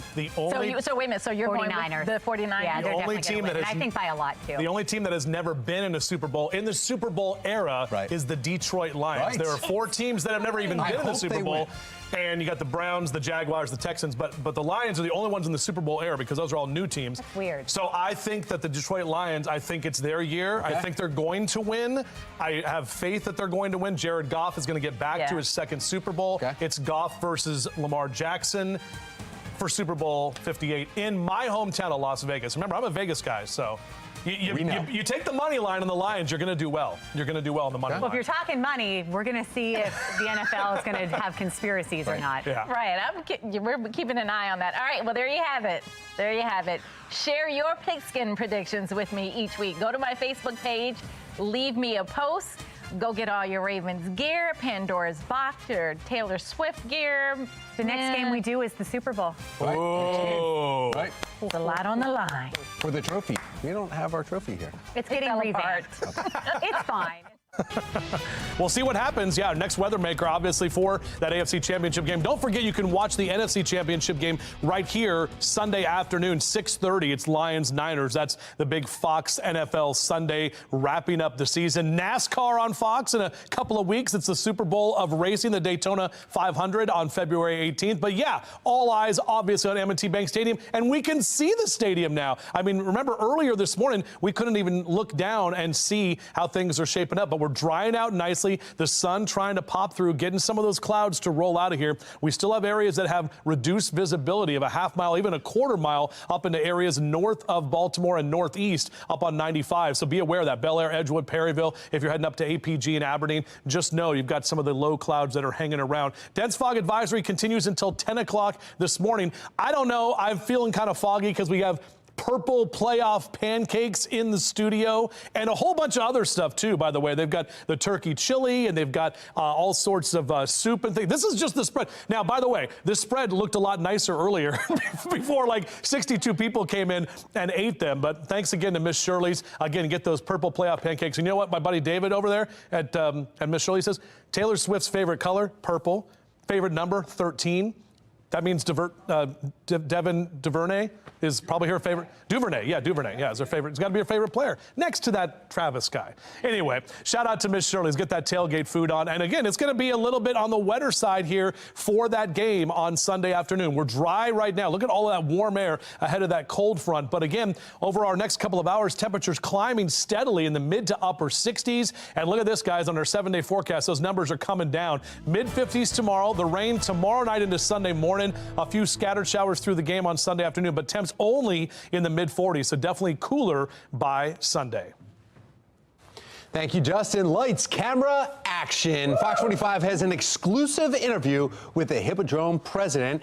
Coming up, here are the shows that are set for the next season before they are released. Exclusive right here on Fox 45. Pretty exciting, and may the performances be as strong as your coffee this morning. That's pretty good, yeah. In fact, why not join us for a coffee break?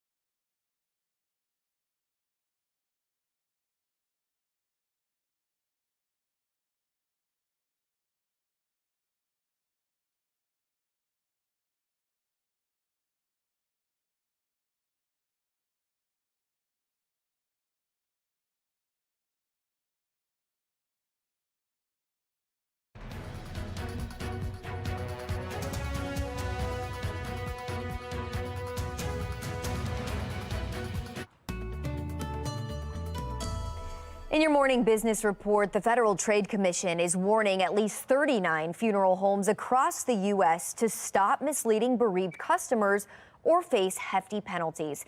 During an undercover phone sweep of more than 250 funeral homes, the agency found 38 of them either refused to answer questions about pricing or gave inconsistent information about other funeral services. According to the FTC, funeral homes must give customers a general price list, and customers have the right to choose which services they want. If they don't comply, they could pay nearly $52,000 per violation. Tesla shares plunged as much as 11% after the market opened Thursday. $73 billion of the company's market value was just wiped out hours after it warned of slowing growth in the electric car sales industry and an existential threat from Chinese rivals. Now, Tesla also says that its sales growth may, quote, be notably lower than last year. The drop comes as Tesla continues developing the next generation vehicle. And now it's time for today's America's Steals and Deals. The following segment is sponsored by Naki. I'm going to tell you about something that you need, but you may not even realize you need it. Compression socks. I travel a lot, and so I keep these in all of my carry-on bags, so I have them at all times.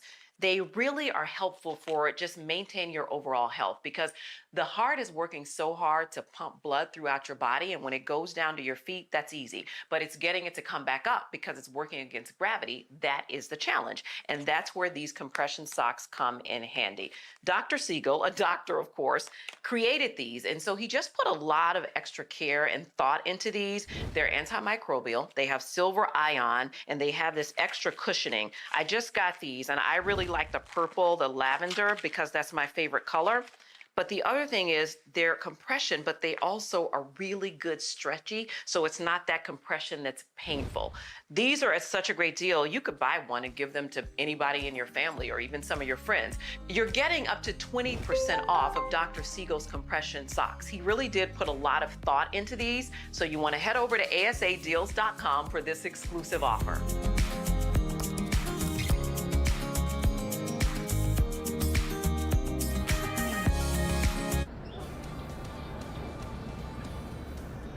An underground fire caused power outages and smoke to come out of several manholes here on North Charles Street.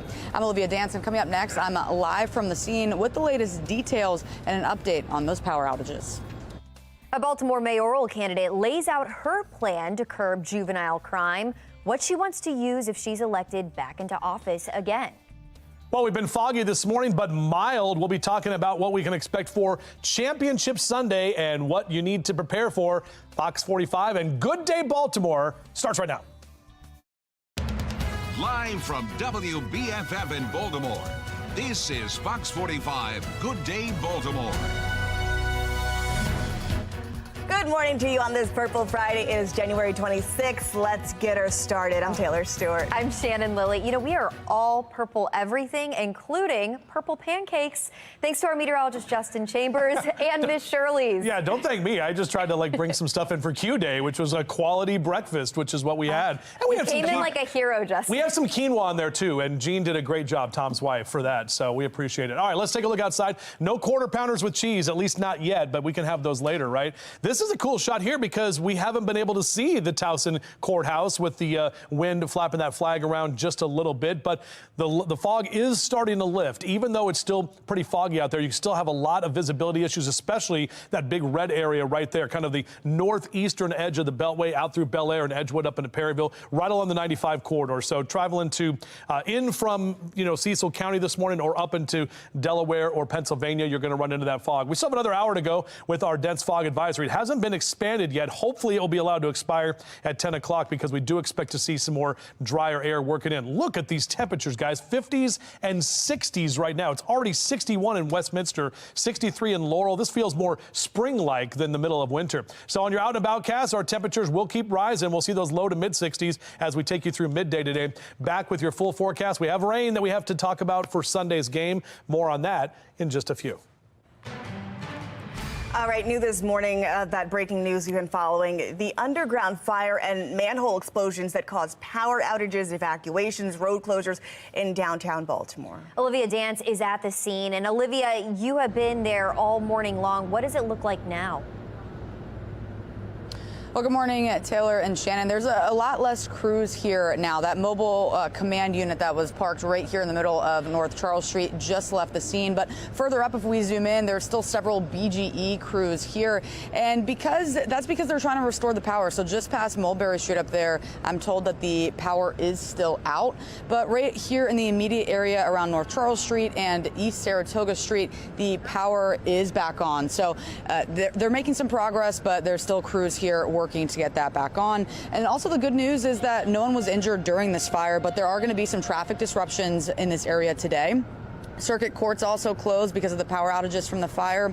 But to give you some background, crews arrived here at around 10 last night, and they found a lot of smoke coming from several of these manhole covers. They also found that some of those manhole covers were displaced. They were able to suppress the fire within just minutes, but the major focus again this morning has just been restoring the power, and those power outages could also have an impact on the light rail too. Take a listen. Because of the power outages and some of those signals that are impacted, unfortunately, light rail is impacted as well. So MTA is going to be suspending service until the power is restored and they're able to have those crossings re-implemented with the signal phasing as well. So again, still working to restore that power, and there's still some crews here, but significantly less than even just in the last hour. And drivers should just be cautious if they're in this area. The cause of this fire is also still under investigation. The mayor told me that once they restore all the power, then they'll focus on exactly what happened here and trying to figure out what happened and further look into that investigation. But for now, reporting live in Baltimore, I'm Olivia Dance, Fox 45. Good day, Baltimore. The time for excuses is over. We need to raise our expectations, Baltimore, and we need to be accountable from the mayor, and that's the bottom line. Mayoral candidate and former mayor Sheila Dixon unveils her public safety plan, including how she plans to reduce crime in Baltimore City if she's elected. A key theme of her message, accountability. And Dixon says that she plans to use data and intelligence to confront the city's gun violence crisis. She wants to use the gun offenders registry to track people who've committed crimes with guns. She also wants to use a deterrence model to hone in on those violent offenders and keep them from reoffending. But her plan expands beyond addressing homicides and shootings in the city. A big focus for Dixon is quality of life crimes. In fact, we know residents are still sounding the alarm about low-level crimes, including drug possession and prostitution. City State's Attorney Ivan Bates created the citation docket to address those issues, but some say it's being overlooked as a crime-fighting tool. We pressed Dixon about that. Are you going to push police to make arrests in lower-level crime so Ivan Bates' citation docket works? So with the docket and with the citations, that's not about arrests. That's about making individuals accountable and looking at some of the quality of life issues, and our police department needs to step up with that process.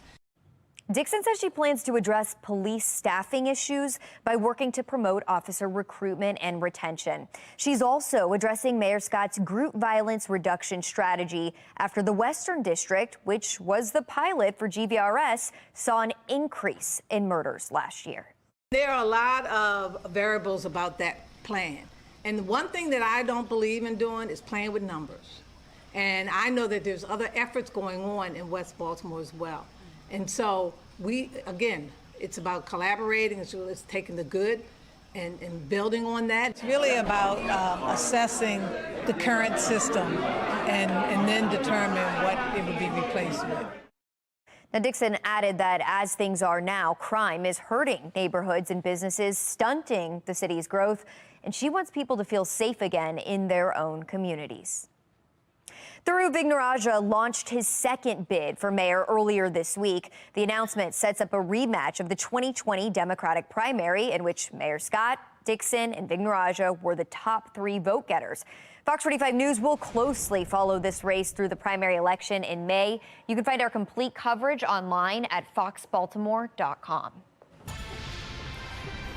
The government will continue its cross-examination of City Council President Nick Mosby when the federal trial of his ex-wife, former City State Attorney Marilyn Mosby, continues on Monday. This trial is for the 2 counts of mortgage fraud that stem from Miss Mosby's purchase of 2 vacation homes in Florida. Prosecutors say she failed to disclose a tax lien on her Baltimore home on those mortgage applications. The City Council president became emotional on the stand, saying he kept the tax lien from Marilyn Mosby. He says it was his mishandling of the situation that's put her in federal court. Things got heated, though, when the prosecution took over. At one point, the judge even telling the courtroom, everyone, take the temperature down. Fox 45 News spoke with Nick Mosby as he was leaving the courthouse Thursday afternoon. I've participated this entire time. I've been transparent and honest, and I'll continue to do so. Did you expect a cross-examination to get that heated? I mean, I've never done this before, so this is all new. Do you expect it to be as heated on Monday? Again, I've never done this before. I don't know. I'm just here to tell the truth. For our full coverage on the Mosby trial, head to our website, foxbaltimore.com, for the latest updates. 9:08 now. The St. Paul's School for Boys in Baltimore County is facing backlash after parents say their 5th grade students receive surveys asking about topics stemming from gender identity to religion. A copy of those surveys show questions about gender identity and family structure. A parent claims the survey also asks students to rate their cognitive abilities as able, average, or learning difference. The school insists the survey is optional, but some critics argue the questions are an invasion of privacy. The questions on this survey are deeply personal, and a school wouldn't give that sort of survey for no reason. So it raises the question of what is this information being used for? Why does anyone in a school need to know about a child's gender identity or sexuality, especially at such a young age? This comes as St. Paul's is hosting a gender and sexual identity conference next month, encouraging conversations among students and staff. While some parental rights groups say the conference leaves parents out of the picture, St. Paul's says it's important for young people to have a safe space to discuss sensitive topics. All righty, let's go ahead and get another look at your weather and traffic. I'm starting to see outside, we're looking at the M&T Bank Stadium to the right of us, meteorologist Justin Chambers. So the fog is gone? It's dissipating? It's not gone by any means, ladies. Okay. We still have to deal with some of those low clouds, and there still is some reduced visibility. We're still in the dense fog advisory, at least through the rest of this hour, but more of that fog is lifting. So yes, we're able to see stuff a little bit more. In fact, you can see it kind of clearing from west to east, but right along 83 and 95, and especially for you out in Hartford, Cecil, and northeastern Baltimore County, that's where that fog is the thickest right now. So if you're heading out that way, if you're coming in from that direction, you have to watch out for the low visibility. But we should get some improvement here over the next couple of hours, continuing to see more of those clouds lifting. And yeah, that dense fog advisory goes until 10 a.m. 40s, 50s, and 60s already. We haven't even hit the afternoon, guys. We're talking about 65 in Gaithersburg and Denton right now, 63 in Cambridge and Dorchester County. So out and about, Cass, those numbers will keep climbing. We'll be in the mid to upper 60s for a lot of us, and some close to 70 degrees for your Friday afternoon. That's a nice purple Friday for me. We'll take a closer look at the rain and the colder temperatures on the way for Championship Sunday coming up. All right, Justin, thank you. Now to the Lens Solar Traffic Network. We do have an accident to report at Hawkins Point Road. Now, we don't know at this point how many cars are involved, but you can see the exit ramp is completely backed up there. So you can see cars just inching along in that top right camera there. We also have road work along Old Court Road, which is closing a northbound shoulder and lane. Cameras can't see that, though, at this time, but just be aware it's there. Will a new border deal be dead on arrival? Well, the message from leading GOP representatives, that's just ahead. And it is a purple playoff Friday, and the excitement is going all weekend long. How fans of the flock can get behind the Ravens ahead of this weekend's AFC Championship game.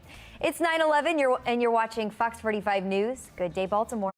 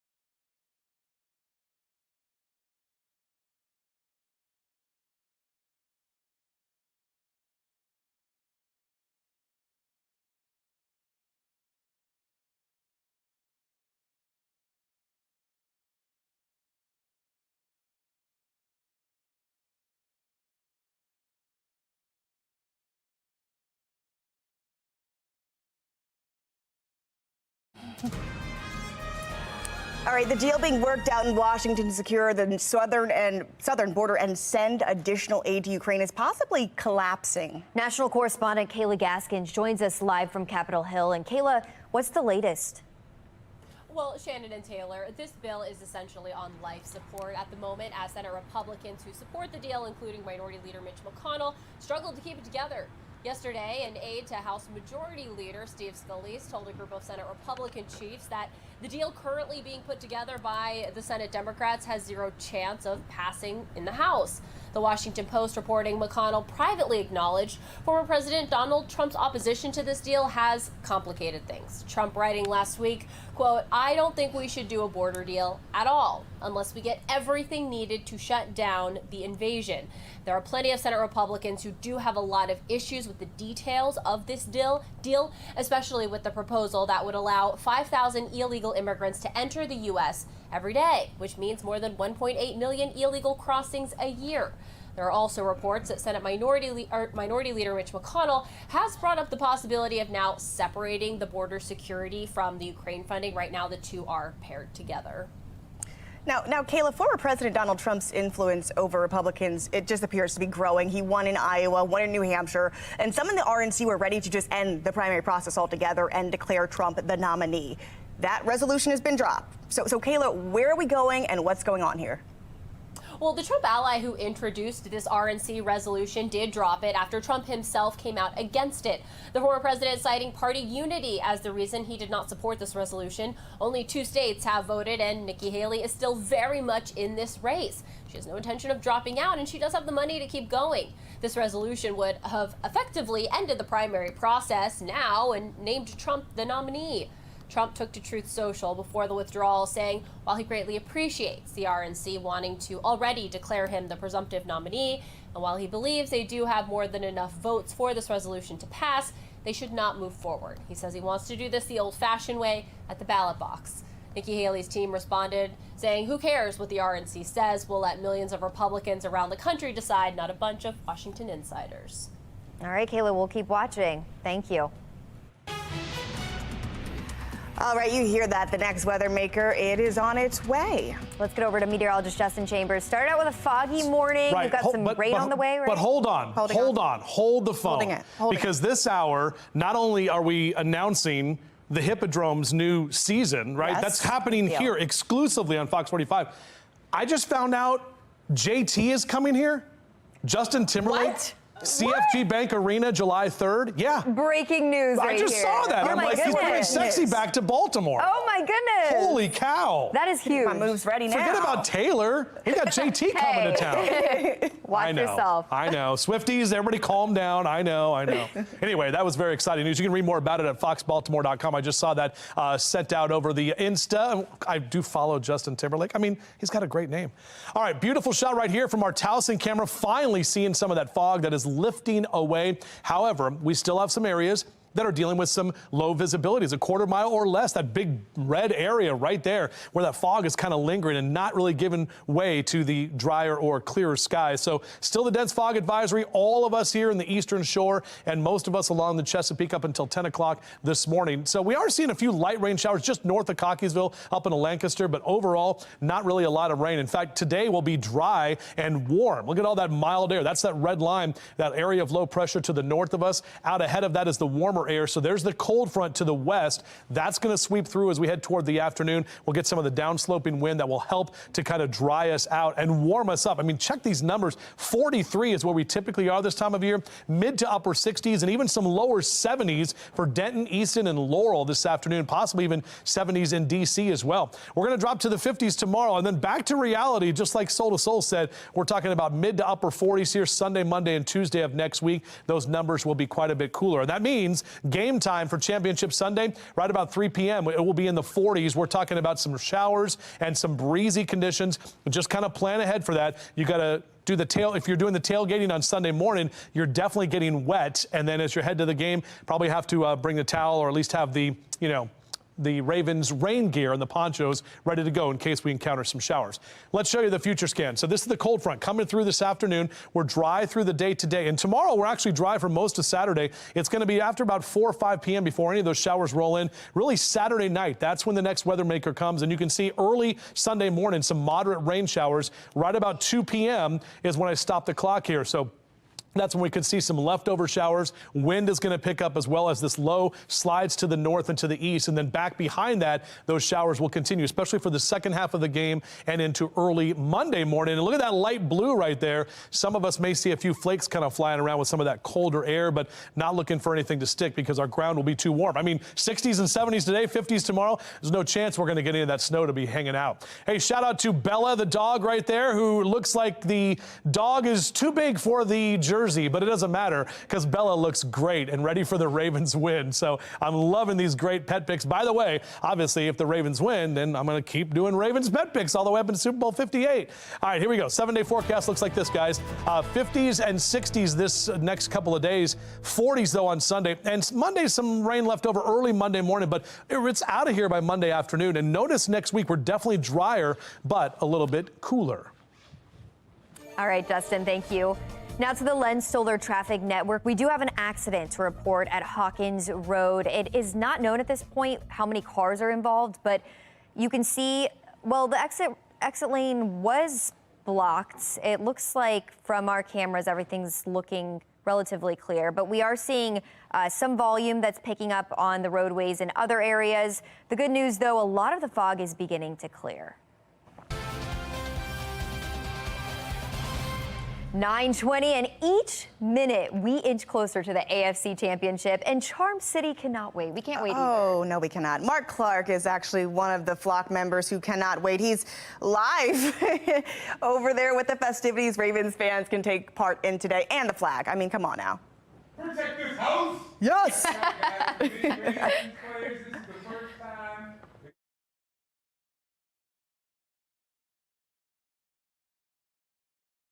Means tough. But we got this, whether you're heading down to the stadium. That's right.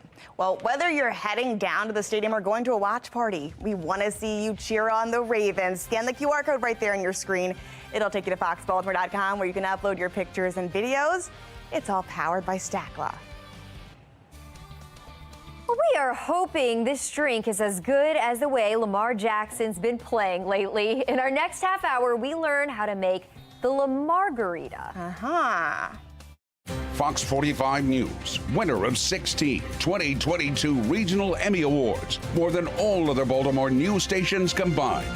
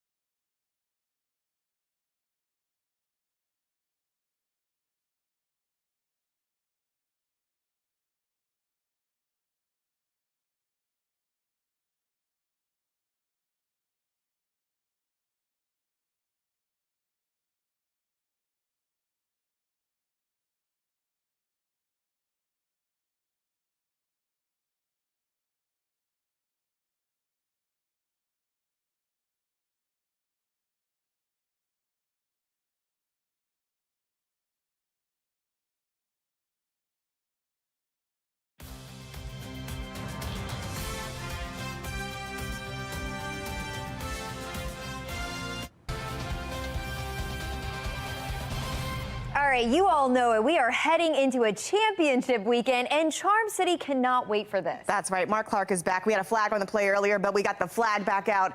Tell us what people can get involved in this week, Mark. That's right. You didn't hear me say it the first time. Protect this house. For many Ravens players, this is their first time being on the big stage. Being in the AFC Championship is like uncharted waters, and uncharted waters mean renewed levels of excitement for fans of the flock. Doug Eldridge, the founder of Achilles PR and DLE agency, says this game means so much more than your average 60 minutes of football. I think this game means everything. You harken back to 2013, that historic Super Bowl run, Ray's last ride when Flacco was an absolute lottery ticket he couldn't lose. It completely put the city on tilt in all the right ways. This is a fan base that lives and dies by this team, and it's coming at exactly the right time. I said from the start, this season was teed up for the Ravens if they could do one thing. Number one, stay healthy. But number two, really integrate this new offense from offensive coordinator Todd Monken, and they've done just that. That's right. It goes without saying as well. Fireworks are expected for the first playoff matchup between Lamar Jackson, the Chiefs quarterback, Patrick Mahomes, two of the best starting quarterbacks in the NFL. Shannon, Taylor, I know you got us to win, but I'm just saying, are you nervous or excited or both?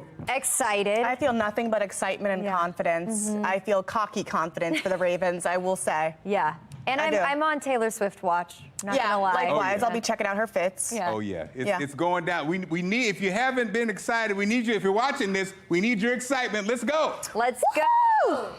Okay, we're excited to hear whether you're going down to the stadium or going to a watch party. Send us all your pictures. Send us your videos. All you have to do, scan the QR code. Stacklet powers it all. And if it's, 9:26, it's a great time for a beer if you're rooting for the Ravens. Yeah. Go down and hang out with the Ravens caravan, right? 5 o'clock somewhere. Amy Aronson has been hanging out with the caravan all morning long to see how Charm City is gearing up for the big game. It's a Purple Party on a Purple Friday here at Reckless Shepherd Brewing, and I am here with a fan who is all dressed up early on this Friday. I'm here with Adrian. Let's talk about your outfit. Purple everything. Purple everything, all the time. Purple Friday, baby. Are you a huge fan? Huge fan. I go to every game. I go to a lot of away games, and it's a ball. I love it. I love it. How's this season been so far? Obviously awesome. Have you been in a lot of games? I've been to every game, and it's been electric. It's really been great. Are you going to be at M&T on Sunday? Yes, I will. I'll be there screaming my face off. And predictions. What do you think? Are we going to the Super Bowl? Oh, we're going. I think we got this one easy. I think we got it. Well, enjoy your Purple Friday. Love your outfit. All right. Awesome. Thank you so much. Go Ravens! Go Ravens! Woo! In Columbia, Amy Aronson, Fox 45 News.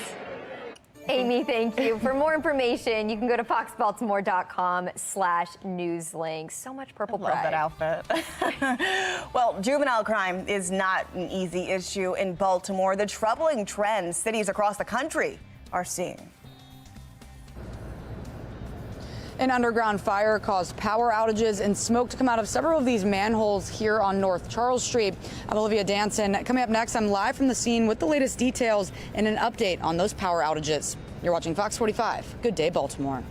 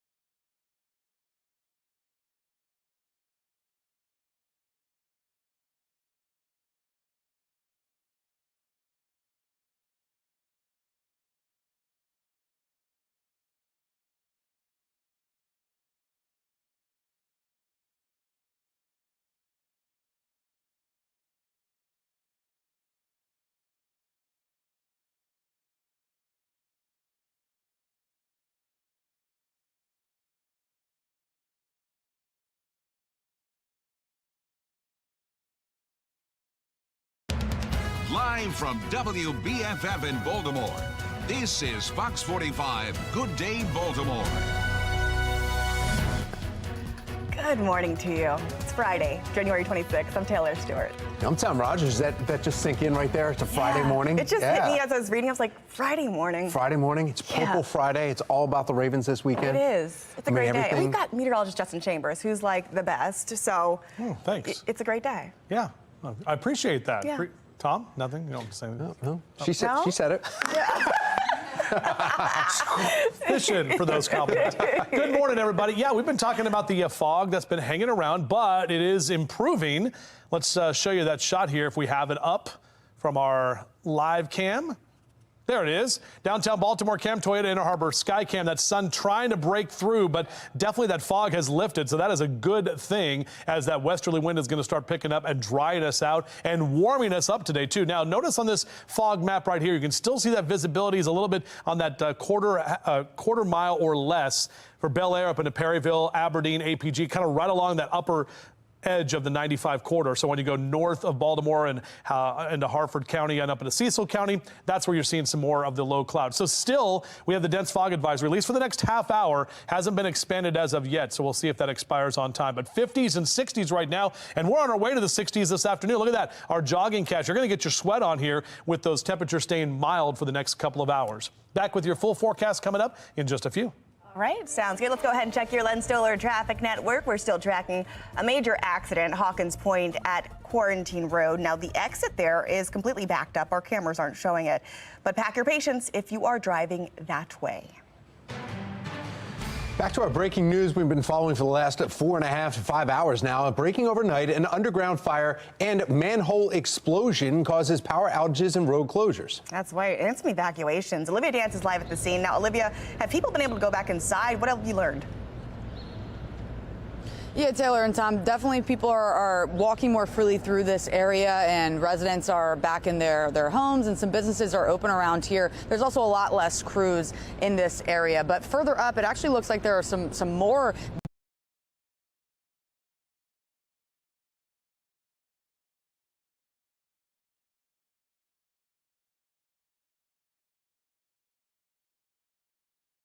EGE crew members that just arrived. So I'm told that the power further up past Mulberry Street has not been restored yet, but the power right here around North Charles Street and East Saratoga Street came back almost 2 hours ago now. So they're really just working on getting all of that power 100% restored. But the good news is that no one was injured during this fire. There, of course, will be some traffic disruptions, though, in this area. And circuit courts also closed today because of the power outages from the fire. But for some background, crews arrived around 10 last night, and they found a lot of smoke coming from several manhole covers. They also found some displaced manhole covers, and the fire crews were able to suppress that fire within just minutes. But the major focus this morning, again, has really just been restoring the power 100%, and some of those power outages could also have impacts on the light rail, too. Take a listen. Because of the power outages and some of those signals that are impacted, unfortunately, light rail is impacted as well. So MTA is going to be suspending service until the power is restored and they're able to have those crossings re-implemented with the signal phasing as well. And drivers really should just avoid this area if possible, but if not, just be cautious, especially at intersections. The cause of this fire, though, is still under investigation. And Mayor Scott actually told me that the focus this morning has been on restoring power. And once they get everyone's power back on 100%, then they can really focus on what exactly caused this to happen here. But for now, reporting live in Baltimore, I'm Olivia Dance, Fox 45. Good day, Baltimore. Thank you, Olivia. An hours-long manhunt coming to an end following a string of attacks in Prince George's County. That's right. Let's get straight over to Shannon Lilly in our live center with news of the arrest. Shannon. Yeah, we're learning from Prince George's County Police, Taylor and Tom, that this woman here is now in custody. Police have identified her as a person of interest in this crime spree. Let's give you a closer look here. Police say she hit 5 people with a car and stabbed 2 others including a 15-year-old.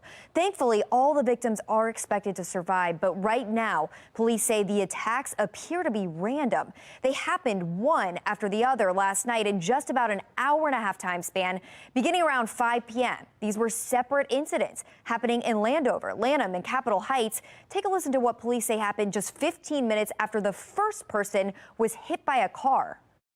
At approximately 5:15 p.m., officers responded to 20 Ritchie Road in Landover. In this case, 2 individuals were struck by a car. The driver then exited the vehicle and stabbed one of the victims, who has critical injuries. That victim is 15 years old. Disturbing details there. Now, the next attack happened just 15 minutes later, and so on after that. Right now, there is no word on a motive, but we may learn more soon. A press conference is expected later today. Of course, any updates we'll bring you right here from our live center. Taylor? Well, coming up, it might be a bit early, but it's 5 o'clock somewhere, and the flock is on the road to victory. So why not craft a La Margarita? We'll tell you about it. A foggy Friday ahead of the championship weekend. Meteorologist Justin Chambers has full Ravens Day forecast.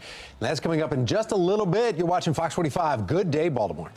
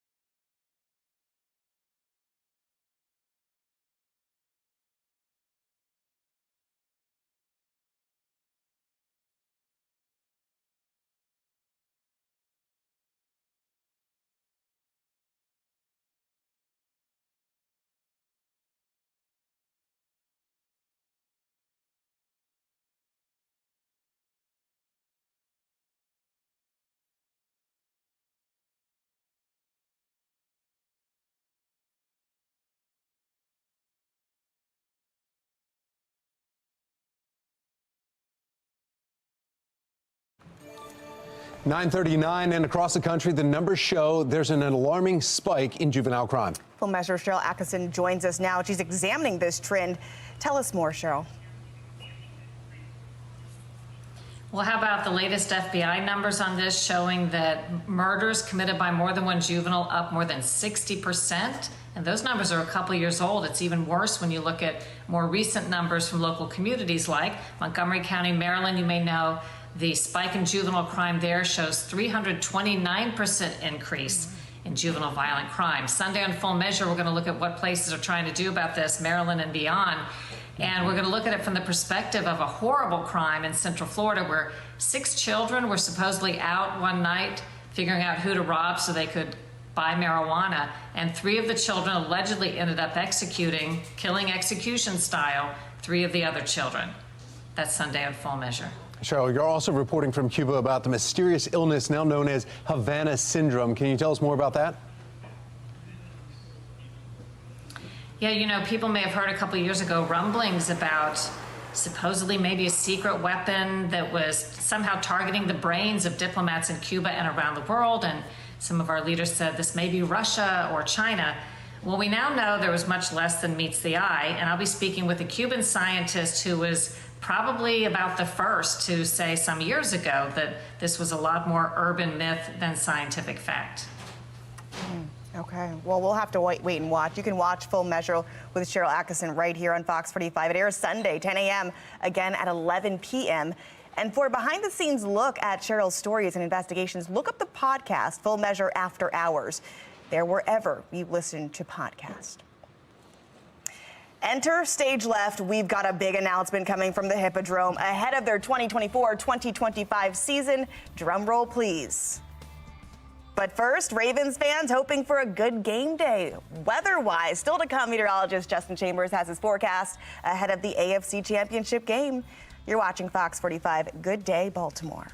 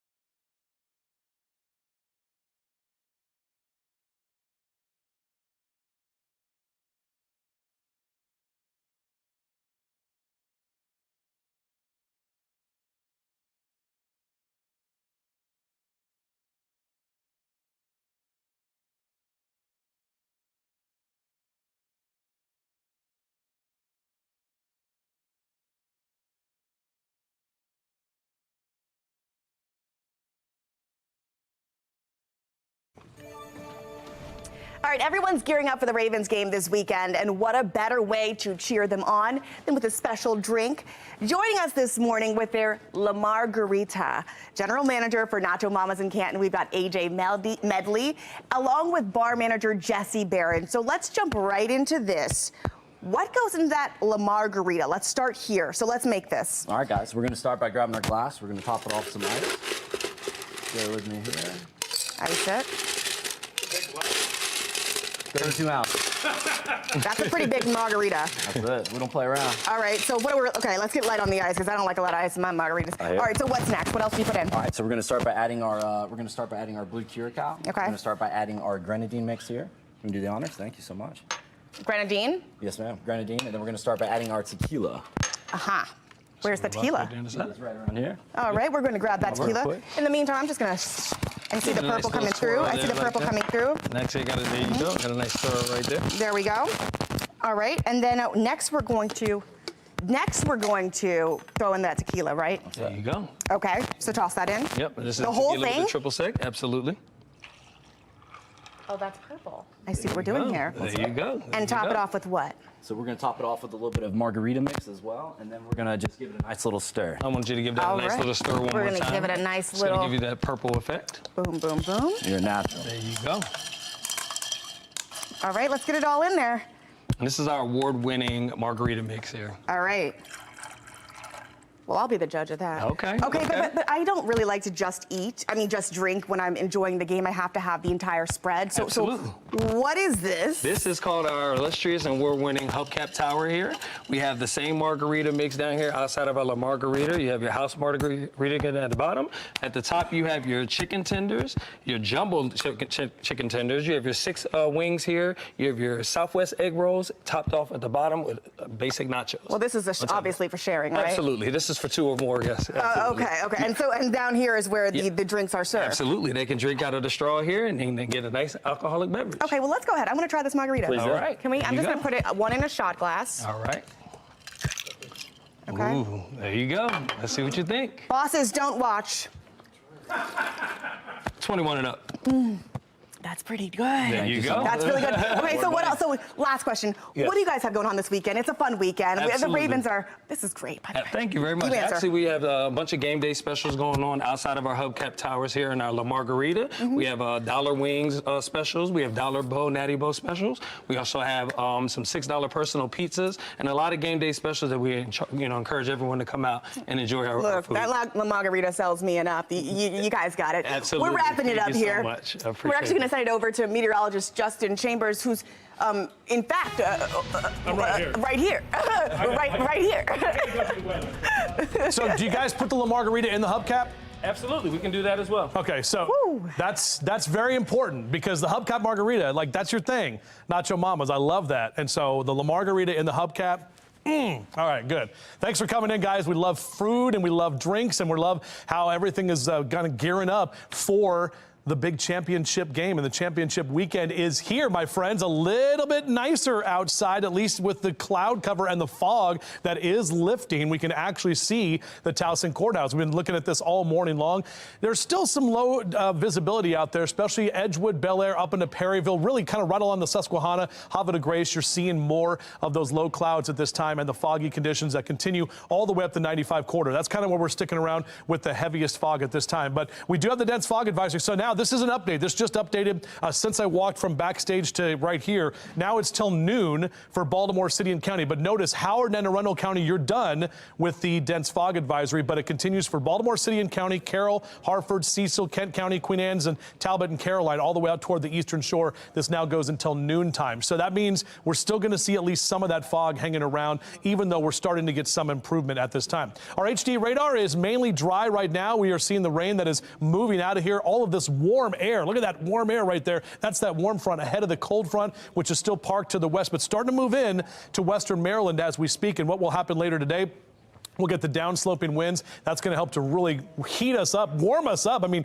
43 is where we typically are this time of year. Nowhere near that number. We're talking mid to upper 60s for our highs. Some of us close to 70 degrees on a Friday in January, the final Friday in January. And why not have Purple Friday? We got temperatures that are in the upper 60s and lower 70s. Columbia and Elkridge to 68, 69, 70 for you in Odenton down through parts of Anne Arundel County. And Hartford and Cecil counties also hanging out in those mid to upper 60s for the highs today. Now we're going to drop to the 50s tomorrow, but overall still not bad. Notice those 40s on Sunday, Monday, and Tuesday. So there's that colder air that's coming back in. Everyone wants to know, how's that rain going to be? Well, mainly as we get into your Sunday morning, that's when we'll have the best chance for the heaviest rain. And then as we get into Sunday afternoon, we'll have the potential for a few leftover showers as well. But temps will be only in the 40s. We'll also see breezy to windy conditions. So that's how it's going to be. You'll have to have the Ravens poncho and be ready to go for that. So the cold front comes through this afternoon. afternoon. Tomorrow we're dry. We do have the clouds hanging around, but by tomorrow afternoon we're good to go. It's really tomorrow night and Sunday. That's when the rain is really going to be here. Heaviest rain on Sunday morning. You can see this is about 2, 3 o'clock on Sunday afternoon. That's when some of those rain showers will be with us as well. So on your 7-day forecast, a little bit wet for that Ravens game Sunday, but yeah, we can handle that. Upper 40s on Monday, and then notice the drier air is in place for next week, even though we're a bit cooler. I've been waiting for this all morning, Tom. I tried to talk fast. Go. Yeah. This Fox 45 News segment is sponsored by the Hippodrome Theater.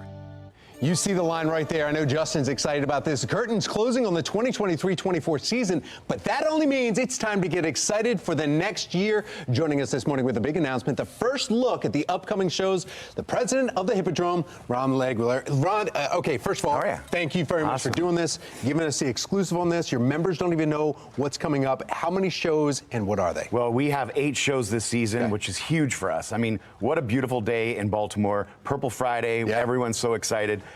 They are our neighbors. You know, we're on Utah Street, right up the street from them. So the Orioles and the Ravens and the Hippodrome are all part of a wonderful family in that area. We are so excited. We've got Anne Juliet opening our season. It's actually going to launch the national tour, which means they're going to be here for 6 weeks before we even do a show. Baltimore's going to be the first audience to see the show. They're going to be living here and enjoying the city with all the creative teams and costumers and designers. Huge production. I mean, it's going to be fantastic. Then we have MJ the Musical, which, I mean, talk about a better fit for Baltimore. Like, super exciting. You're thrilled about that? Yeah, we're thrilled about that. And we have Life of Pi, which is a fantastic play. If you remember Warhorse and the puppetry that was in there, take that with a lot of new digital video wall technology. Fantastic, wonderful. That's also going to be the first national tour launch from Baltimore. So we're going to have them here for 4 to 6 weeks. Baltimore's kind of a big deal. It's a big deal. I mean, we are. You're the one, and so I'm going to pause you because you did 4. I'm going to pause you right here. You're also a big deal too. The reason why we get to these great shows and why the Hippodrome is on the map. You got an award this year, and it kind of was just kind of, oh yeah, by the way, one of the most prestigious awards for a director too. Well, can you tell us about that award? That I can tell you about this. Is that it really was my whole team. Like I look good when I stand around all of them. They do an incredible job. We basically put 2 seasons together in 18 months to bring back all the shows that we said we would, and made sure that everyone's money was safe and that we were delivering the highest quality product we possibly could. And you pulled it through, and you got awarded for it, and much so. So that's why, Ron, you were the one that is able to pull these shows. So you went through some of them, right? Life of Pi was the last one. What's coming up next? So after that, we have Annie, which is a wonderful classical musical. I think it hits Baltimore right at home. Disney's The Lion King's going to come for 3 weeks. One of the biggest productions in the world. Can't wait to have The Lion King back. We have Shuck the Musical, which is corntastic. I mean, you never thought you needed Shucked until you see it, and then you're like, how did I not have this in my life?